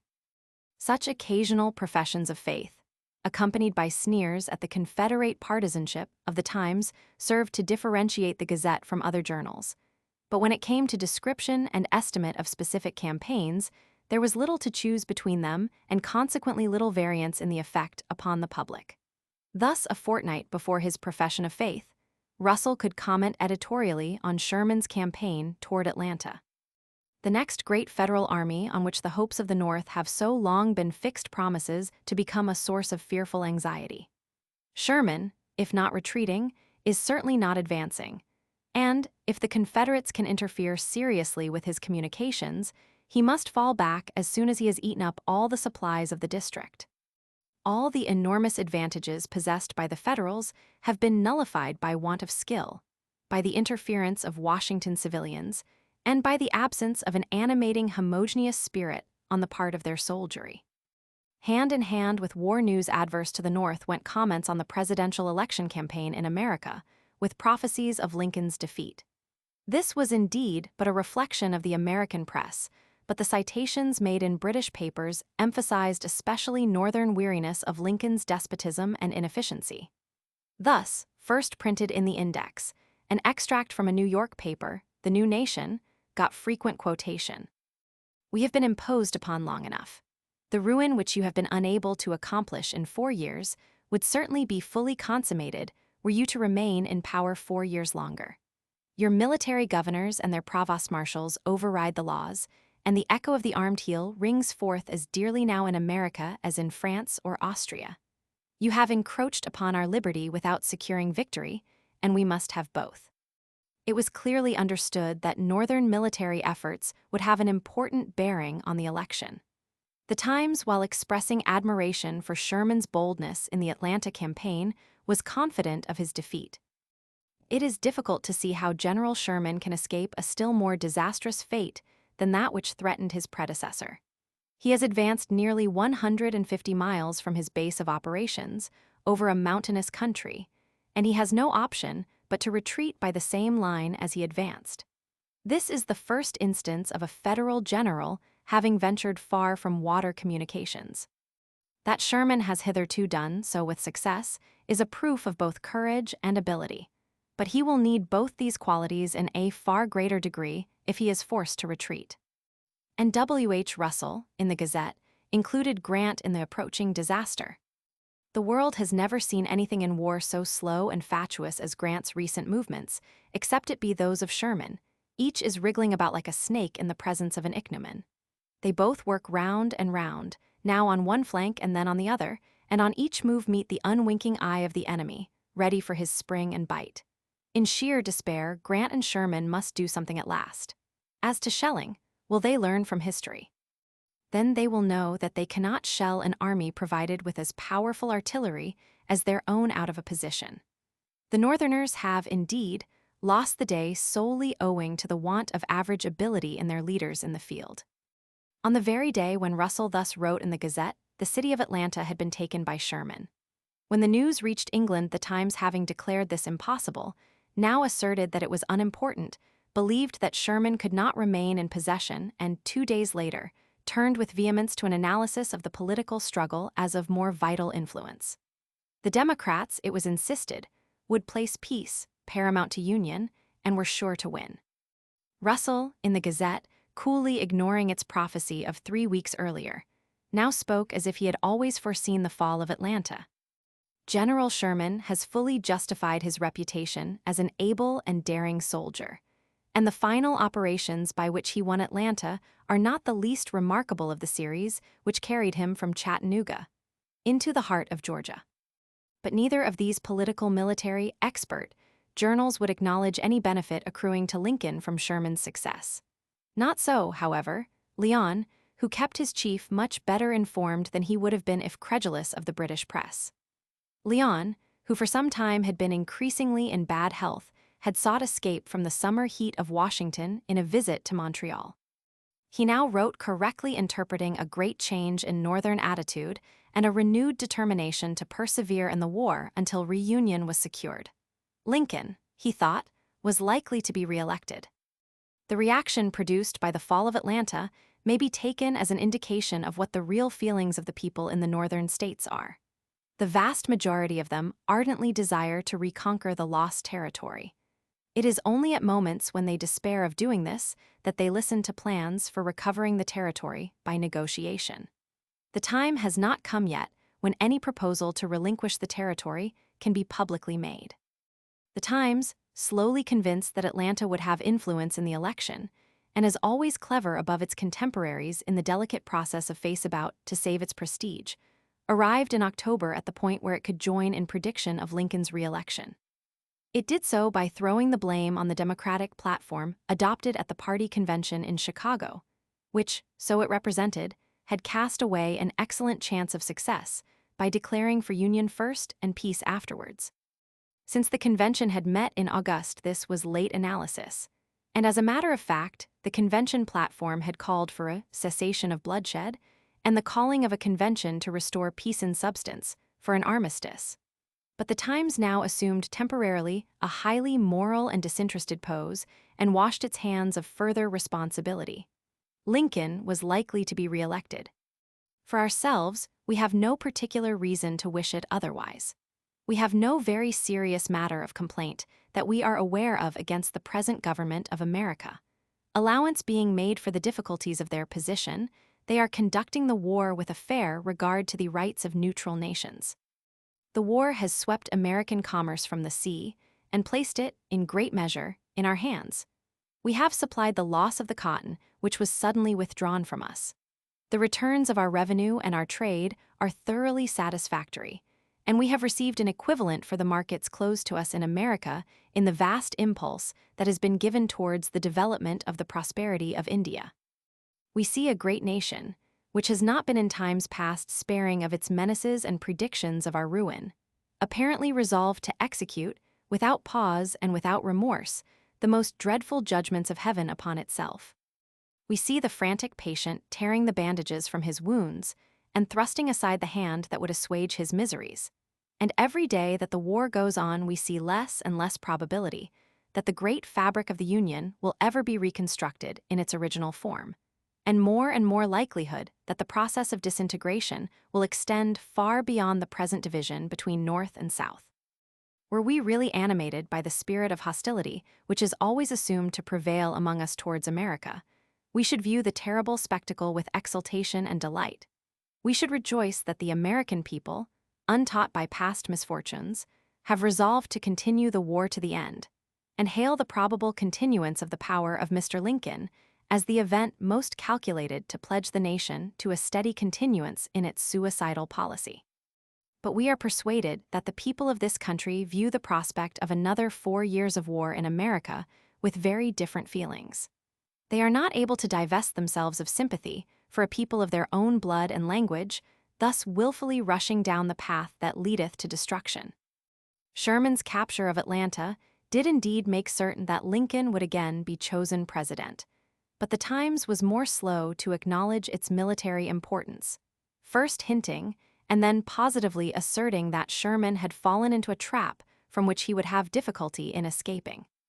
The Gazette called this blind partisanship, but itself indulged in gloomy prognostications as to the character and results of the presidential election, regarding it as certain that Election Day would see the use of force, fraud, and every mechanism known to the most unscrupulous political agitation. "We confess," it continued, "we are only so far affected by the struggle inasmuch as it dishonors the Anglo-Saxon name and diminishes its reputation for justice and honor throughout the world." Again, official England was striking a note far different from that of the press. Adams paid little attention to newspaper utterances, but kept his chief informed of opinions expressed by those responsible for and active in determining governmental policy. The autumn season for speeches by members of Parliament, he reported, was progressing with a very evident unanimity of expressions, whether from friend or foe, that it was inexpedient to meddle in American affairs. As the presidential election in America came nearer, attention was diverted from military events. Anti-slavery societies began to hold meetings urging their friends in America to vote for Lincoln.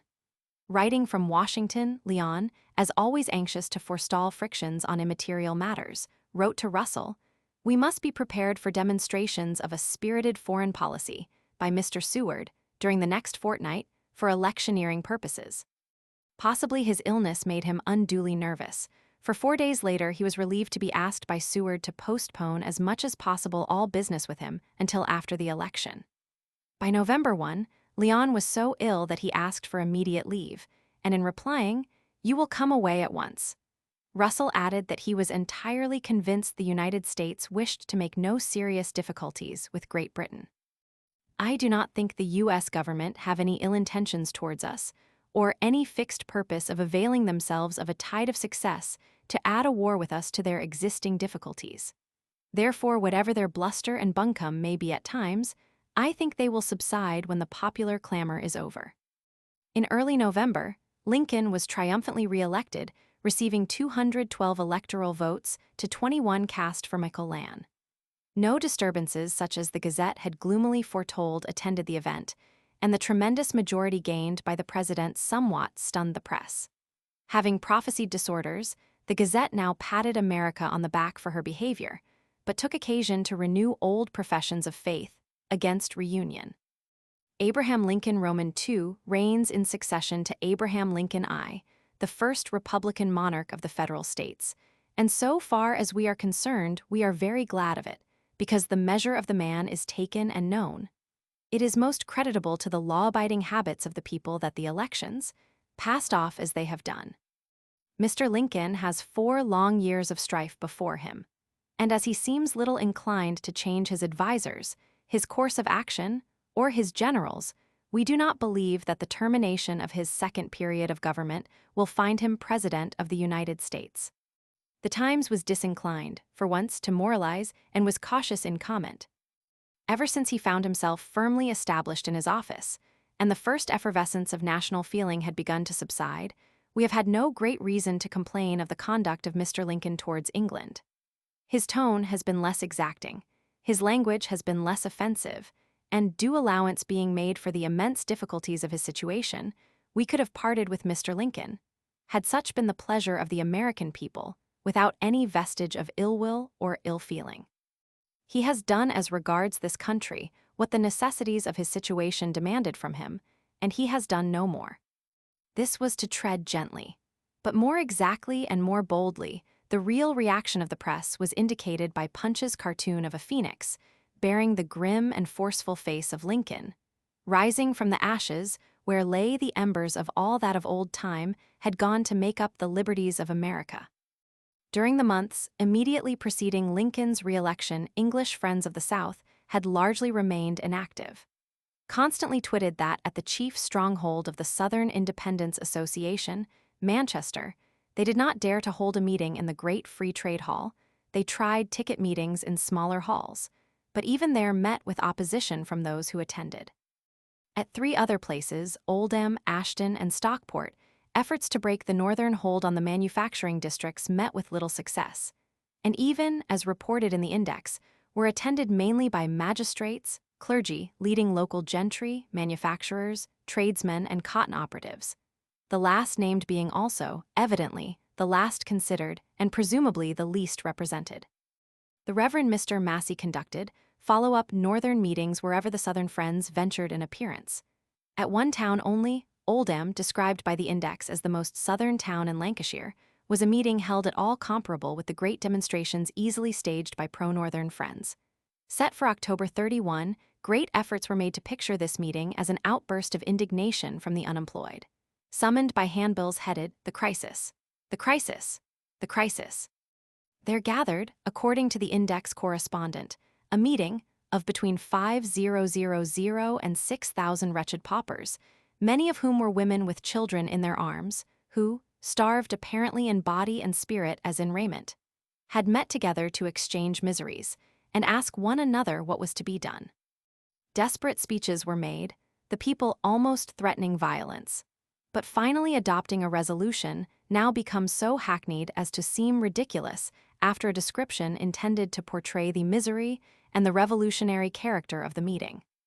That in consequence of the widespread distress that now prevails in the cotton districts by the continuance of the war in America, this meeting is desirous that Her Majesty's government should use their influence, together with France and other European powers, to bring both belligerents together in order to put a stop to the vast destruction of life and property that is now going on in that unhappy country. No doubt this spectacular meeting was organized for effect, but in truth it must have overshot the mark, for by October 1864, the distress in Lancashire was largely alleviated and the public knew it, while elsewhere in the cotton districts the mass of operative feeling was with the North. Even in Ireland, petitions were being circulated for signature among the working men, appealing to Irishmen in America to stand by the administration of Lincoln and to enlist in the Northern armies on the ground of emancipation. Here, indeed, was the insuperable barrier, in the fall of 1864, to public support of the South. Deny as he might the presence of the foul blot in Southern society, Hotsy, of the index, could not counteract that phrase. When the Confederate Congress at Richmond began, in the autumn of 1864, seriously to discuss a plan of transforming slaves into soldiers, putting guns in their hands, and thus replenishing the waning manpower of Southern armies, Hotsy was hard put to it to explain to his English readers that this was in fact no evidence of lowered strength, but rather a noble determination on the part of the South to permit the Negro to win his freedom by bearing arms in defense of his country. This was far-fetched for a journal that had long insisted upon the absolute incapacity of the black race. Proximity of dates, however, permits another interpretation of Hotsy's editorial of November 10, and indeed of the project of arming the slaves, though this, early in the spring of 1865, was actually provided for by law. On November 11, Slidell, Mason and Mann addressed to the powers of Europe a communication accompanying a Confederate manifesto, of which the blockade had long delayed transmissal. This manifesto set forth the objects of the Southern states and flatly demanded recognition. All they ask is immunity from interference with their internal peace and prosperity, and to be left in the undisturbed enjoyment of their inalienable rights of life, liberty, and the pursuit of happiness, which their common ancestry declared to be the equal heritage of all parties to the social compact. Russell replied, November 25.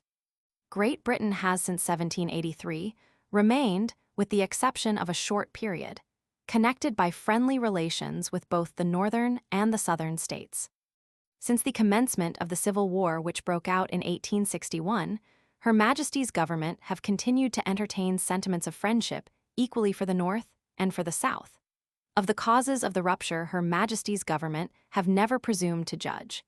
They deplored the commencement of this sanguinary struggle and anxiously look forward to the period of its termination. In the meantime, they are convinced that they best consult the interests of peace and respect the rights of all parties by observing a strict and impartial neutrality. Such a neutrality Her Majesty has faithfully maintained and will continue to maintain. If the Index did indeed hope for results from the manifesto, and had sought to bolster the appeal by dilating on a Southern plan to let the slaves win their freedom, the answer of Russell was disappointing. Yet at the moment, in spite of the effect of Lincoln's re-election, the current of alleged expert military opinion was again swinging in favor of the South. The Times scored Russell's answer, portraying him as attempting to pose as our mutual friend.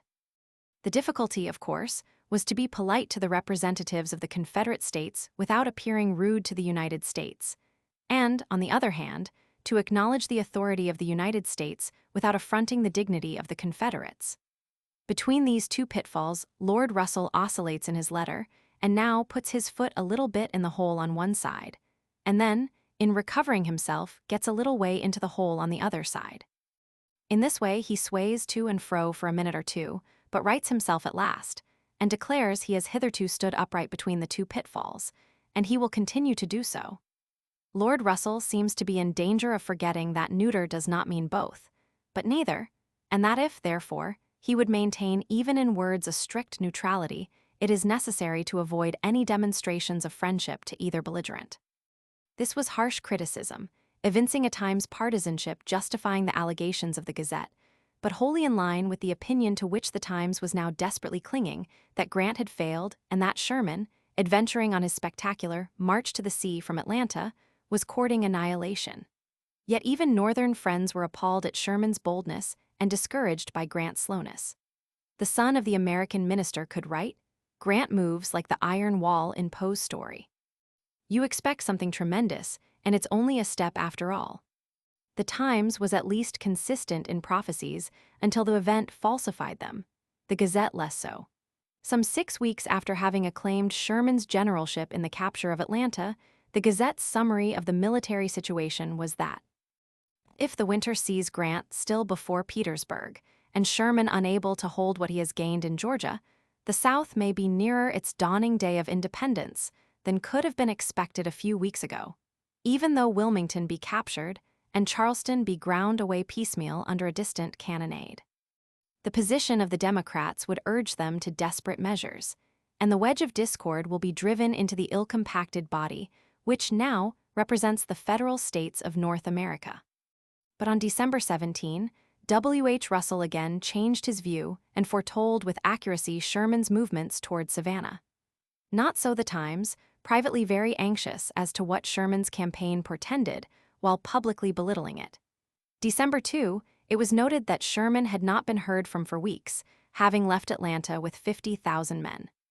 December 5, his objective was stated to be Savannah, and while the difficulties to be encountered were enumerated, no prophecy was indulged in. But on December 22, Sherman's move was called a desperate one, forced by his inability to retreat northward from Atlanta. If we turn to military affairs, we are informed that the great feature of the year is Sherman's expedition into Georgia. We are not yet able to say whether Sherman will succeed in escaping the fate of Bergen, but we know that his apparent rashness is excused by the fact that Sherman was unable to return on the way by which he came. So that the most remarkable feature of the war, according to the President, is the wild and desperate effort of an outmaneuvered general to extricate himself from a position which, whatever effect it may have had on the election, should never, on mere military grounds, have been occupied at all. This was followed up 4 days later by a long and careful review of Sherman's whole Western campaign, concluding with the dictum that his sole object now was to escape to some undefended point on the coast where he could be rescued by the Northern Navy. The war had taken a definite turn in favor of the South. It was impossible to conceive that Sherman would venture to attack Savannah. For the escape or safety of Sherman and his army, it is essential he should reach Beaufort, or some neighboring point on the seacoast, as rapidly as possible. Delay would be equivalent to ruin, and he will do nothing to create it. Rarely, if ever, did the Times, in its now eager and avowed championship, so definitely commit itself in an effort to preserve British confidence in the Southern cause.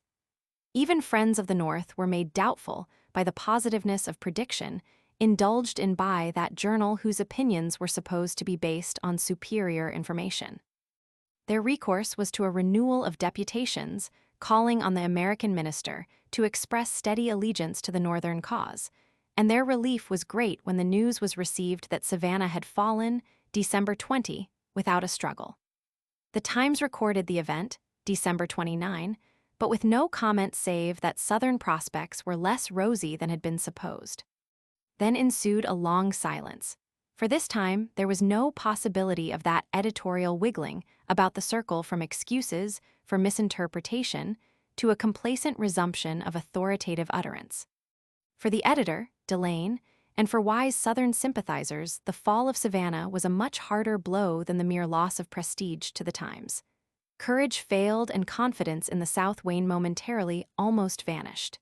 Nearly 2 weeks passed before the Times ventured to lift again the banner of hope, and even then, but half-heartedly. The capture of the city completes the history of Sherman's march, and stamps it as one of the ablest, certainly one of the most singular military achievements of the war. The advantage gained for the Federal cause by the possession of Savannah is yet to be shown. To Sherman and his army, the change of base is indisputably a change for the better. Assuming that his position at Atlanta was as desperate as shortness of supplies and an interrupted line of retreat could make it, the command of a point near the seacoast and free communication with the fleet is obviously an improvement. At the least, the Army secures full means of subsistence, and a point from which further operations may be commenced. On the other hand, the blow, as far as the Confederate government is concerned, is mitigated by the fact that Savannah has been little used as a seaport since the capture of Fort Pulaski by the Federals at an early stage of the war. But the fall of the city is a patent fact, and it would be absurd to deny that it has produced an impression unfavorable to the prestige of the Confederacy. Far more emphatic of ultimate Northern victory was the picture presented, though in sarcasm, by the Times New York correspondent, printed in this same issue. No disappointments, however fast they may follow on the heels of each other, can becloud the bright sunshine of conceit and self-worship that glows in the heart of the Yankee. His country is the first in the world, and he is the first man in it. Knock him down, and he will get up again and brush the dirt from his knees, not a bit the worse for the fall. If he do not win this time, he is bound to win the next. His motto is never say die. His manifest destiny is to go on prospering, and to prosper conquering and to conquer.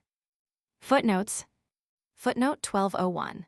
The Index, March 24, 1864, p. 189, quoting the reader for March 19.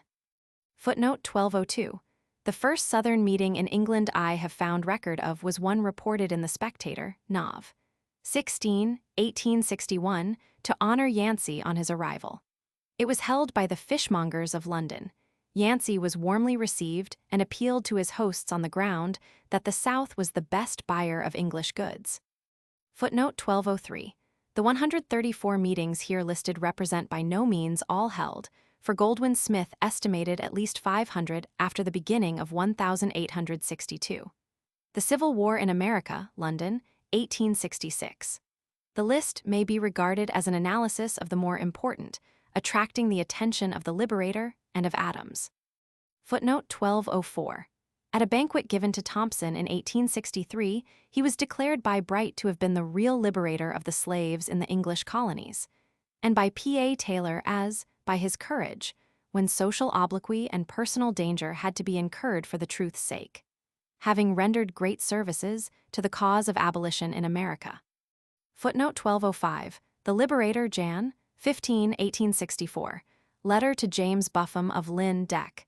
10, 1863. Footnote 1206. Goldwin Smith's pamphlet. The Civil War in America, an address read at the last meeting of the Manchester Union and Emancipation Society, held on January 26, 1866, pays a special tribute to Thomas Bailey Potter, MP, stating you boldly allied yourself with the workingmen in forming this association. Smith gives a 5-page list of other leading members, among whom, in addition to some Northern friends already named, are to be noted Thomas Hughes, Duncan McLaren, John Stuart Mill. There are 11 noted professors, among them Cairns, Thorold Rogers, and Fawcett. The publicity committee of this society during 3 years had issued and circulated upwards of 400,000 books, pamphlets, and tracts. Here, as previously, the activities of Americans in England are not included. Thus, George Francis Train, correspondent of the New York Herald, made 23 speeches between January 1861 and March 1862. Union speeches in England. Footnote 1207, for text of Lincoln's Pardon C. Trevelyan, Bright, p. 296. Lincoln gave the pardon, especially as a public mark of the esteem held by the United States of America for the high character and steady friendship of the said John Bright. The names of leading friends of the South have been given in Chapter 15. Footnote 1208. This was a commonplace of American writing at the time and long after. A Reverend C.B. Boynton published a book devoted to the thesis that England and France had united in a policy of repressing the development of America and Russia, English and French neutrality, and the Anglo-French alliance in their relations to the United States and Russia, Cincinnati, C.F. Vest and Co., 1864. Boynton wrote, "You have not come to the bottom of the conduct of Great Britain until you have touched that delicate and real foundation cause we are too large and strong a nation." Preface, p. 3. The work has no historical importance except that it was thought worth publication in 1864. Footnote 1212, The Times, August 4, 1864. Letters dated June 27 and July 5, 1864. Footnote 1213, A Cycle of Adams' Letters, Roman 2, p. 126. Henry Adams to his brother, May 13, 1864. The current is dead against us, and the atmosphere so uncongenial that the idea of the possibility of our success is not admitted. Footnote 1214, Ibid, p. 136. Henry Adams to his brother, June 3, 1864. Footnote 1216. This was written immediately after the battles of Vicksburg and Gettysburg, but the tone complained of was much more marked in 1864. Footnote 1217. The Times' average of editorials on the Civil War ran 2 in every 3 days until May 1864, and thereafter 1 in every 3 days. Footnote 1218. Russell wrote to John Bigelow, March 8, 1865.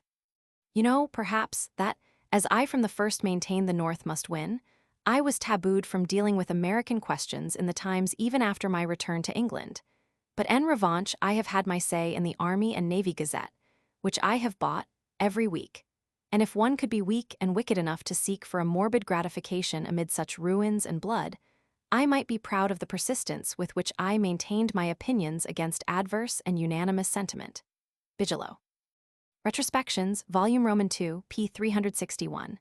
Also on June 5, 1865, Russell wrote in his diary, "Had the Times followed my advice, how different our position would be not only that of the leading journal, but of England. If ever I did state service, it was in my letters from America." Atkins, Life of W. H. Russell, Volume Roman 2, p. 115. See also Bigelow, Retrospections, IPP, 344-45. Russell was editor of the Gazette on its first appearance as a weekly, January 6, 1860, but left it to go to America. On his return, he settled down to his editorial task in November 1862, and thereafter, throughout the war, the Gazette may be regarded as reflecting his views. His entire letters from America to the Times constitute a most valuable picture of the months preceding the outbreak of war, but the contempt poured on the Northern Army for its defeat at Bull Run made Russell much disliked in the North. This dislike was bitterly displayed in a pamphlet by Andrew D. White, a letter to William Howard Russell, LL.D., on passages in his Diary North and South, published in London in 1863. Footnote 1222. Ibid, July 16, 1864. Similar articles and editorials might be quoted from many of the more important papers, but the Times and the Gazette will suffice as furnishing the keynote. I have not examined in detail the files of the Metropolitan Press beyond determining their general attitude on the Civil War and for occasional special references. Such examination has been sufficient, however, to warrant the conclusion that the weight of the Times in influencing opinion was very great. Collating statistics given in 1. Grants the newspaper press. 2. In a speech in Parliament by Edward Baines in 1864, Hansard, 3rd Sir, CLXXVP. 295, and 3. In Parliamentary Papers, 1861, Commons, Volume Roman 34, Return of the Registered Newspapers in the United Kingdom. From 30 June 1860 to 30 June 1861, the following facts of circulation are derived. A. Daily papers. 1. The Telegraph, evening, 150,000 neutral. 2. The Standard, morning and evening, 130,000 southern. Under the same management was also the Herald, morning, but with small circulation, southern. 3. The Times, morning, 70,000 southern. Grant says, the prestige of the Times was remarkable. The same articles appearing in other papers would not produce the same effect as in the Times. Of Delane, the editor, Grant declared, his name is just as well known throughout the civilized world as that of any of our European kings. The Times may indeed be called the monarch of the press. Grant, Roman 2, p. 53. 4. The Morning Advertiser, circulation uncertain, probably 50,000, but very largely taken in the trades, in public houses, and in the clubs, neutral. 5. The Daily News, morning, 6,000 northern. 6. The Morning Star, 5,500, but with evening edition 10,000 northern. Grant says that contrary to general belief, John Bright was never a shareholder, but at times raised money to meet deficits. The Star was regarded as an anti-British paper and was very unpopular. 7. The Morning Post, 4,500 southern. It was regarded as Palmerston's organ. 8. The Morning Chronicle, very small circulation in the 60s, neutral. B. Weekly papers. No approximate circulation figures are available, but these papers are placed by Grant in supposed order of subscribers. 1. Reynolds Weekly. Circulation upwards of 350,000. A penny paper, extreme liberal in politics, and very popular in the manufacturing districts, northern. 2. John Bull, southern, the country squire's paper. 3. The Spectator, northern. 4. The Saturday Review, southern. 5. The Economist, neutral. 6. The Press and St. James Chronicle, small circulation, southern. In addition to British newspapers listed above as northern in sentiment, the Liberator names for Great Britain as a whole Westminster Review, Nonconformist, British Standard, Birmingham Post, Manchester Examiner, Newcastle Chronicle, Caledonian Mercury, Belfast Whig, and some few others of lesser importance. Liberator, June 30, 1863. The attitude of the Manchester Guardian seemed to the Liberator to be like that of the Times. Footnote 1229. General Miquelon, the nominee of the convention, modified this in his letter of acceptance. Footnote 1234. According to the index, the French press was more divided than was the London press in portrayal of military events in America. The Cycle and the Opinion Nationale pictured Sherman as about to capture Atlanta. Readers of the Constitutional, Patrie Moniteur, and La France know quite well that Sherman has neither occupied the center, the circumference, nor indeed any part of the defenses of Atlanta, and that he was completely defeated by General Hood on July 22. Index Aug. 1864, p. 522. The Paris correspondent wrote, October 19, after the news was received of Sheridan's campaign in the Shenandoah Valley. The Cycle is triumphant. According to this humanitarian journal, whose sole policy consists in the expression of a double hatred, part of which it bestows on the priests, and part on the slave dealers, the American contest has assumed its last phase. The Confederates are running in breathless haste to demand pardon, and true patriotism is at last to meet with its reward. This great and noble result will be due to the Northern generals, who have carried military glory to so high a pitch without at the same time compromising American democracy. Your readers will doubtless consider that the writer of the above lines undertakes to speak on a subject of which he knows nothing. But what will they say of a writer who, in the same journal, thus expresses himself relative to the issues of the coming election? Lincoln being elected, the following will be the results. The South will lose courage and abandon the contest. The lands reduced to barrenness by servile labor will be again rendered productive by the labor of the freemen. The Confederates, who know only how to fight, and who are supported by the sweat of others, will purify and regenerate themselves by the exercise of their own brains and of their own hands. These strange remarks conclude with words of encouragement to the robust-shouldered, iron-fronted, firm-lipped Lincoln, and prayers for the welfare of the American brethren.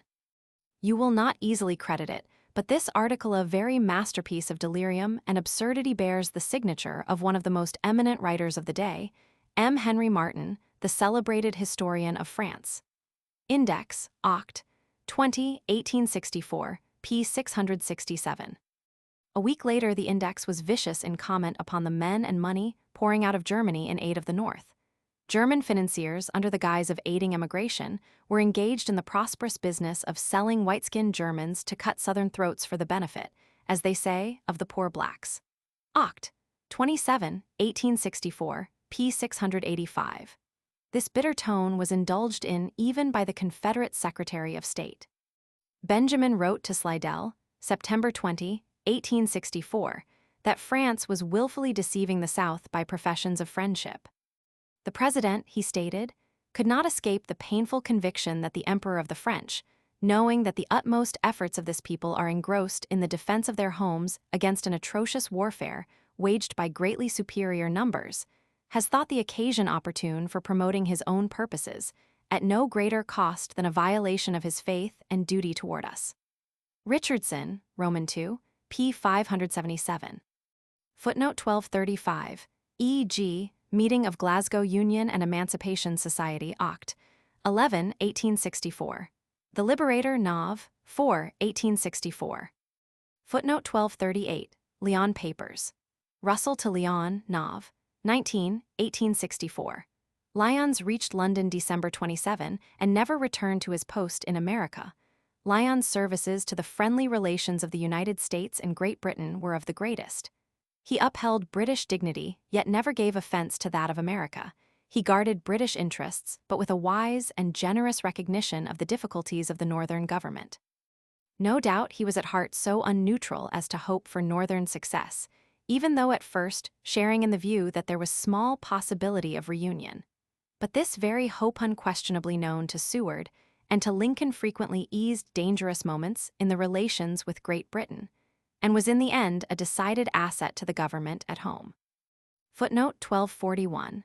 The gradual change in Punch's representation of a silly-faced Lincoln to one which bore the stamp of despotic ferocity is an interesting index of British opinion during the war.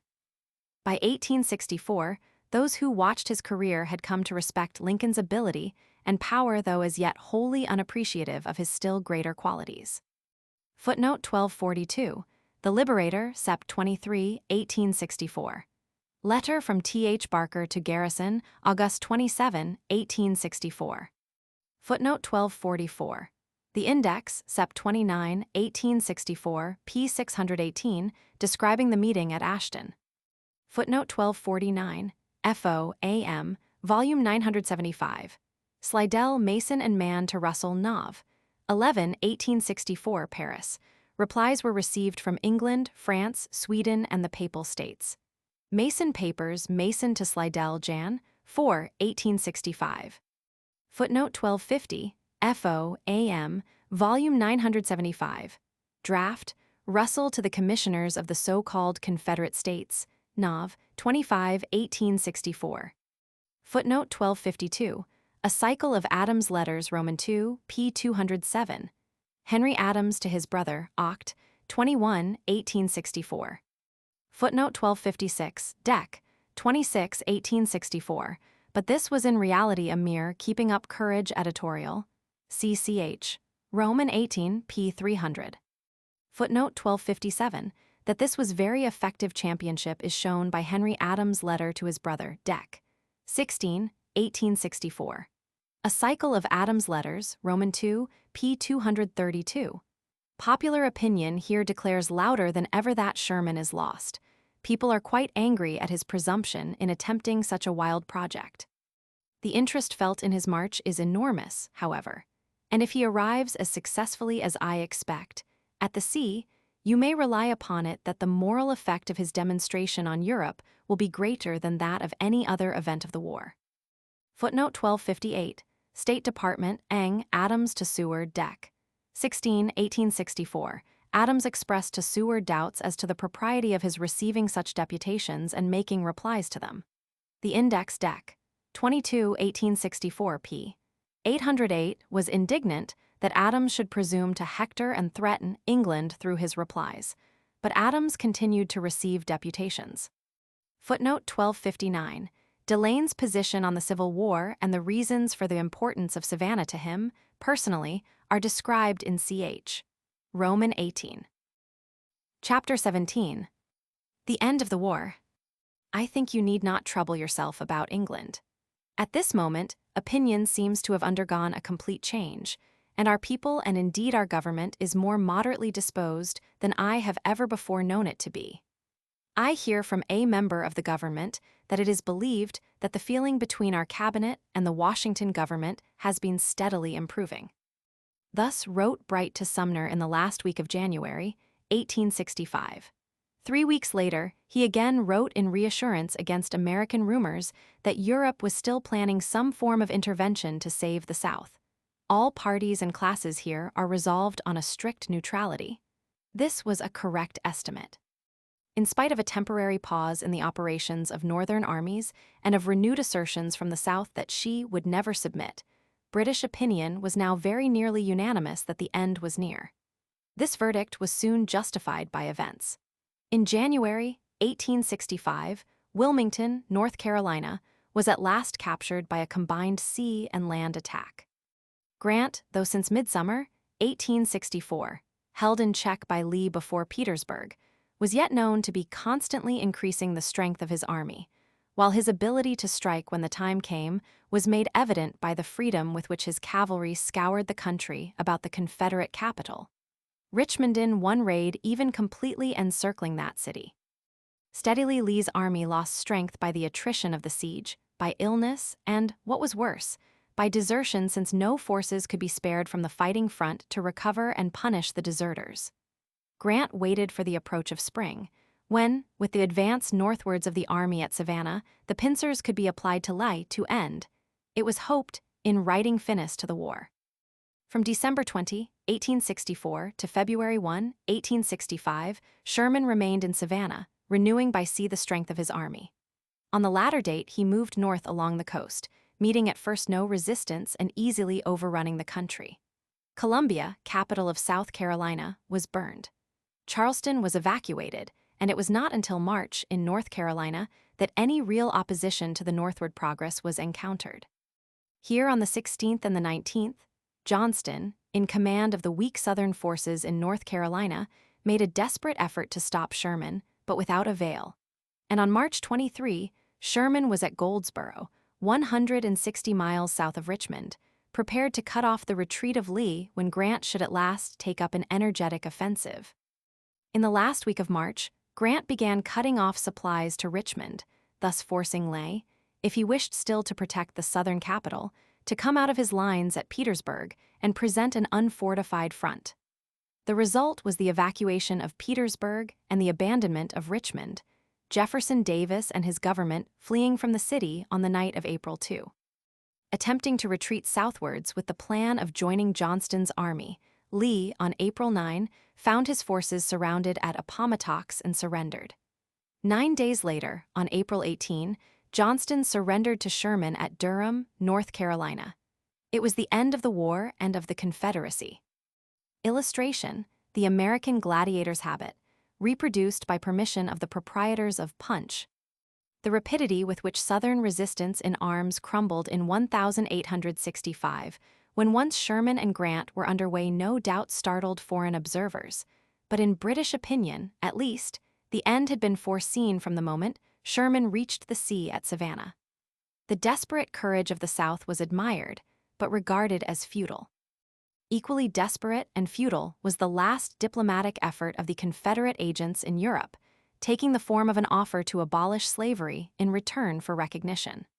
The plan originated with Benjamin, Southern Secretary of State, was hesitatingly approved by Davis, and was committed to Mason for negotiation with Great Britain. Mason, after his withdrawal from London, had been given duplicate powers in blank for any point to which emergencies might send him, thus becoming a sort of Confederate commissioner at large to Europe.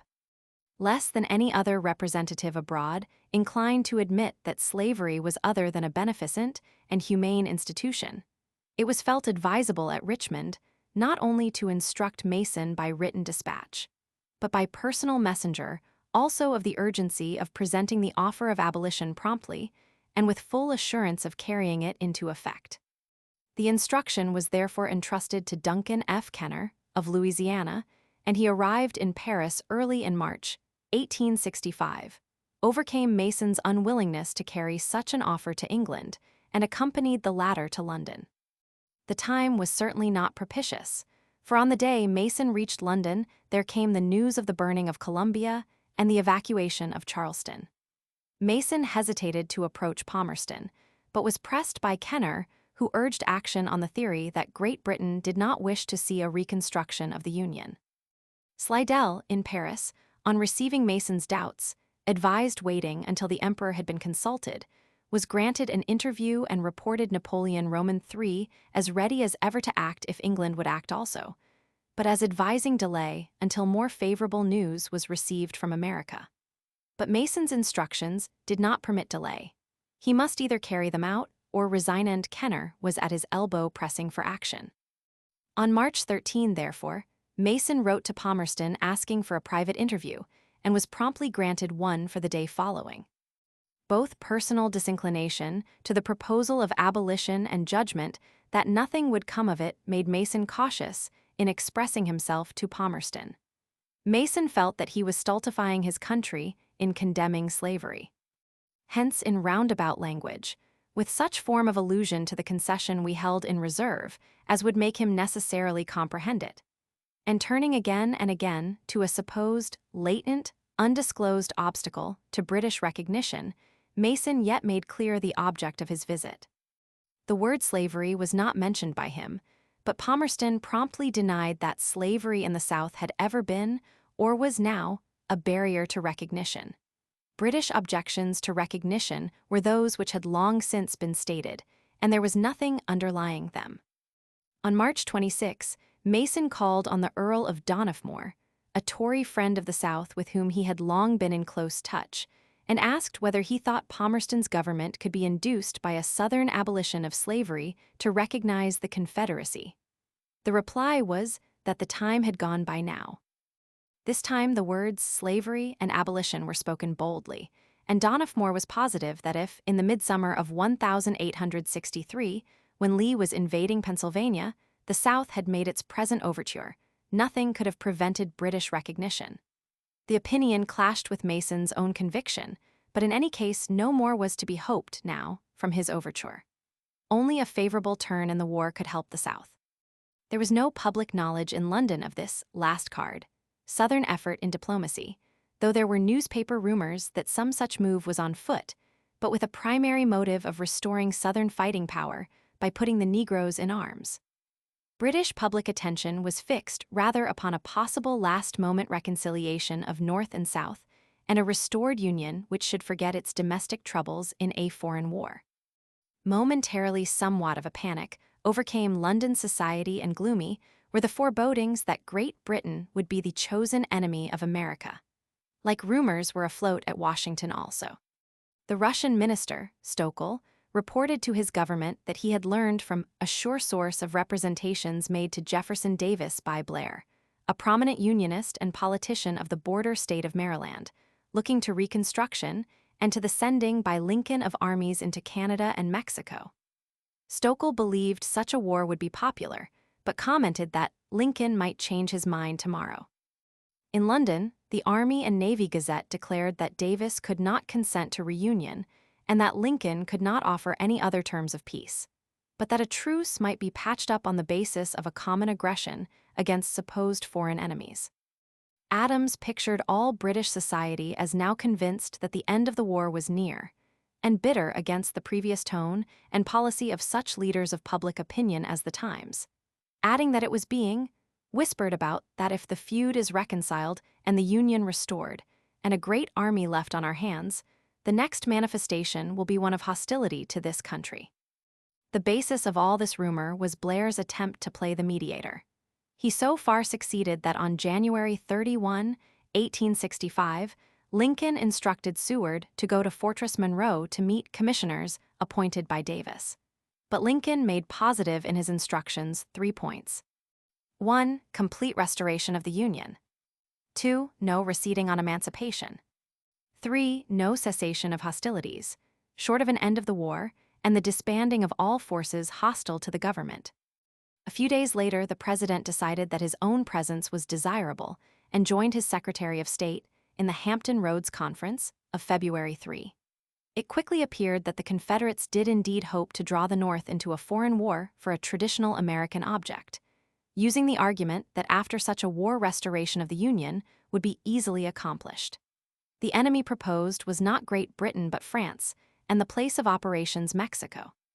There was much discussion of this plan between Seward and Stevens, the leading Southern commissioner, but Lincoln merely listened, and when pressed for comment stuck fast to his decision that no agreement whatever would be entered into until the South had laid down its arms. The Southerners urged that there was precedent for an agreement in advance of cessation of hostilities in the negotiations between Charles I and the Roundheads. Lincoln's reply was pithy. I do not profess to be posted in history. On all such matters, I turn you over to Seward. All I distinctly recollect about the case of Charles I is that he lost his head in the end. When news of the holding of this conference reached England, there occurred a panic on the stock exchange due to the uncertainty created by the prospect of an immediate end of the American war. The consternation, wrote Adams, was extraordinary. What did the United States intend to do? The impression is now very general that peace and restoration at home are synonymous with war with this country. There existed an extraordinary uneasiness and indefinite apprehension as to the future. So reported Adams to Seward, and he advised that it might be well for the United States to consider the question how far its policy may be adapted to quiet this disturbance. Due allowance should be made for the mortification of those leaders who had been so confident of Southern victory, and for expressions that might now fall from their lips. It was possible that reassurances given by the United States might aid in the coming elections in retaining the government in power evidently, in Adams' opinion, a result to be desired. Adams' advice as to the forthcoming elections was but repetition of that given earlier and with more emphasis. Apparently Seward was then in no mood to act on it, for his reply was distinctly belligerent in tone, recapitulating British and Canadian offenses in permitting the enemy to use their shores, and asserting that the measures now proposed of abrogating the Reciprocity Treaty of 1854 with Canada and the Agreement of 1817 prohibiting armaments on the Great Lakes were but defensive measures required to protect American soil. These matters Adams had been instructed to take up with Russell, but with discretion as to time, and he had ventured to postpone them as inopportune. Professing entire agreement with the justice of Seward's complaints, he nevertheless wrote that to press them, at this moment, would be only playing into the hands of the mischief-makers and disarming our own friends. The day before this was written home Seward, at Washington, on March 8, recalled his instruction as to the agreement of 1817, stating that Russell might be informed the United States had no intention of increasing its armaments on the Great Lakes. Thus, there were incidents offering ground for a British excitement over a prospective war with America, even though no such intention was seriously entertained by the North. The British government did not share this fear, but Delane, of the Times, kept it alive in the public mind, and indeed was sincere in efforts to arouse his readers to the danger. I do not know what grounds Delane has for it, wrote W. H. Russell to his American friend Bigelow, but he is quite sure Uncle Samuel is about to finish off the dreadful Civil War with another war with us scarcely less horrible. Governmental circles, however, belittled the agitation. Burnley, temporarily representing England at Washington, was assured by Seward, and so reported, that all these rumors of a foreign war were of Southern origin, had in fact been actually elaborated at the Hampton Roads Conference, but were perfectly understood by the North as but part of the Southern game, and that the Southern offer had been flatly refused. In a parliamentary debate in the Commons on March 13, arising out of governmental estimates for military expenditures in Canada, opportunity was given for a discussion of relations with America. A few members gave voice to the fear of war, but the general tone of the debate was one of confidence in the continuance of peaceful relations. Bright, in a vigorous and witty speech, threw right and left criticisms of Parliament, the press, and individuals, not sparing members of the government, but expressed the utmost confidence in the pacific policy of Lincoln. As one known to be in close touch with America, his words carried weight. Palmerston gave assurances that the present relations between the two governments were perfectly friendly and satisfactory. The effect of the debate, reported Adams, was to quiet the panic, yet at the same time England was now awake to, and somewhat alarmed by, America's prodigious development of physical power during the war. To quiet this, Adams recommended prudence and moderation in tone. Thus the actual cessation of hostilities in America and the possible effect of this event on foreign relations had been for some time anticipated and estimated in Great Britain. The news of Lee's surrender, therefore, caused no great surprise since the Times and other papers had been preparing the public for it. Newspaper comment on the event followed closely that of the Times, rendering honor to the militant qualities of the South and to Lee, but writing finis to the war. Such is the end of the great army which, organized by the extraordinary genius of one man, aided by several other commanders of eminent ability, has done such wonders in this war.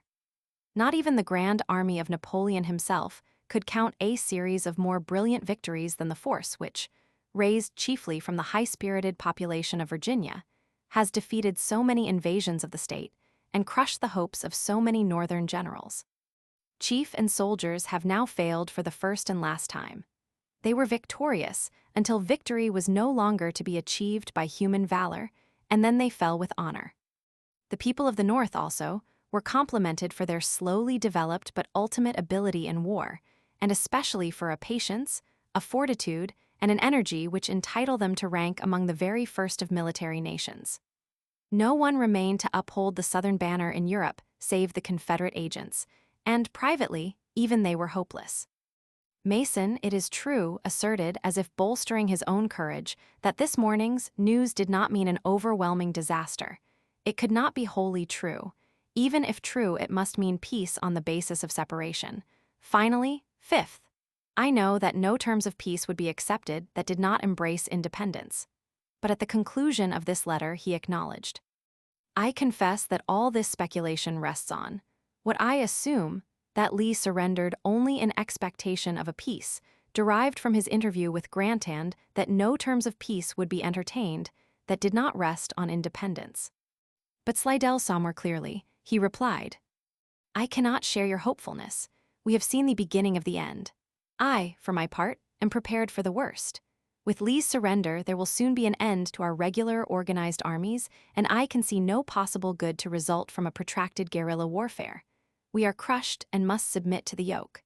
Our children must bide their time for vengeance, but you and I will never revisit our homes under our glorious flag.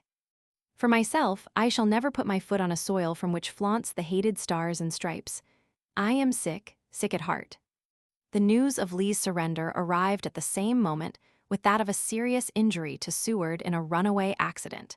And in its editorial on the end of the war, the Times took occasion to pay a tribute to the statesman whom it had been accustomed to berate.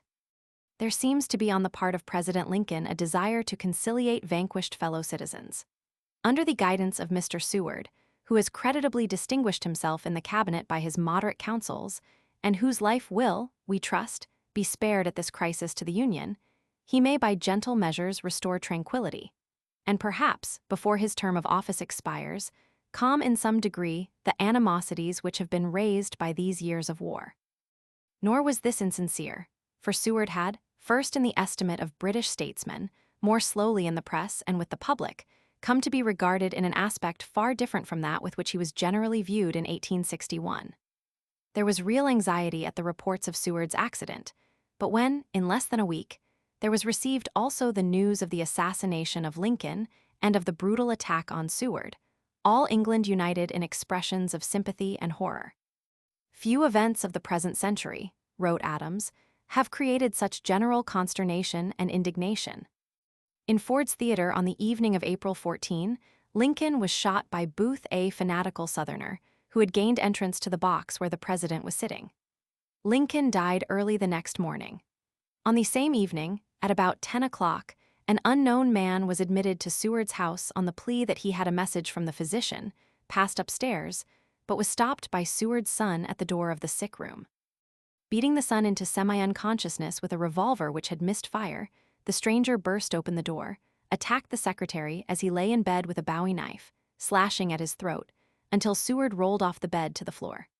Seward's throat was cut on both sides, his right cheek nearly severed from his face. His life was saved, probably, because of an iron frame worn to support the jaw fractured in the runaway accident 9 days before. The assailant fought his way out of the house and escaped. For some days Seward's life was despaired of, whether from his injuries or from shock. These tragic occurrences were the outcome of a revengeful spirit in the hearts of a few extreme Southerners, and in no sense represented the feeling of the South. It was inevitable, however, that abroad so horrible a crime should react both to the detriment of the Confederacy and to the advantage of the North. Sympathy with the North took the form of a sudden exaltation of the personality of Lincoln, bringing out characterizations of the man far different from those which had been his earlier in the war. The presence of a rural attorney in the presidential office had seemed like the irony of fate in the great crisis of 1861. Even so acute an observer as Leon could then write, Mr. Lincoln has not hitherto given proof of his possessing any natural talents to compensate for his ignorance of everything but Illinois village politics. He seems to be well-meaning and conscientious, in the measure of his understanding, but not much more. But Leon was no more blind than his contemporaries, for nearly all characterizations, whether American or foreign, were of like nature. But the slow progress of the years of war had brought a different estimate of Lincoln, a curious blending of admiration for the growth of his personal authority and for his steadiness of purpose, with criticism of his alleged despotism. Now, with his death, following so closely the collapse of the Confederacy, there poured out from British press and public a great stream of laudation for Lincoln, almost amounting to a national recantation. In this process of whitening Abraham's tomb, as a few dyed-in-the-wool Southern sympathizers called it, Punch led the way in a poem by Tom Taylor. You lay a wreath on murdered Lincoln's bier, you, who with mocking pencil want a trace, broad for the self-complacent British sneer, his length of shambling limb, his furrowed face. Yes, he had lived to shame me from my sneer, to lay my pencil and confute my pen to make me on this hind of prince's peer, this rail-splitter a true-born king of men. Less emotional than most papers, but with a truer estimate of Lincoln, stood the Times. Severely reprobating the act of Booth and prophesying a disastrous effect in the treatment of the conquered South, it proceeded. Starting from a humble position to one of the greatest eminence, and adopted by the Republican Party as a makeshift, simply because Mr. Seward and their other prominent leaders were obnoxious to different sections of the party, it was natural that his career should be watched with jealous suspicion.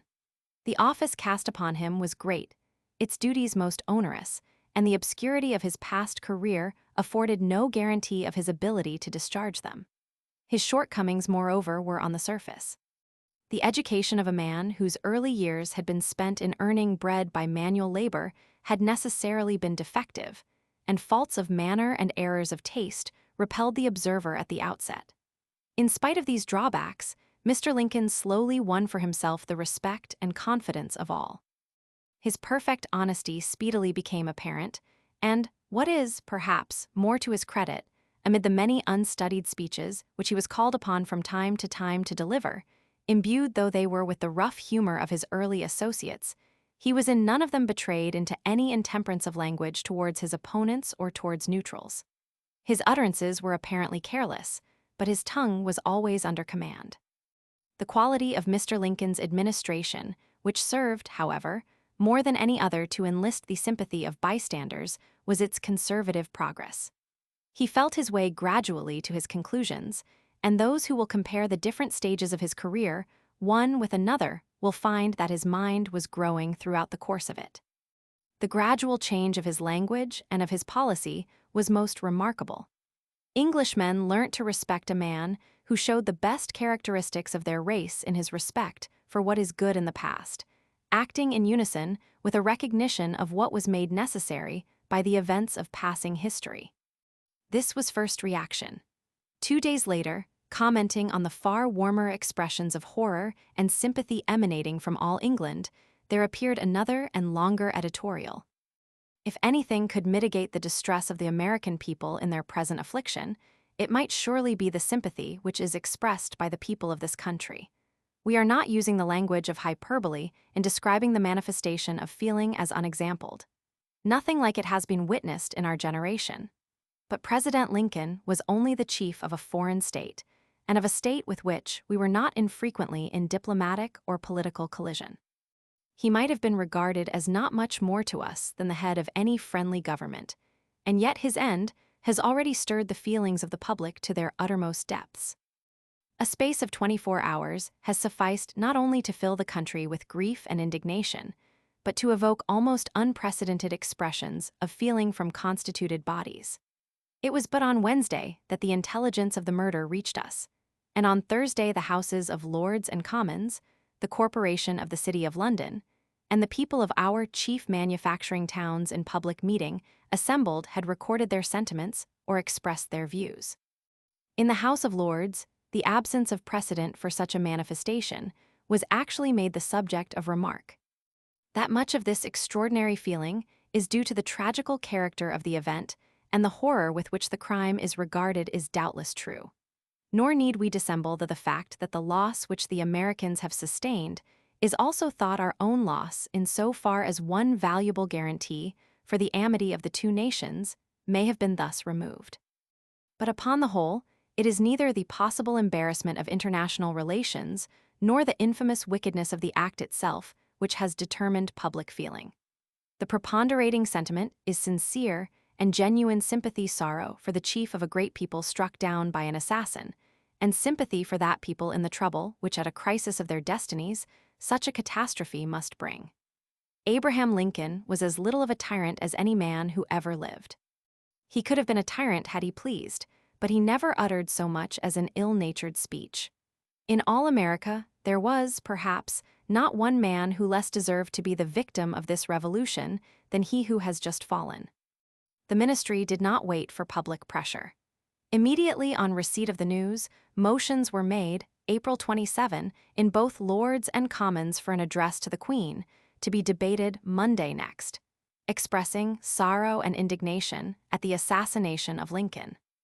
April 28, Russell instructed Bruce to express at Washington that the government, the Parliament, and the nation are affected by a unanimous feeling of abhorrence of the criminals guilty of these cowardly and atrocious crimes, and sympathy for the government and people of the United States.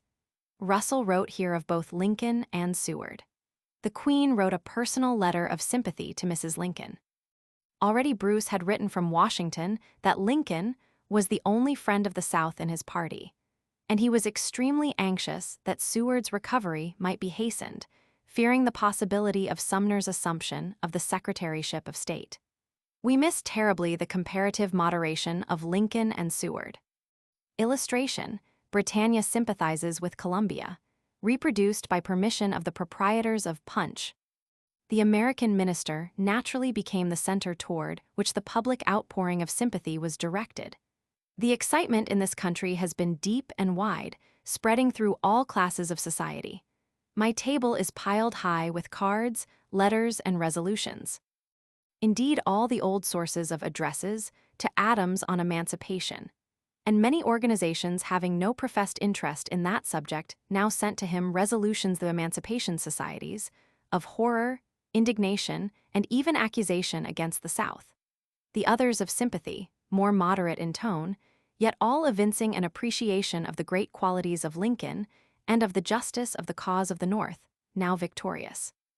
Within 2 weeks, Adams reported over 400 such addresses from emancipation societies, chambers of commerce, trades unions, municipalities, boroughs, churches, indeed from every known type of British organizations. On May 1, the motion for the address to the Crown came up for debate. In the Lords, Russell emphasized the kindly and forgiving qualities of Lincoln as just those needed in America, and now lost by his death. Derby, for the opposition, expressed the horror of the world at Booth's act, joined in expressions of sympathy to the United States, but repeated the old phrase about the North fighting for empire, the South for independence, and hinted that the unusual step now being taken by Parliament had in it a political object, meaning that the motion had been introduced in the hope of easing American irritation with Great Britain. It was not a tactful speech, but Derby's lieutenant in the Commons, Disraeli, saved his party from criticism by what was distinctly the most thoughtful and best prepared utterance of the day. Palmerston was ill. The government speech was made by Grey, who incautiously began by asserting that the majority of the people of Great Britain had always been on the side of the North, and was met by cries of "No, no," and "Hear, hear." Disraeli concluded the debate. He said, "There are rare instances when the sympathy of a nation approaches those tenderer feelings that, generally speaking, are supposed to be peculiar to the individual, and to form the happy privilege of private life. And this is one. Under all circumstances, we should have bewailed the catastrophe at Washington. Under all circumstances, we should have shuddered at the means by which it was accomplished. But in the character of the victim, and even in the accessories of his last moments, there is something so homely and so innocent that it takes, as it were, the subject out of all the pomp of history and the ceremonial of diplomacy. It touches the heart of nations, and appeals to the domestic sentiment of mankind. Sir, whatever the various and varying opinions in this House, and in the country generally on the policy of the late President of the United States, on this, I think, all must agree that in one of the severest trials which ever tested the moral qualities of man, he fulfilled his duty with simplicity and strength. Nor is it possible for the people of England, at such a moment, to forget that he sprang from the same fatherland and spoke the same mother tongue. When such crimes are perpetrated, the public mind is apt to fall into gloom and perplexity, for it is ignorant alike of the causes and the consequences of such deeds. But it is one of our duties to reassure the country under unreasoning panic or despondency. Assassination has never changed the history of the world. In expressing our unaffected and profound sympathy with the citizens of the United States at the untimely end of their elected chief, let us not, therefore, sanction any feeling of depression, but rather let us express a fervent hope that from out the awful trials of the last 4 years, of which not the least is this violent demise, the various populations of North America may issue elevated and chastened, rich in that accumulated wisdom, and strong in that disciplined energy which a young nation can only acquire in a protracted and perilous struggle. Then they will be enabled not merely to renew their career of power and prosperity, but they will renew it to contribute to the general happiness of mankind. It is with these feelings, sir, that I second the address to the Crown. Lincoln's assassination served to bring out not only British popular sympathy, but also the certitude that the war was over and the North victorious. But officially the government had not yet recognized this. Even as early as January 1865, Seward had returned to the old proposal that the nations of Europe should withdraw their recognition of Southern belligerent rights, and in March he had asked Stokel, the Russian minister, whether Russia would not lead in the suggestion of this measure to England and France. Meanwhile, Sherman's army was rapidly advancing northward, and reports were arriving of its pillagings and burnings. March 20, Gregory asked in the Commons whether the government was taking any steps to prevent the destruction of British property, and received from Layard an evasive reply. Merely a confident hope had been expressed to the United States that every facility will be given to British subjects to prove ownership of property. Evidently, the government was not eager to raise irritating questions at a moment when all eyes were strained to observe the concluding events of the war. Then came the news of Lee's surrender and of the assassination of Lincoln, with the attack on Seward, already incapacitated from active duties. Seward's illness delayed American pressure on England, a fortunate circumstance in the relations with Great Britain in that it gave time for a clearer appreciation of the rapidity and completeness of the collapse of the South. May 15, Lord Houghton asked whether the government did not intend, in view of recent events in America, to withdraw the admission of belligerent rights conceded to the so-called Confederate States. Russell promptly objected to the form of the question. England had not conceded any rights to the South. She had merely issued a proclamation of neutrality after Lincoln had declared the existence of a war by proclaiming a blockade. England had had no other recourse, unless she chose to refuse recognition of the blockade, and this would have drawn her into the war. As to a withdrawal of the neutrality proclamation, this must wait upon official announcement from the United States that the war was at an end. Texas was still in arms and Galveston still blockaded, and for this section, the United States would no doubt continue to exercise on neutral vessels a belligerent right of search. It followed that if Great Britain did prematurely withdraw her proclamation of neutrality and the United States searched a British vessel, it would be the exercise of a right of search in time of peace, an act against which Great Britain would be bound to make vigorous protest. Hence, England must wait on American action proclaiming the end of the war. Russell concluded by expressing gratification at the prospect of peace. But matters were not to take this orderly and logical course. Seward, though still extremely weak and confined to his home, was eager to resume the duties of office, and on May 9 a cabinet was held at his house. A week later, Bruce wrote to Russell in some anxiety that America was about to demand the withdrawal by Great Britain of belligerent rights to the South, that if Great Britain would but act before such a demand was made, it would serve to continue the existing good feeling in America created by the sympathy over Lincoln's death, and especially that there was a decided danger to good relations in the fact that Confederate cruisers were still at large. He urged that orders should be sent to stop their presence in British colonial ports, securing coal and supplies. 3 days later, Bruce repeated his warning. This was, apparently, a complication unforeseen at the Foreign Office. In any case, Russell at once made a complete face-about from the policy he had outlined in reply to Lord Houghton.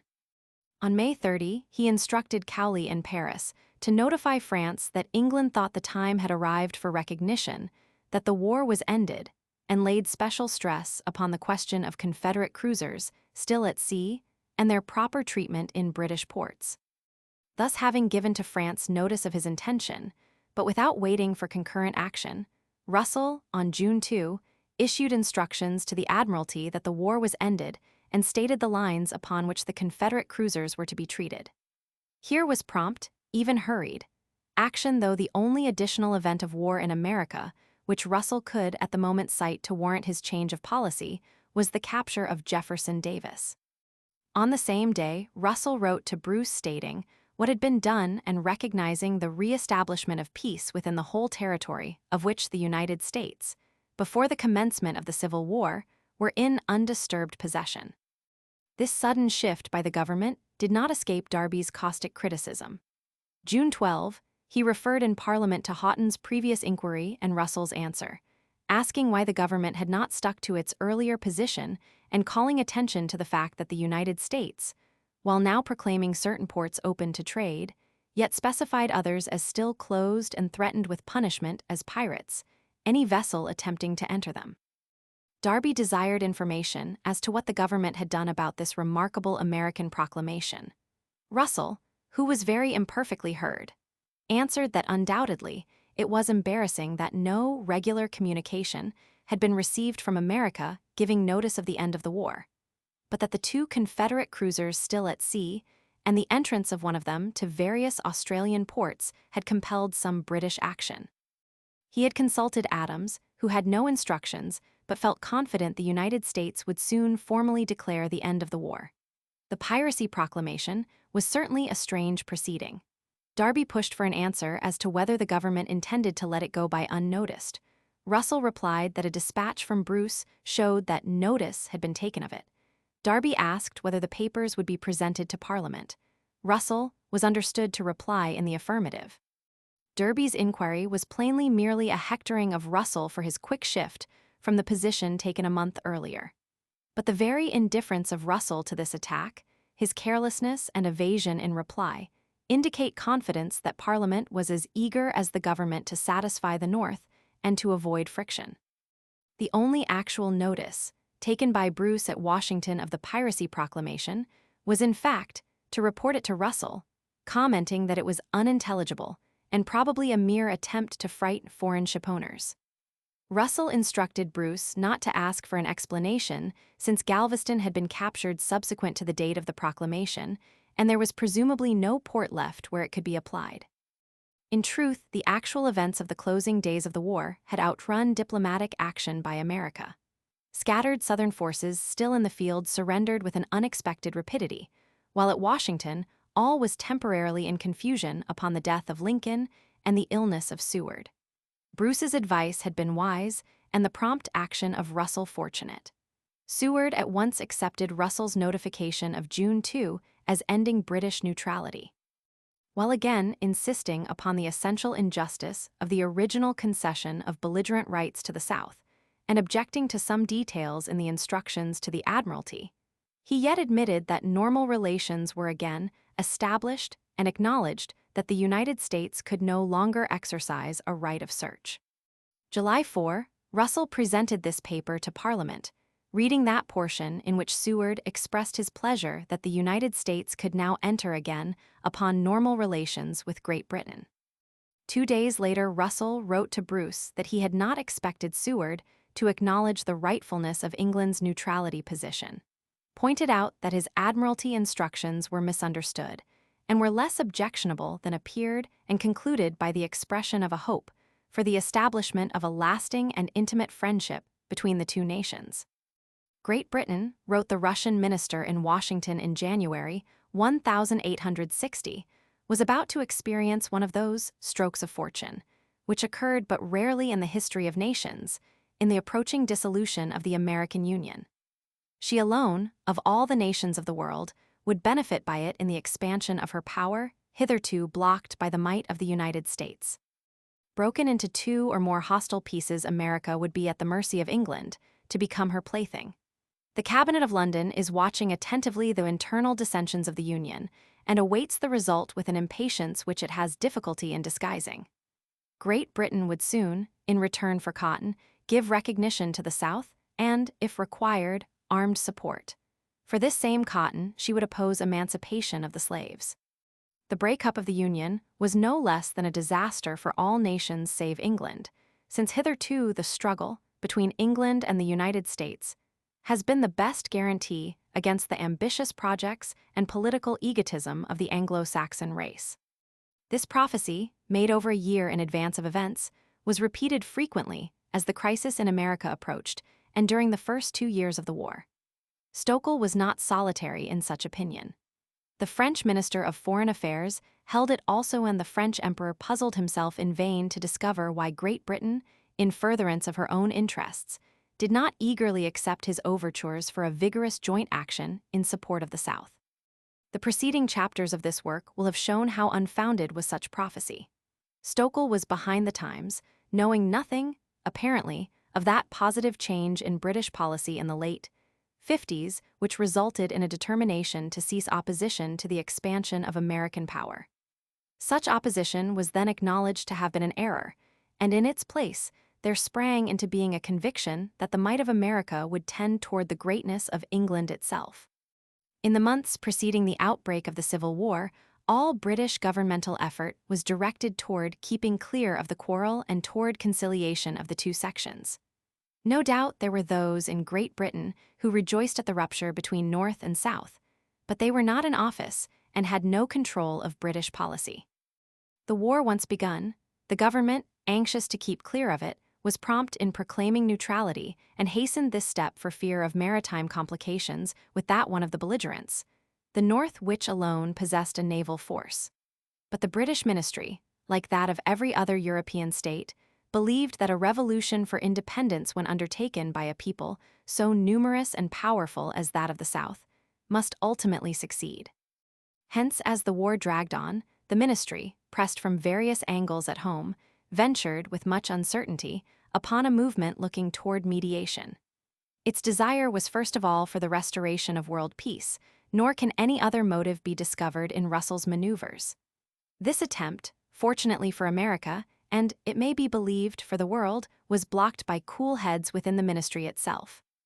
There was quick and, as it proved, permanent readjustment of policy to the earlier decision not to meddle in the American crisis. This very failure to meddle was cause of great complaint by both North and South, each expectant, from divergent reasons, of British sympathy and aid.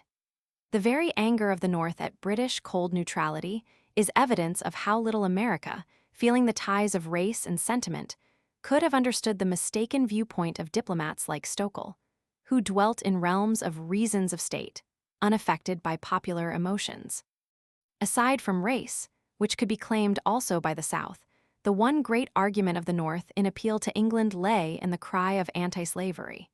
But the leaders of the North denied its pertinence. Itself unsympathetic with the emotions of emancipation societies at home, the British government settled down by the end of 1862 to a fixed policy of strict neutrality. In all this, the government but pursued that line which is the business of governments, the preservation of the prosperity and power of the state. With the unexpected prolongation of the war and the British recognition of the Northern will to conquer, there came, as is evident from a scrutiny of Russell's diplomatic tone and acts, a growing belief that the North might after all succeed in its purpose, at least of subjugating the South. This would mean the possibility of continuing that policy of friendship for a united America which had been determined upon in the 50s. Here was no special sympathy, but merely a cool calculation of benefits to Great Britain, but there can be no question that the general attitude of the government by midsummer of 1863 was distinctly favorable to a restored union. A friendly neutrality began to replace a cold neutrality. But it is the business of governments not merely to guard national interests and prosperity, they also must guard their own authority and seek to remain in political power. Here emancipation, never greatly stirring the leaders, whether Whig or Tory, exercised an increasing pressure by the force of public approval.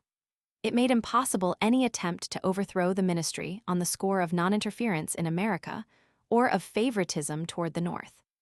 It gave to an enthusiastic and vociferous section of the British public just ground for strong support of Lincoln and his cause, and in some degree it affected governmental attitude.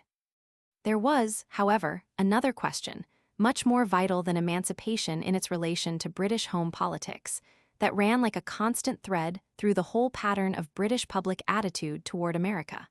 It had always been so since the days of the American Revolution, and now was accentuated by the American War.